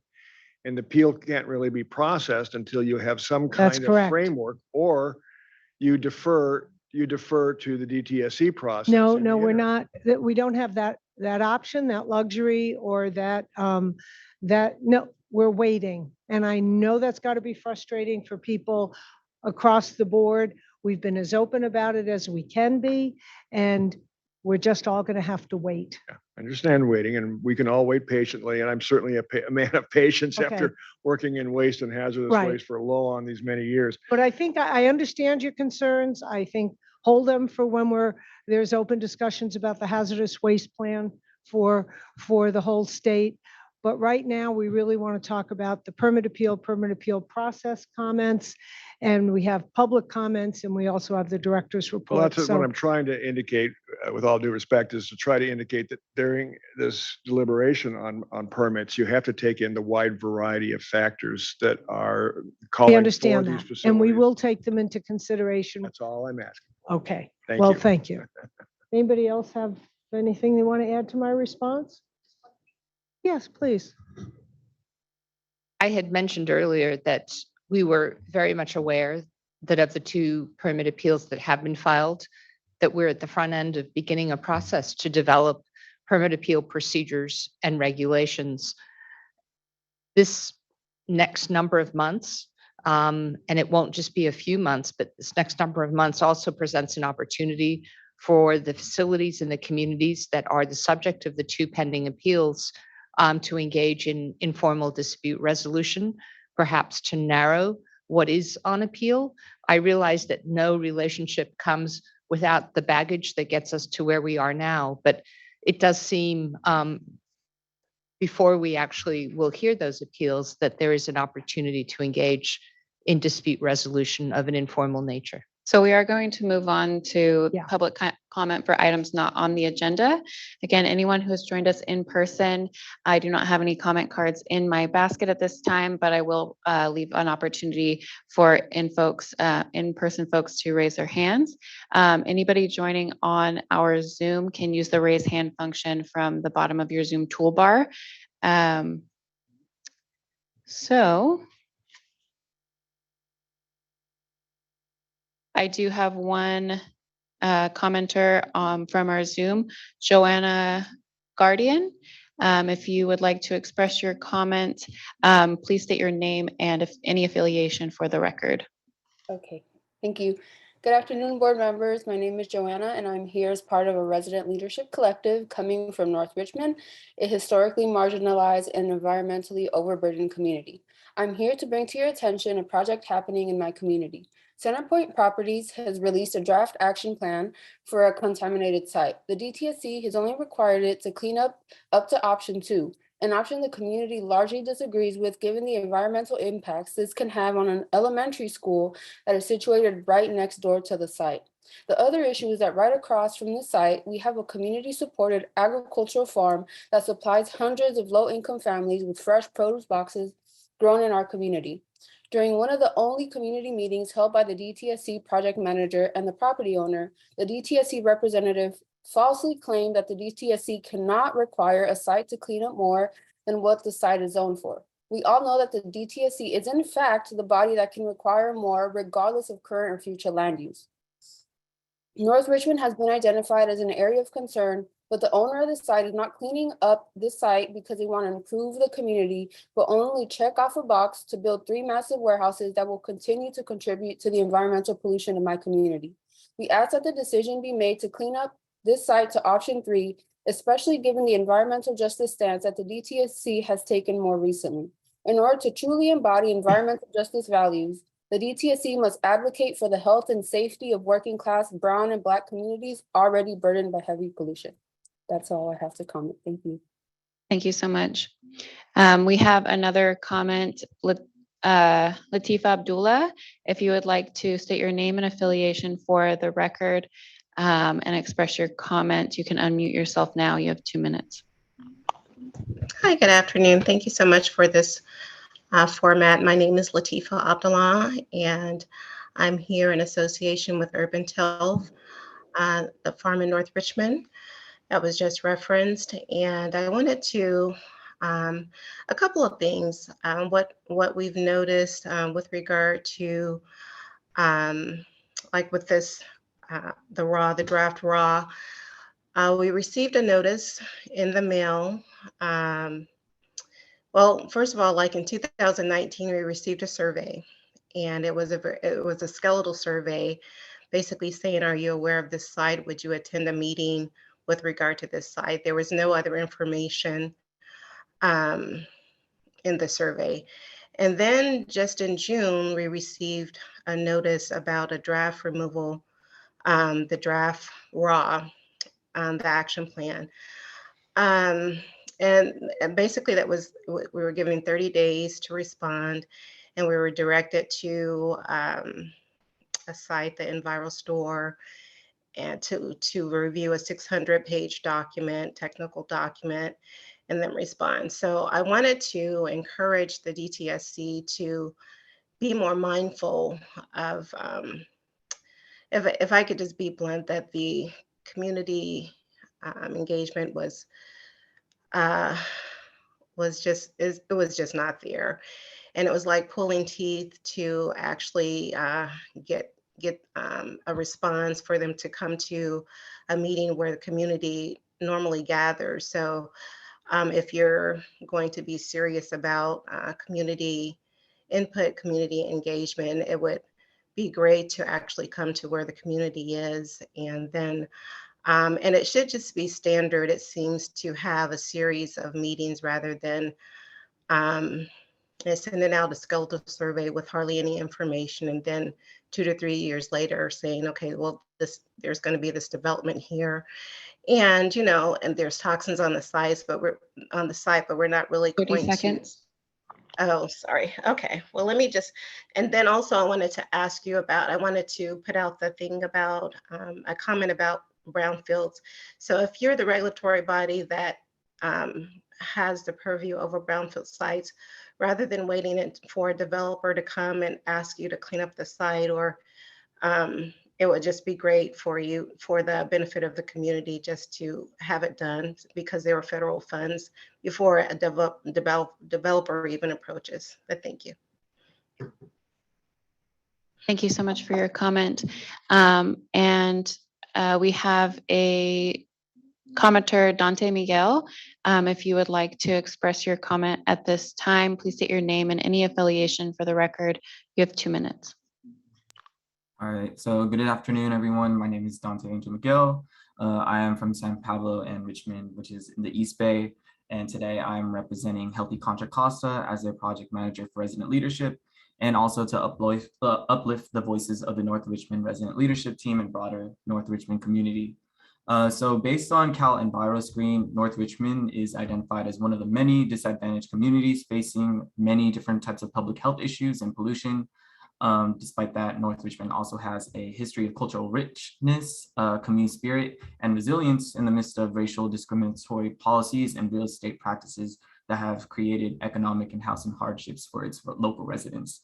And despite that, those challenges, there's been a rise in advocacy and organizers in the community standing for improving the quality of life for the North Richmond residents.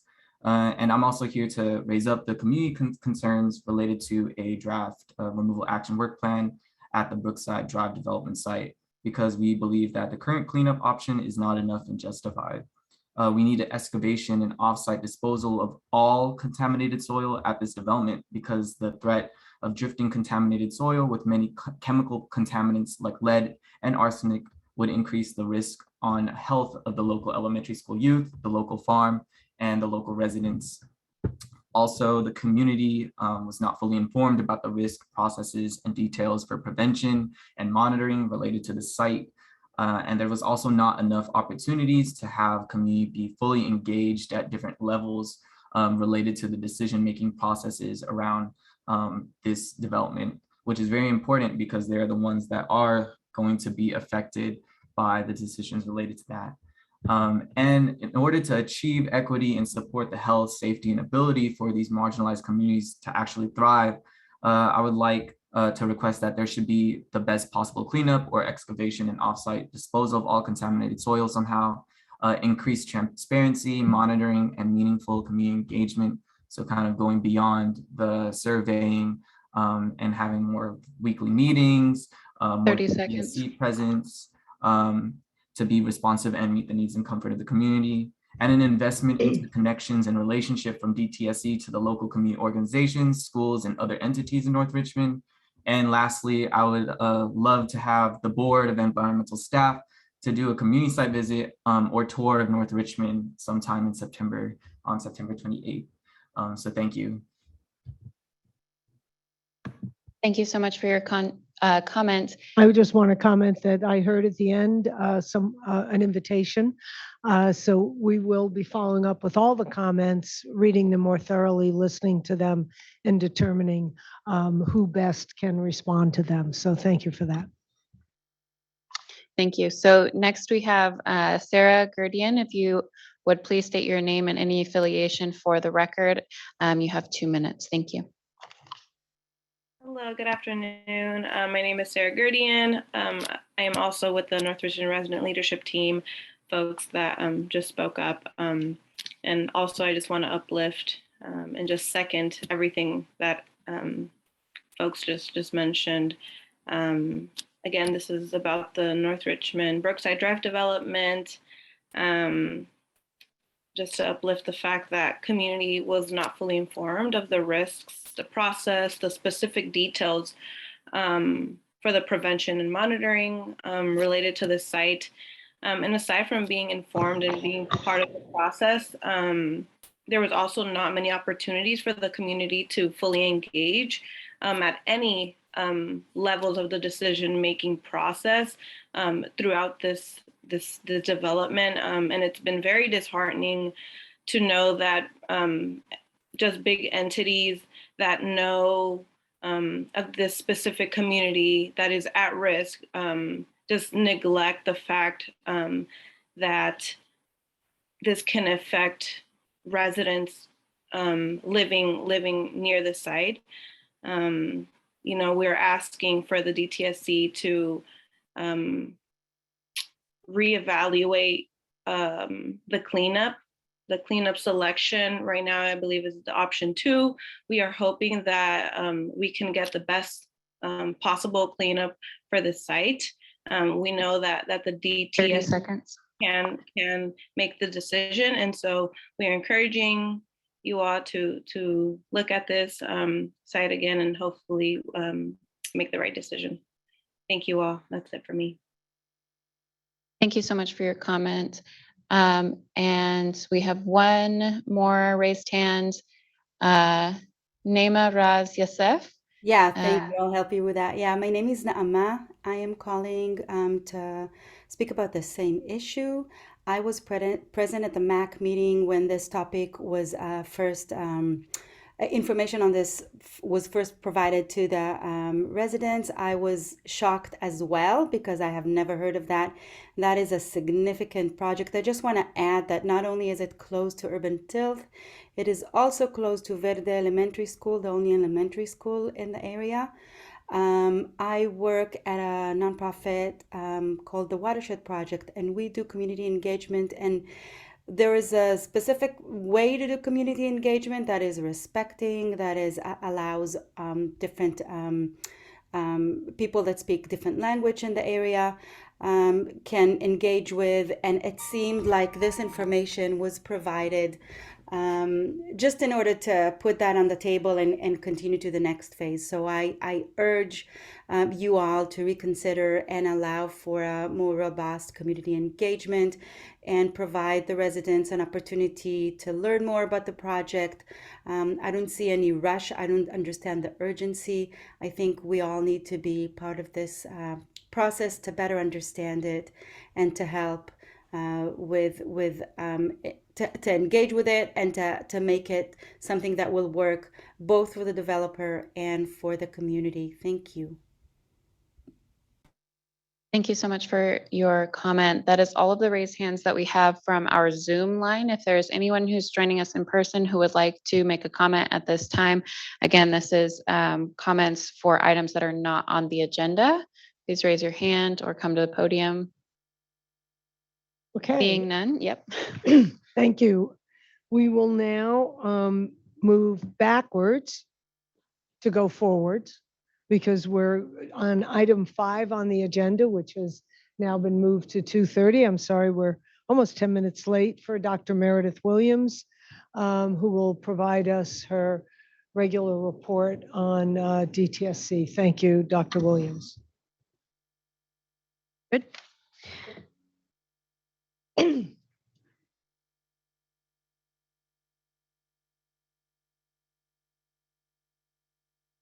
So thank you, Chair Rizzo, and thank you, members. It's always good to get a chance to meet with you. Good to see you. I think it's been a great meeting so far.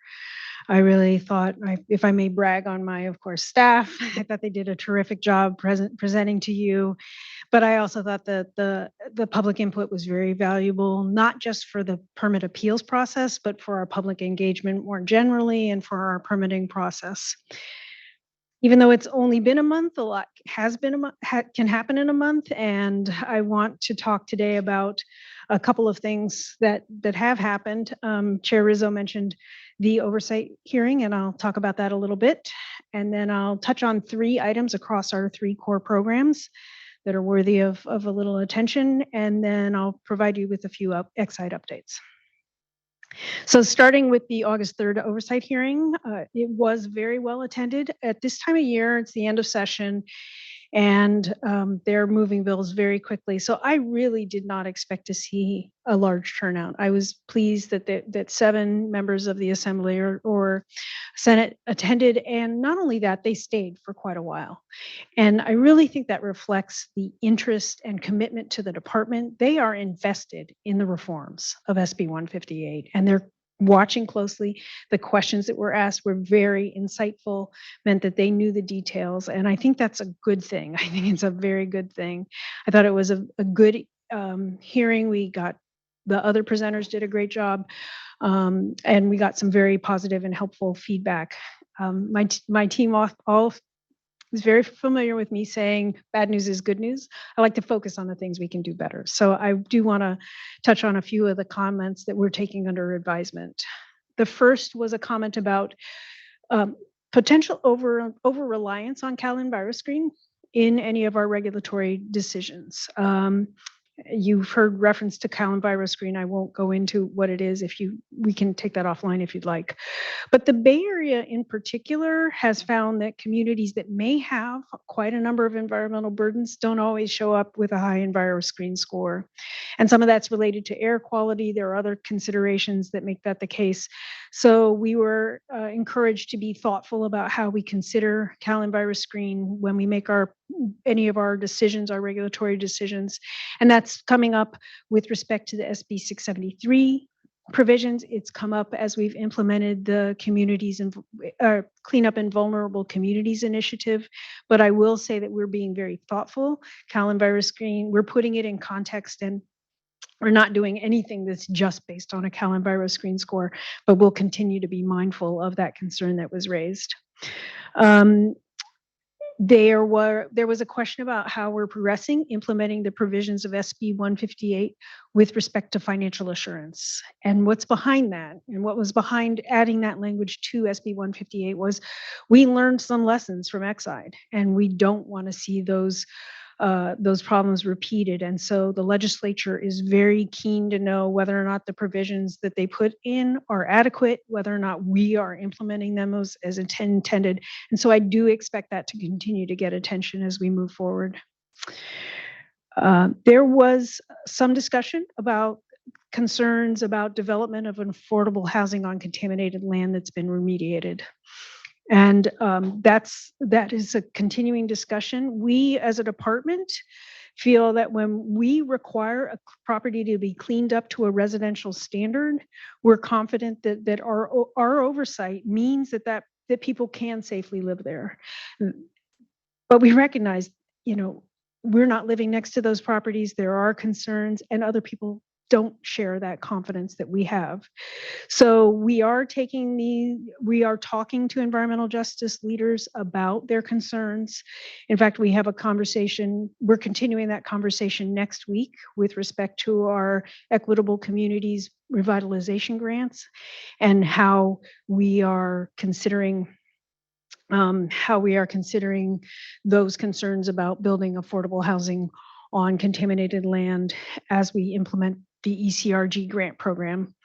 And then that question ties directly to the fourth thing I want to mention with respect to feedback to DTSC, which is that Ingrid Brostrom highlighted the fact that there is funding. And SB 58 explicitly says that it calls for independent, community-driven confirmation sampling for cleanup work. And we have the funding, and so we need to be looking at how is that funding being used, and how do communities have what they need to pursue that when they want to. So those are a few of the things that were most important to us. Of course, there were three things that I'll mention that were particularly relevant to the board and to your mandate. Meaningful metrics development came up, which is no surprise, especially environmental justice metrics. And I know that's coming up shortly on today's agenda. And internally, Chief Deputy Director Francesca Negri continues to push for us to not just focus on those outputs, but really to look at the outcomes and really find good ways to measure our progress that are meaningful. I've recently got briefed on some of that progress, and I'm really happy with the direction that we're going, and look forward to, I know we'll be discussing that in the coming months. There was the issue raised about potential duplication of authority between the State Water Board and DTSC when it comes to cleanups. That's an item, again, that you are charged with looking at, and we will be here to support you when the time comes to have that discussion. And then lastly, it's been touched on a few times, the question came up, how will the hazardous waste management plan inform a new pollution prevention program? And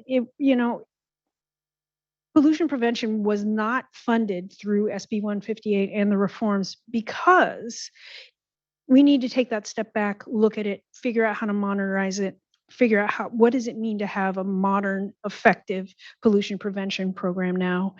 And so that again is something that you will be instrumental in terms of our thinking about how to move that forward. Overall, it was a very positive hearing, and I just want us to continue on our current path so that we can report out continued progress at our next oversight hearing. So there were 3 programmatic things that I wanted to mention. And I think a couple of you had an opportunity to sit in and listen in on a hearing last week of the Los Angeles Regional Water Quality Control Board. And last week they held a hearing on a memorandum of understanding between Boeing and the LA Regional Water Board on the NPDES permit for the water board, and that was for the Santa Susana Field Lab.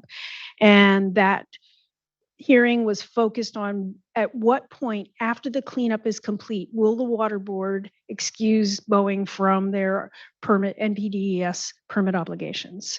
And the MOU spells out some very rigorous requirements for monitoring and modeling and making sure that the water's clean before Boeing is no longer obligated to maintain that permit. That said, that MOU was tied to the settlement agreement that DTSC entered into with Boeing. And so now that they have voted 5-0 to approve that MOU, our settlement agreement is in effect. We continue to be very positive about the settlement agreement in terms of really spelling out what Boeing's obligations are to move through the cleanup, to do the risk assessments, to characterize things, to do the confirmation sampling. Everything is spelled out. It's a very detailed process document. There was a tremendous amount of opposition to the water board signing of the MOU, approving the MOU, and to the DTSC agreement. And I really think that that's founded in a misunderstanding of the science behind the risk assessment. I really think that's at the root of the problem. And we don't have time today to go into the risk assessment methodology. We are committed to using the best available science and standard practices. And we're going to continue to try to provide that clarity on what it means. What do the changes in the risk assessment methodology mean as we move forward? It's an opportunity for us to communicate better. I'll mention that last Friday, DTSC issued a draft permit decision for the Fibrotech PTI facility in Santa Fe Springs in Southern California. It has been traditionally a poorly operated facility, let's be frank.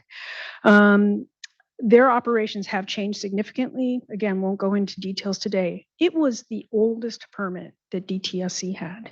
And we are confident in the draft permit. We'll see what the public comments come in and whether or not we've got it right, but we really modernized that permit in terms of providing enough specificity within the permit so that when an inspector goes out there, they can tell precisely whether or not that facility is operating as we think it needs to in order to operate safely. And in the case that we need to take enforcement action, we know that permit has the right things in it so that if we have to take enforcement action, we can. We've also made that permit a 5-year permit as opposed to a 10-year permit. This is another check that we can put in place to make sure that it's not 10 years before we go back and look and see, is this facility really doing what it's supposed to do? There were 100 different specific permit conditions that were put into that permit. And if you had read the old permit decision, you'd barely know it was a permit because it was so vague and, did not require much of the facility. So I wanted to bring that to your attention because it was our oldest permit. Last month, I mentioned that SCP, the Safer Consumer Products Program, was going to host a workshop on nail salon products, and they held that workshop on July 27th. I think about 100 folks attended. It was very comprehensive. They shared the data that that resulted from their lab analysis of about 100 nail products. They shared the findings of their literature review. They identified a number of chemicals they're not going to pursue because they just they don't have the evidence that it has those chemicals have the potential for harm. I really think we have the information that we need to keep moving this forward. It's an important sector to protect. The workers who work in nail salons need the protection, and consumers need the protection. So I really think it sets us up for the next steps. Switching to Exide, we had our public meeting. It was, I got to say, this is why we have a board. At the last board meeting, a lot of concerns about worker issues were raised. Some of them were new to us, some of them were not new. We reached out to Local 300 and asked them to really take a more active role in terms of how we're engaging with those workers. They came to that public meeting last week. They spoke about what their role is in terms of helping workers address their concerns. They have committed to DTSC that they will continue to play that role and that they will participate in our public meetings consistently and provide that support that workers need. So to be continued, we'll see. I'm sure you'll hear if that's not working, but we think it's a good step in the right direction. Also on Exide, last time you heard about the NPL listing request, and we did have the retreat that was mentioned. It was very technical, very detailed retreat with US EPA Region 9 staff and our staff, and really hammered out all the information that's needed to be transferred in order for them to move through the process quickly, identified a few things that we really need to keep our eyes on. And of course, importantly to you and to the public, we started to talk about where are those points of public engagement? Where are we going to report out? Where can people weigh in on the direction that the NPL listing process is going? So we will continue to update you on that. And perhaps at some point it might be appropriate to agendize that again. And then I want to wrap up with, well, not quite wrap up, but I do want, on the Exide topics, I want to say that this week we remediated the 4,000th property around the facility. And, it's still not enough. We still, have a lot to do, but it's a really significant milestone for us. And if we look at how long it took us to get to the 3,200 properties, which was, last fall, and how long it took us to get this next chunk of properties, we are working very efficiently, very effectively. I cannot say enough about that team and how well they work on this huge, huge remediation project. And then I'm going to wrap up by just acknowledging the departure of Secretary Blumenfeld. He walked in the door and plopped himself down next to Francesca and me and said, "What are we going to do about DTSC?" And he was all in from day one. He stayed with the reform. He pushed me. He pushed the department. He questioned us. He said, "You have to get something done on Santa Susana." He said, "We have to get this reform done." And he carried a lot of it. He championed it, and he will be sorely missed. That said, if we have to lose Jared Blumenfeld, I couldn't be happier to welcome Yana Garcia Gonzalez back to Cal EPA. She's tremendous. Really has been wonderful working with her in the past, and I'm looking forward to working with her in the future. So with that, I'll wrap up unless you have any questions. I actually have some points of clarification. So there were a couple of acronyms that you used. If you could clarify those. So let's start with MOU, the acronym, and then also what that kind of thing does. Okay, it's a memorandum of understanding. It's an agreement between Boeing and the LA Regional Water Board and it sets the conditions. Right now, they're operating under a permit, an NPDES permit, and it's a discharge permit to make sure that the water coming off the site doesn't have any contaminants. And so what they will do, what the agreement is when is that permit no longer necessary? When is the water coming off the site contaminant free enough so that that permit isn't necessary? So they will monitor, after the cleanup is complete, they will monitor for 3 years. They'll do some modeling that would give additional confidence about the fact that the water is safe and that that permit is no longer needed. I'm oversimplifying. I'll acknowledge that. There's more to it, but hopefully that helps. I think so. And then MPDES is a type of permit from the water board. That is correct. Okay. And then can you do the acronyms for PTI and NPL? Okay. My mistake. I really apologize. Okay. I'll work on that. And I did. PTI is Fibrotech Incorporated. That's the facility that had that old permit that we recently issued a draft permit for. PTI is Fibrotech. And NPL is the National Priorities List, and that is the Superfund list. Thank you. Thanks. Thank you. And I'm eager to read the entire Fibrotech because you said there's 100 elements in that. There would probably be a phenomenal orientation to us for what can go in a permit. Right. If you put it in there, it's probably worth our knowing about. So I'm going to ask those of us who are interested to, which is everybody, right? We're all interested. See, it's a very interested board. Yeah. Thank you so much, Meredith. I'll see if anyone has a specific question for Dr. Williams. Please do. Is your mic on? Apologize.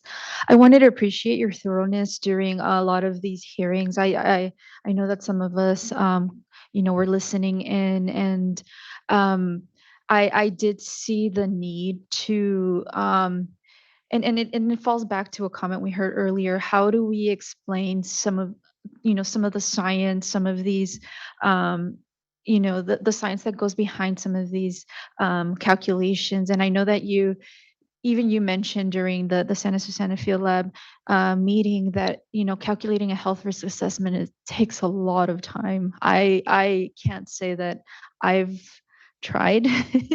My husband has a lot of experience in remediation, and even, they relay a lot of these types of reports to toxicologists because they are very complicated. But I'm hoping that in the future these things can be made public, at least, the changes. And I imagine they are somewhere, but maybe, more accessible to any resident to be able to understand at least the idea behind it, and even, the numbers that go behind it. I know that, whenever there are a lot of remediation sites, a lot of changes do happen periodically. And I do see, like on the Hero Note updates, they're very accessible, but, maybe they're just not within the public's purview because it's not something they see often. But I think that's definitely something that we need to consider. And I know that's been a big discussion. How do we reach, these affected communities? And I know it's difficult, and it's something we're going to have to rack our brain in, because I know that at least that came up a lot. How can we reach, the community member that's an elder that doesn't have internet access? Thank you, Liz. And I think Georgette, you had comment. Yeah, I had a couple of comments. First, thank you so much for the very comprehensive 1-month report. A lot. I want to acknowledge your staff and the team. It takes a village, right, to be able to do the work. So thank you. I am very interested in the Fibrotech permit and learning more about it. Interested to hear the 5 years. That's huge, and gotta acknowledge that. They're not going to be alone. Oh yeah, I'm sure. But Important tool for us. yeah, no, but that's huge, right? That we're revisiting the length of these permits. I think that's pretty significant. And I really want to acknowledge the follow-up to the X side. I really want to thank your team as well too. I know that it was a huge thing that we went as a board to the community and got to hear a little bit more, but there was actually a follow-up from DTSC. There's more work to be done, but the fact that there was an intentional follow-up, that's huge. So really just wanted to lift it up. So thank you. Thank you. Anyone else? Thank you so much, Dr. Williams. Thank you. Hey, now we are, I can get back on track here. We're going to hear from our esteemed executive officer, our first and only, Swati Sharma. Why, thank you, Chair Rizzo. So I'll keep this short, just a couple of updates. We have our Cal interpreting and translation contract that was executed, and they're here helping us with interpretation and translation. So thank you. And then also we have 2 more hires to add to Greg and myself. So really excited to make these 2 announcements. We have the Associate Governmental Program Analyst, Sheena Kwenga, who will join us in the coming weeks. So we're excited about that. And then we are also excited to make the announcement for the Staff Services Manager 1 position, the Ombuds, and our own Jessica Swan will be joining us. So we're very excited about that. And we're building up our team. We closed off the application process for the senior hazardous waste engineer. So we'll be conducting those interviews coming up shortly, and we'll be posting a lot more positions coming up. So stay tuned and please spread those positions widely, because we are looking to build up this great team quickly. Right, and I great believe people. our org chart is up on the website, and the positions that are still vacant are up there. So there's 2 more people in that category of.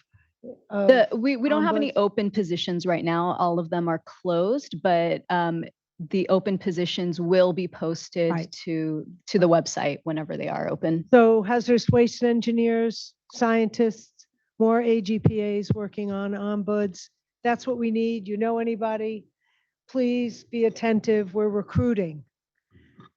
And you're recruiting, because if you want us to get these things done, we have to get a staff. So help us. Okay, thank you. And that's all. Any questions from the board?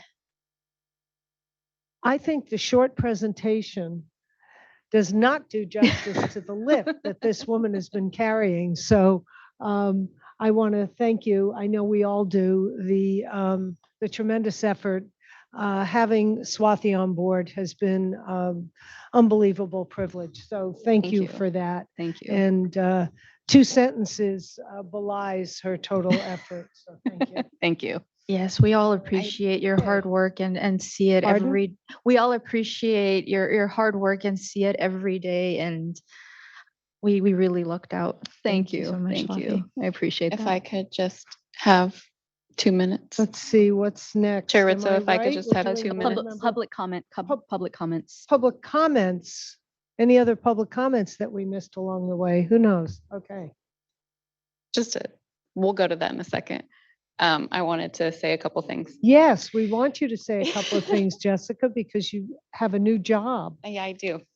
So first of all, I'm honored to accept the position of ombudsperson. So SB 158 established this role to be an independent unit, separate from DTSC and separate from the board. And I think that part of the reason for establishing this role was to move forward with the intention of some of the intentions of SB 158, which is transparency and accountability. And I think that this role is going to be key in that. And I understand that responsibility. And so beginning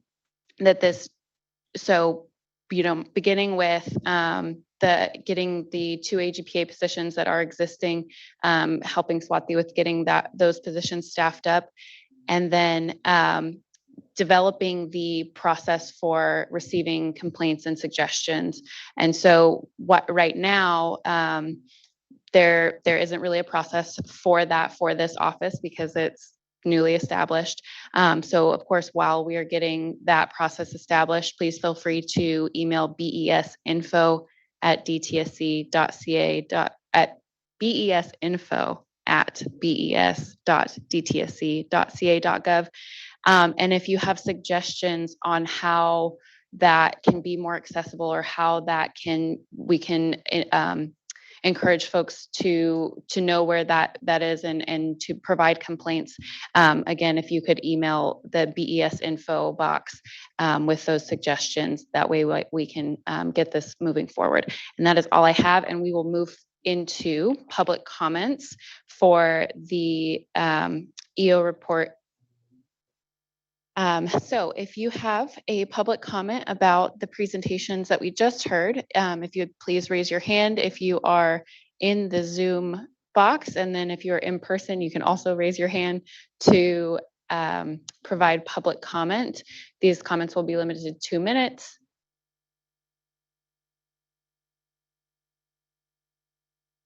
I am not seeing any, so we Okay, can we'll move forward. on. Thank you, Jessica.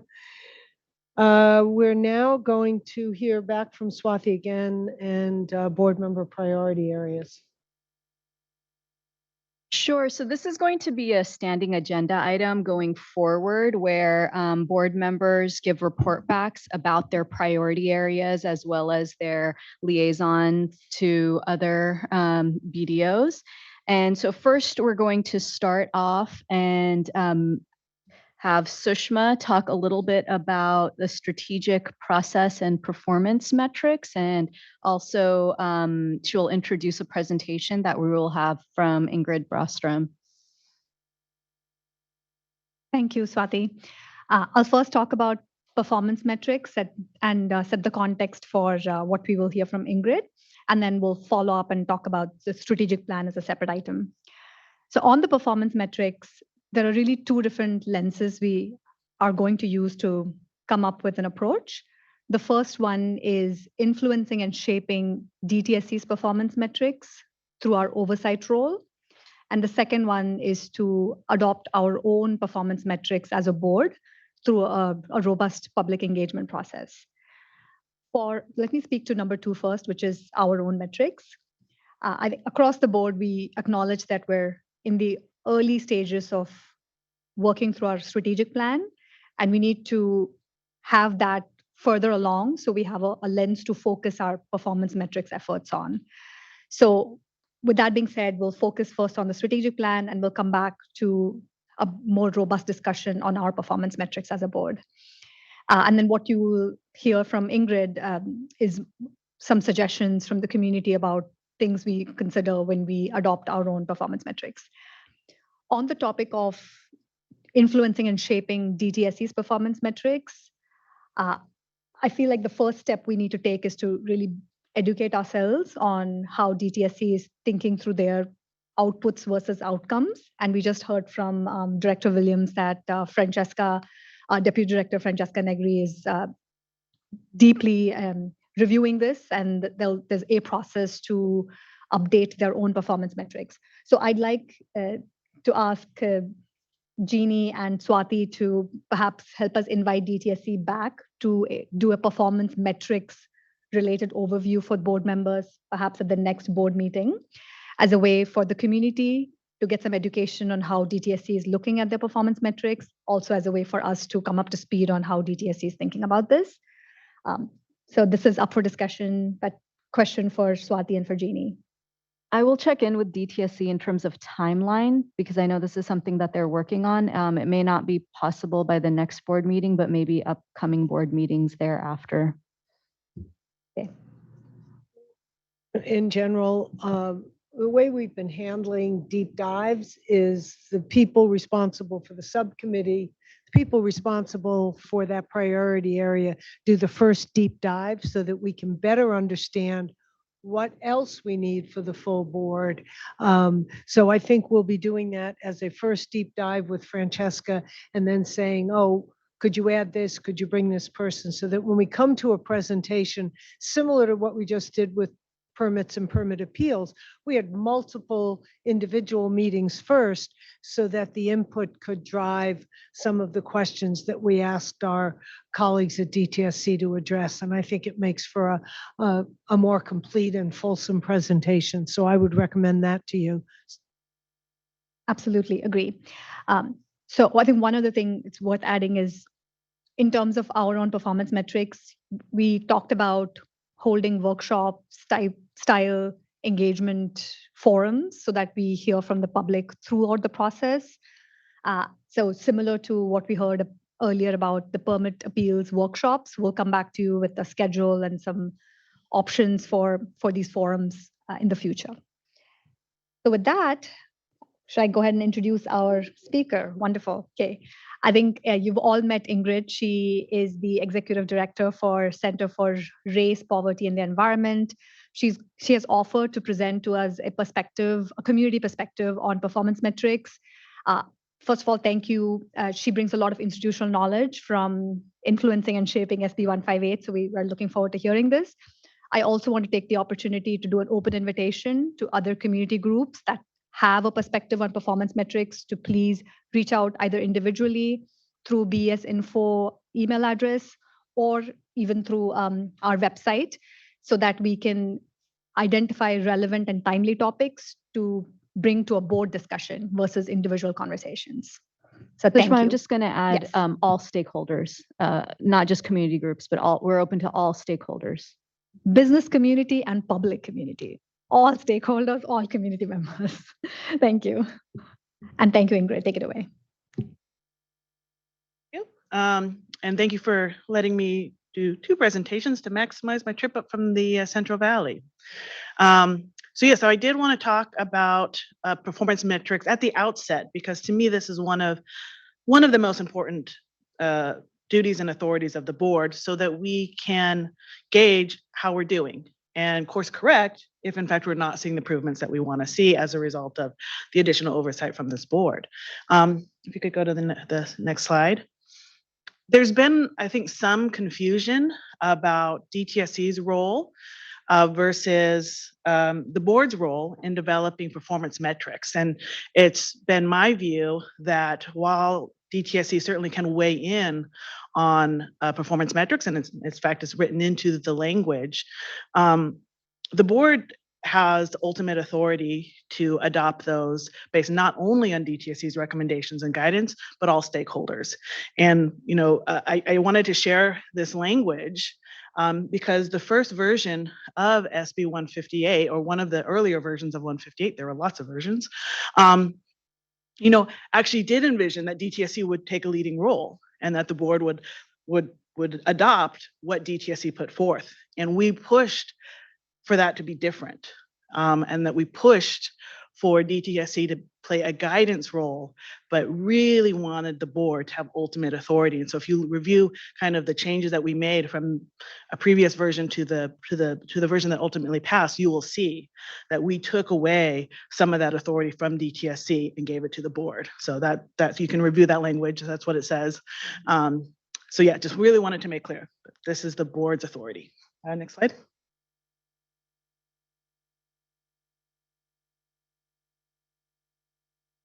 So the performance metrics we really see as an accountability tool. If we don't know where we're going, we can't tell when we get there, or if we're having progress in the right direction.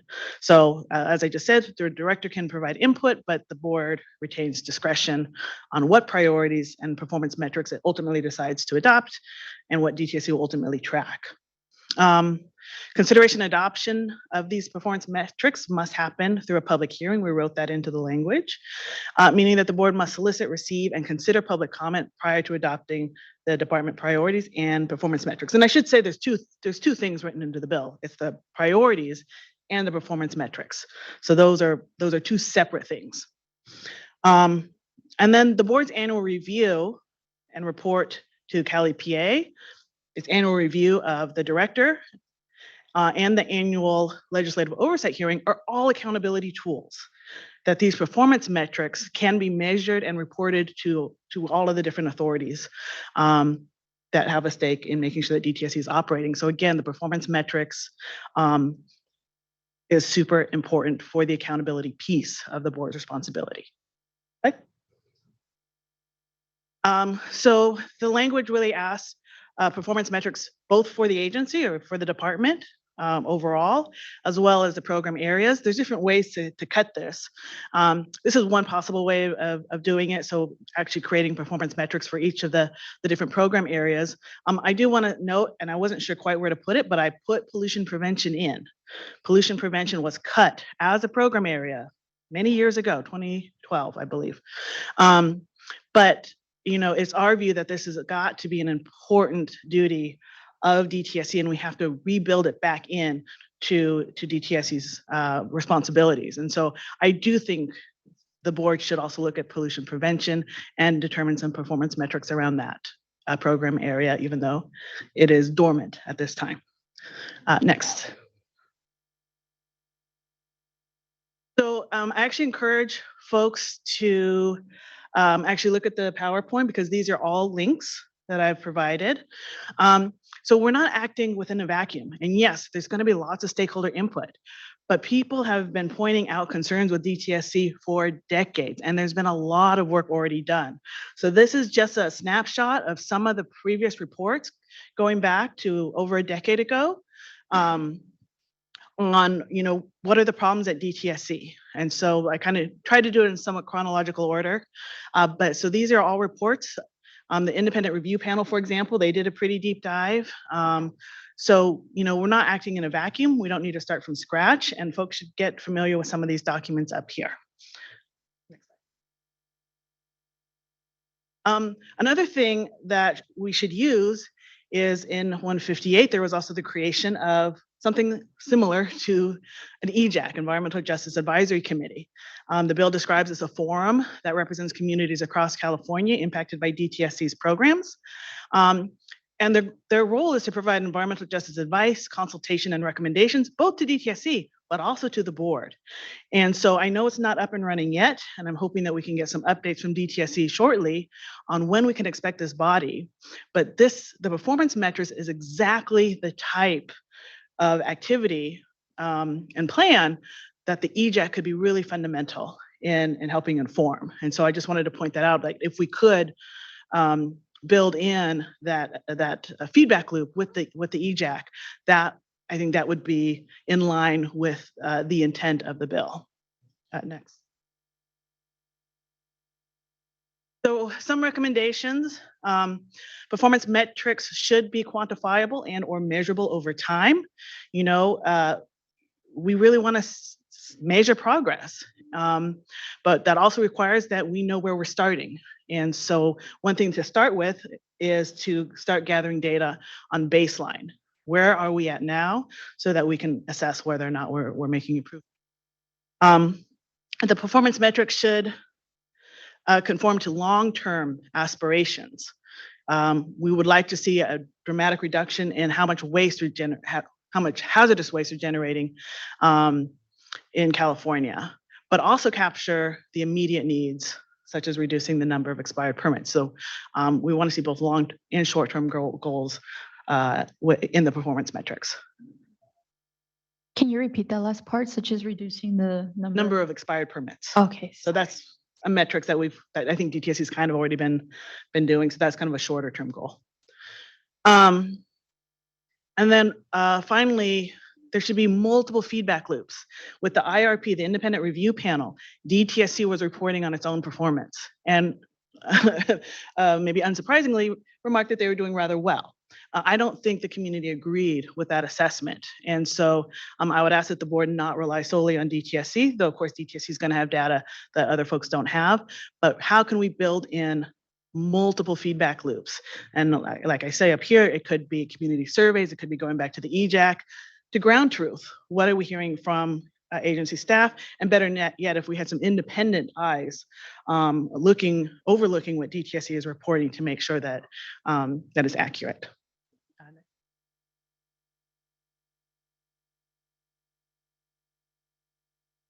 I think this is the last slide. So just in terms of some examples, and you know, we're going to be doing a deep dive. We're going to be giving you lots of ideas on what we think are good performance metrics. But just to give some examples, for short term, has DTSC adopted SB 673 regulations? This is a set of regulations for cumulative impacts and social vulnerabilities and permitting decisions. way overdue, many, many years overdue. Have you adopted it? Have you not? So that's an easy one. Another short-term one, like I mentioned before, how many facilities are operating on expired permits and how has that number changed over time? So we can start to track, are you making more timely decisions? However, we really ought to look at the long-term vision for California. I am really interested in seeing the statewide hazardous waste management plan, because I think that's going to help us with our long-term planning.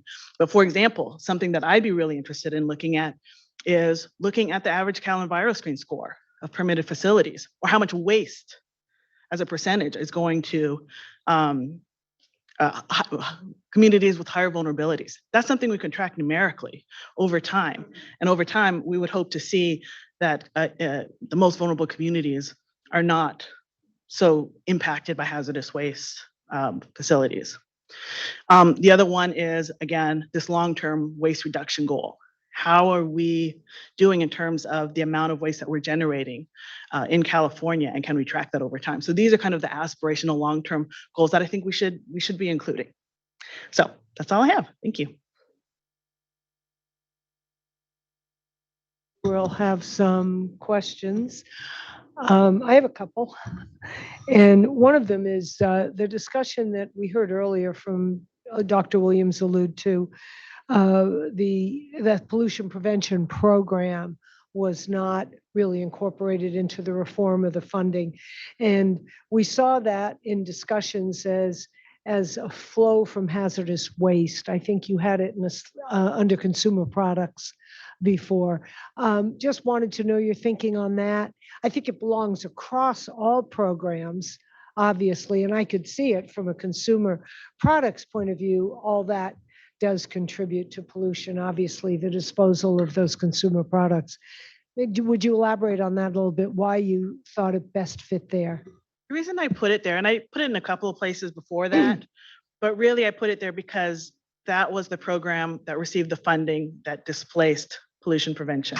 Okay. So it is now like the only pollution, in my mind, the only pollution prevention program that we have. And it's really focused on consumers rather than kind of the ultimate resting place of hazardous waste. So it's not under that program. It displaced the program. I understand why you put it there now. Thank you for that. And the second question I had, the list of programs are basically the substantive programs under DTSC. And part of what I think we all have to look at, there are other services within DTSC that have an impact on how their programs function, whether it's, admin, HR, ledge, there's all kinds of, and so I think one of the questions for us to think about and for us to all think about is, we all know we're better when all of the support programs, the non-visible, non-public facing, the ones that give you what you need to do your job, whether it's IT or something else, have to also be at the highest level. So I'm wanting us to be sure that we have a way to assess that. That's a little bit less public facing, but I think in our queries to the program teams at DTSC, it will be important to understand how much are you slowed down or rerouted or redirected because of other things that might exist that are state policy even, right? I know we probably won't change any Bagley-Keene laws, but we will definitely identify the amount of extra time people spend as a result of some elements of that, for example. So is that a reasonable consideration in your mind as well? Yeah, I think there's any number of ways to cut the programs, and I did struggle with that before landing where I did. Yeah. But I think ultimately looking at outcomes, big picture, because then you can kind of work back in terms of what needs to change to get to those outcomes. So, I really think looking at the big picture of what we want to accomplish at DTSC and then work backward is probably a good way to go about it. Good point. And then I think the other thing that question that was driven by your comments is we talk about, and to something that Mr. White brought up, how much of our waste is are we exporting and how much of it are we taking care of here? And what are the risks of that? And I think that those are real issues for us to incorporate into this assessment because it was made very clear at the ledge hearing that don't come back to us telling us you're exporting more. We don't want that. None of us do. I mean, it's our waste. We should deal with it. We're California. We should be able to come up with a solution. But I think that is a hovering question. And I have heard from a number of people, well, if just get rid of this site and export it. Like, so, you know, and from people who live near those sites who, you know, we all don't want it in our yard, right? So how do we take that out of the equation? And if I could, I mean, I hope that there's a very nuanced demonstration of where the waste is going. I'm particularly interested in how much of the waste that's exported is California only. Right. You know, in terms of, because I've heard that there's a lot that, you know, once it crosses state boundaries, it's able to be dumped in a municipal landfill. I would like to know how much of that is actually happening. And I would like to know of the waste that is exported, where is it going specifically and what communities are nearby and what distances? Because I think it's really easy to just say, you know, we take care of our own waste because in actuality, we don't. Right. Residents of Right. Kettleman City, that. residents of Buttonwillow, they are bearing the brunt of our hazardous waste disposal. And so I think it's an easy out just to say we don't export our waste, we put it on Kettleman City or Buttonwillow. But I really think we have to get more nuance in terms of what are the impacts once it goes out of state. Thank you for that. Any other questions from board members? Yeah. Yeah, thank you, Ingrid, for the presentation. I do have a question in relation to, I think you referenced to developing our priorities, our inputs, and developing the measurements, the outputs. I think it's really important. From your understanding, as we're developing our strategic plan, do you feel like the strategic plan should be guided by SB 673 or look beyond that? Or how do you? Well, SB 673 is going to be looking at how DTSC considers cumulative impacts and community vulnerability in its permitting decisions. So it is pretty limited. It was also looking at violation and compliance history. That portion has already been adopted. So I mean, to me, developing SB 673 is an important priority, but it's one of many, many, many at DTSC. And do you think as we, the board, maybe be more specific, and we, the board, as we're developing our plan and then follow it up with the matrix measurements, like what should be our boundary? Because there is a scope that we're set to do. Can you share your thoughts on that? Yeah, I mean, I frankly think your scope should be rather large. You know, you're looking at all of the program areas. So 673 would be part of the permitting program. So definitely within DTSC's program areas. So I think you should be developing metrics on a lot of things and address a lot of the deficiencies. Yeah, I think it should be rather wide in scope. Thank you. Appreciate that. Who's next? Lizette? I have a couple of questions and would like your input. I think, and it's also a discussion that I think we as a board need to have, and hopefully we can talk about more thoroughly and within the next couple of meetings. But we do get a lot of complaints, as you can imagine, from the public regarding, you know, DTSC, not just the history, but a lot of the decisions that get made throughout, you know, the process of cleaning up contaminated sites and dealing with a lot of the historical environmental injustices in our communities, and there is a lot of mistrust. And so one thing that I've been personally grappling with is our authority as a board. We obviously cannot tell DTSC on a day-to-day basis what to do. But I wanted to know what your thoughts are on how to take in those comments and how to use that information to feed this, not just the priorities that DTSC has, but also the metrics that they do have. I mean, we obviously, have to have the space for DTSC to be able to address a lot of those comments. And so I think that's something that we at some point need to figure out how to deal with as a board. Yeah, I have 3 thoughts on that. First, one idea of this board in this public setting was that just by virtue of sunlighting issues that the communities have, puts pressure on DTSC that it didn't otherwise have. And I think that's a testament to the folks that testified from North Richmond today.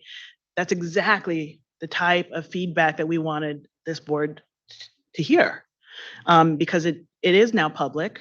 Everyone on the Zoom, everyone in this room now has heard concerns about that site, and that is something that we didn't have before, that public forum.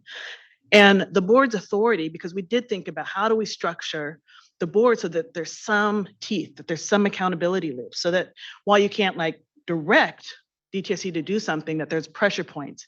And that's why we have those accountability tools that I mentioned before, which was you're doing a performance evaluation, both of the department and the director.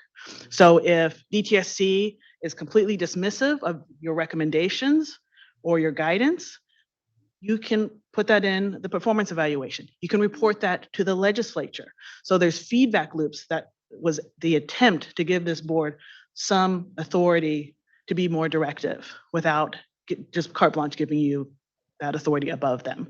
So that was built in. And then the third thing is we definitely wanted to give this board the ability and the direction to hear site-specific issues. And, and those, I think that's some item for future discussion, like how do you pick those?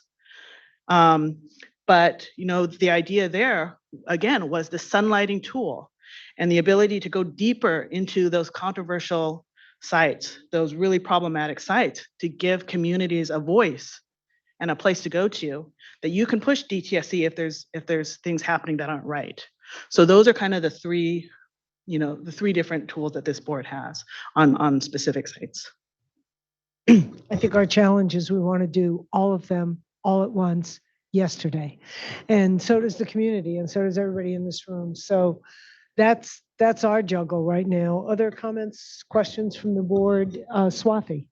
I had a question about your, go ahead.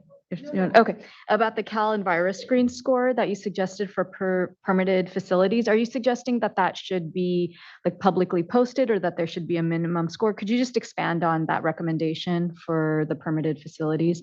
So right now, DTSC does have an overlay. So if you go to this website, you have to click a couple of links to get there. But there is a place where it does an overlay between permitted hazardous waste sites and Cal EnviroScreen.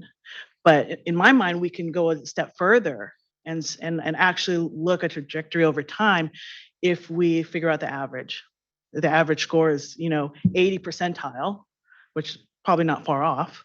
And over time, if we're able to, figure out how to reduce the waste so we're not transmitting as much, we don't have the need, or maybe opening new ones. I don't quite know if that's going to happen.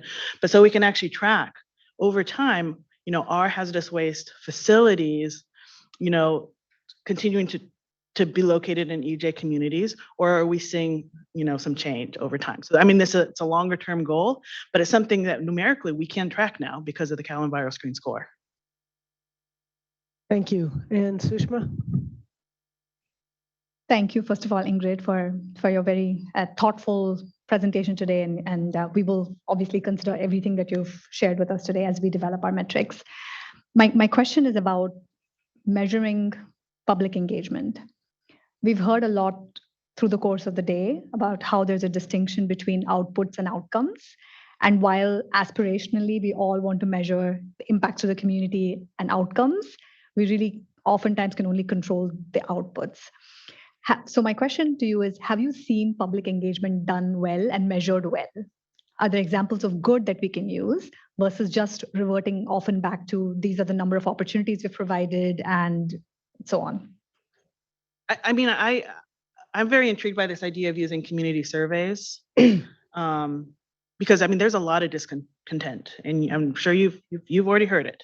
Communities are not happy with DTSC, and there has to be really concerted effort to rebuild the trust. And so, just gauging how communities are feeling, even as subjective as that may be, is a way to measure, how DTSC is doing in terms of rebuilding the trust. And so, I mean, that I have not seen it used, but I think it should be used.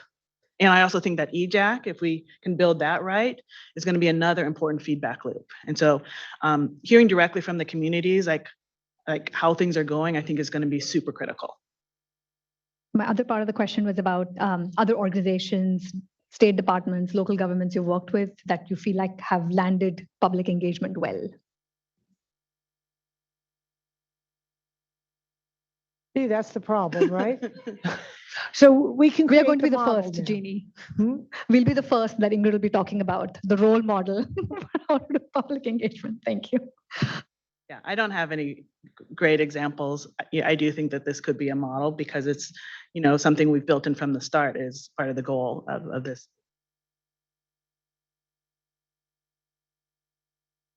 Are there any other board member questions or comments? Anything from you, Jess? Yeah, Angela? Yes. Yes, come talk to us. So really quickly, we have an opportunity for public comment for those of you joining us on Zoom. If you would use your Zoom toolbar to raise your hand, and anybody joining us in person, after we have this commenter, we will go ahead and take anybody else from the room who would like to comment. And again, anybody on Zoom, if you use the raise hand function, if you would please state your name again and affiliation for the record, and you have 2 minutes.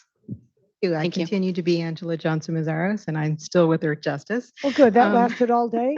Excellent. It's convenient because I don't have to remember over and over again. So I wanted to make three observations. So first, as we think about what's important to track here, I want to highlight this conversation about California processing its own waste. And Ingrid made comments about that. We heard comments about that from Chuck White earlier. And I want to say that, we've got 3 timeframes we're looking at: the past, the present, and the future. And we need to be able to track each one of those. And there's a whole, conversation we could have around any of those. But for the purposes of the day's conversation, thinking about how are we reducing the kinds of waste that are being developed in California, right? Always has to be the first tier. And then you build on to that, how are you going to do high quality handling of the waste that remains? And it can't be that it's enough to say, we're in California, so you should pick us, right? We have to really demand and hold to account producers, handlers of hazardous waste. And it's awesome if there is someone local who can process our hazardous waste, but it's not necessarily efficient simply because they're here. And so we have to demand that people are in compliance, that they are handling waste properly. And so there's a lot to be said about that we don't need to say now, but I wanted to really raise that up. The second is I want to comment quickly on best available science. So I love best available science. We all love science. Science is awesome. I always advocate science. And there are lots of gaps in the science. And so as we're thinking about how do we understand inputs and outputs, I'm thinking back to the conversation Dr. Williams was having earlier today about focusing on best available science, thinking about the comments you made, Board Member Ruiz, about, how do we make sure people understand the science and how are we talking to people about this? The real trick here is, what do you do in the absence of science? What do you do when the science is unclear? What do you do when the science gives you a partial answer, but not a full answer? And I would argue that that's where the hard work happens. And there, what we want to do is think about the values that we're centering. And my observation is that often in these processes, the values that we're centering is essentially power and privilege, and how that shows up in terms of corporate entities conducting their business and being able to do that and being permitted to do that and all of that stuff, right?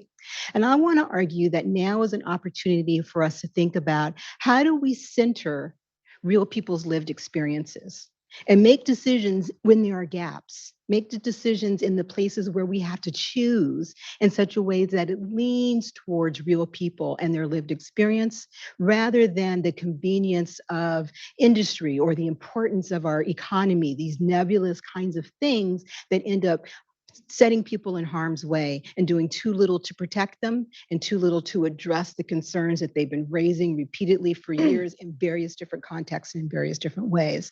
And so this question about metrics is going to be really important, but it can't be it can, but it can't just be numbers and graphs and charts and inputs and outputs, but it really has to be centered in values. And we should pause as we are thinking as we go forward about making sure we are identifying and holding up what our 30 values are going to seconds. be.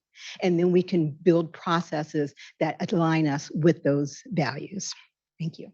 Great, thank you. I have a question for you because you made a point about something that's been on my mind for a long time. We call them hazardous waste sites. We don't call them cancer risk websites. We don't call them human health risk websites. We call them hazardous. But we're looking for science that somehow can convince us of the risk assessment rather than the hazard assessment. And we don't even, so on my spectrum, I've got precautionary principle over here, and Into I've the got microphone. hazard, and I've got risk. Into you the know, microphone. and risk. Into So the my microphone. point being that we're not holding this in a way where we're looking at how a community does not perceive it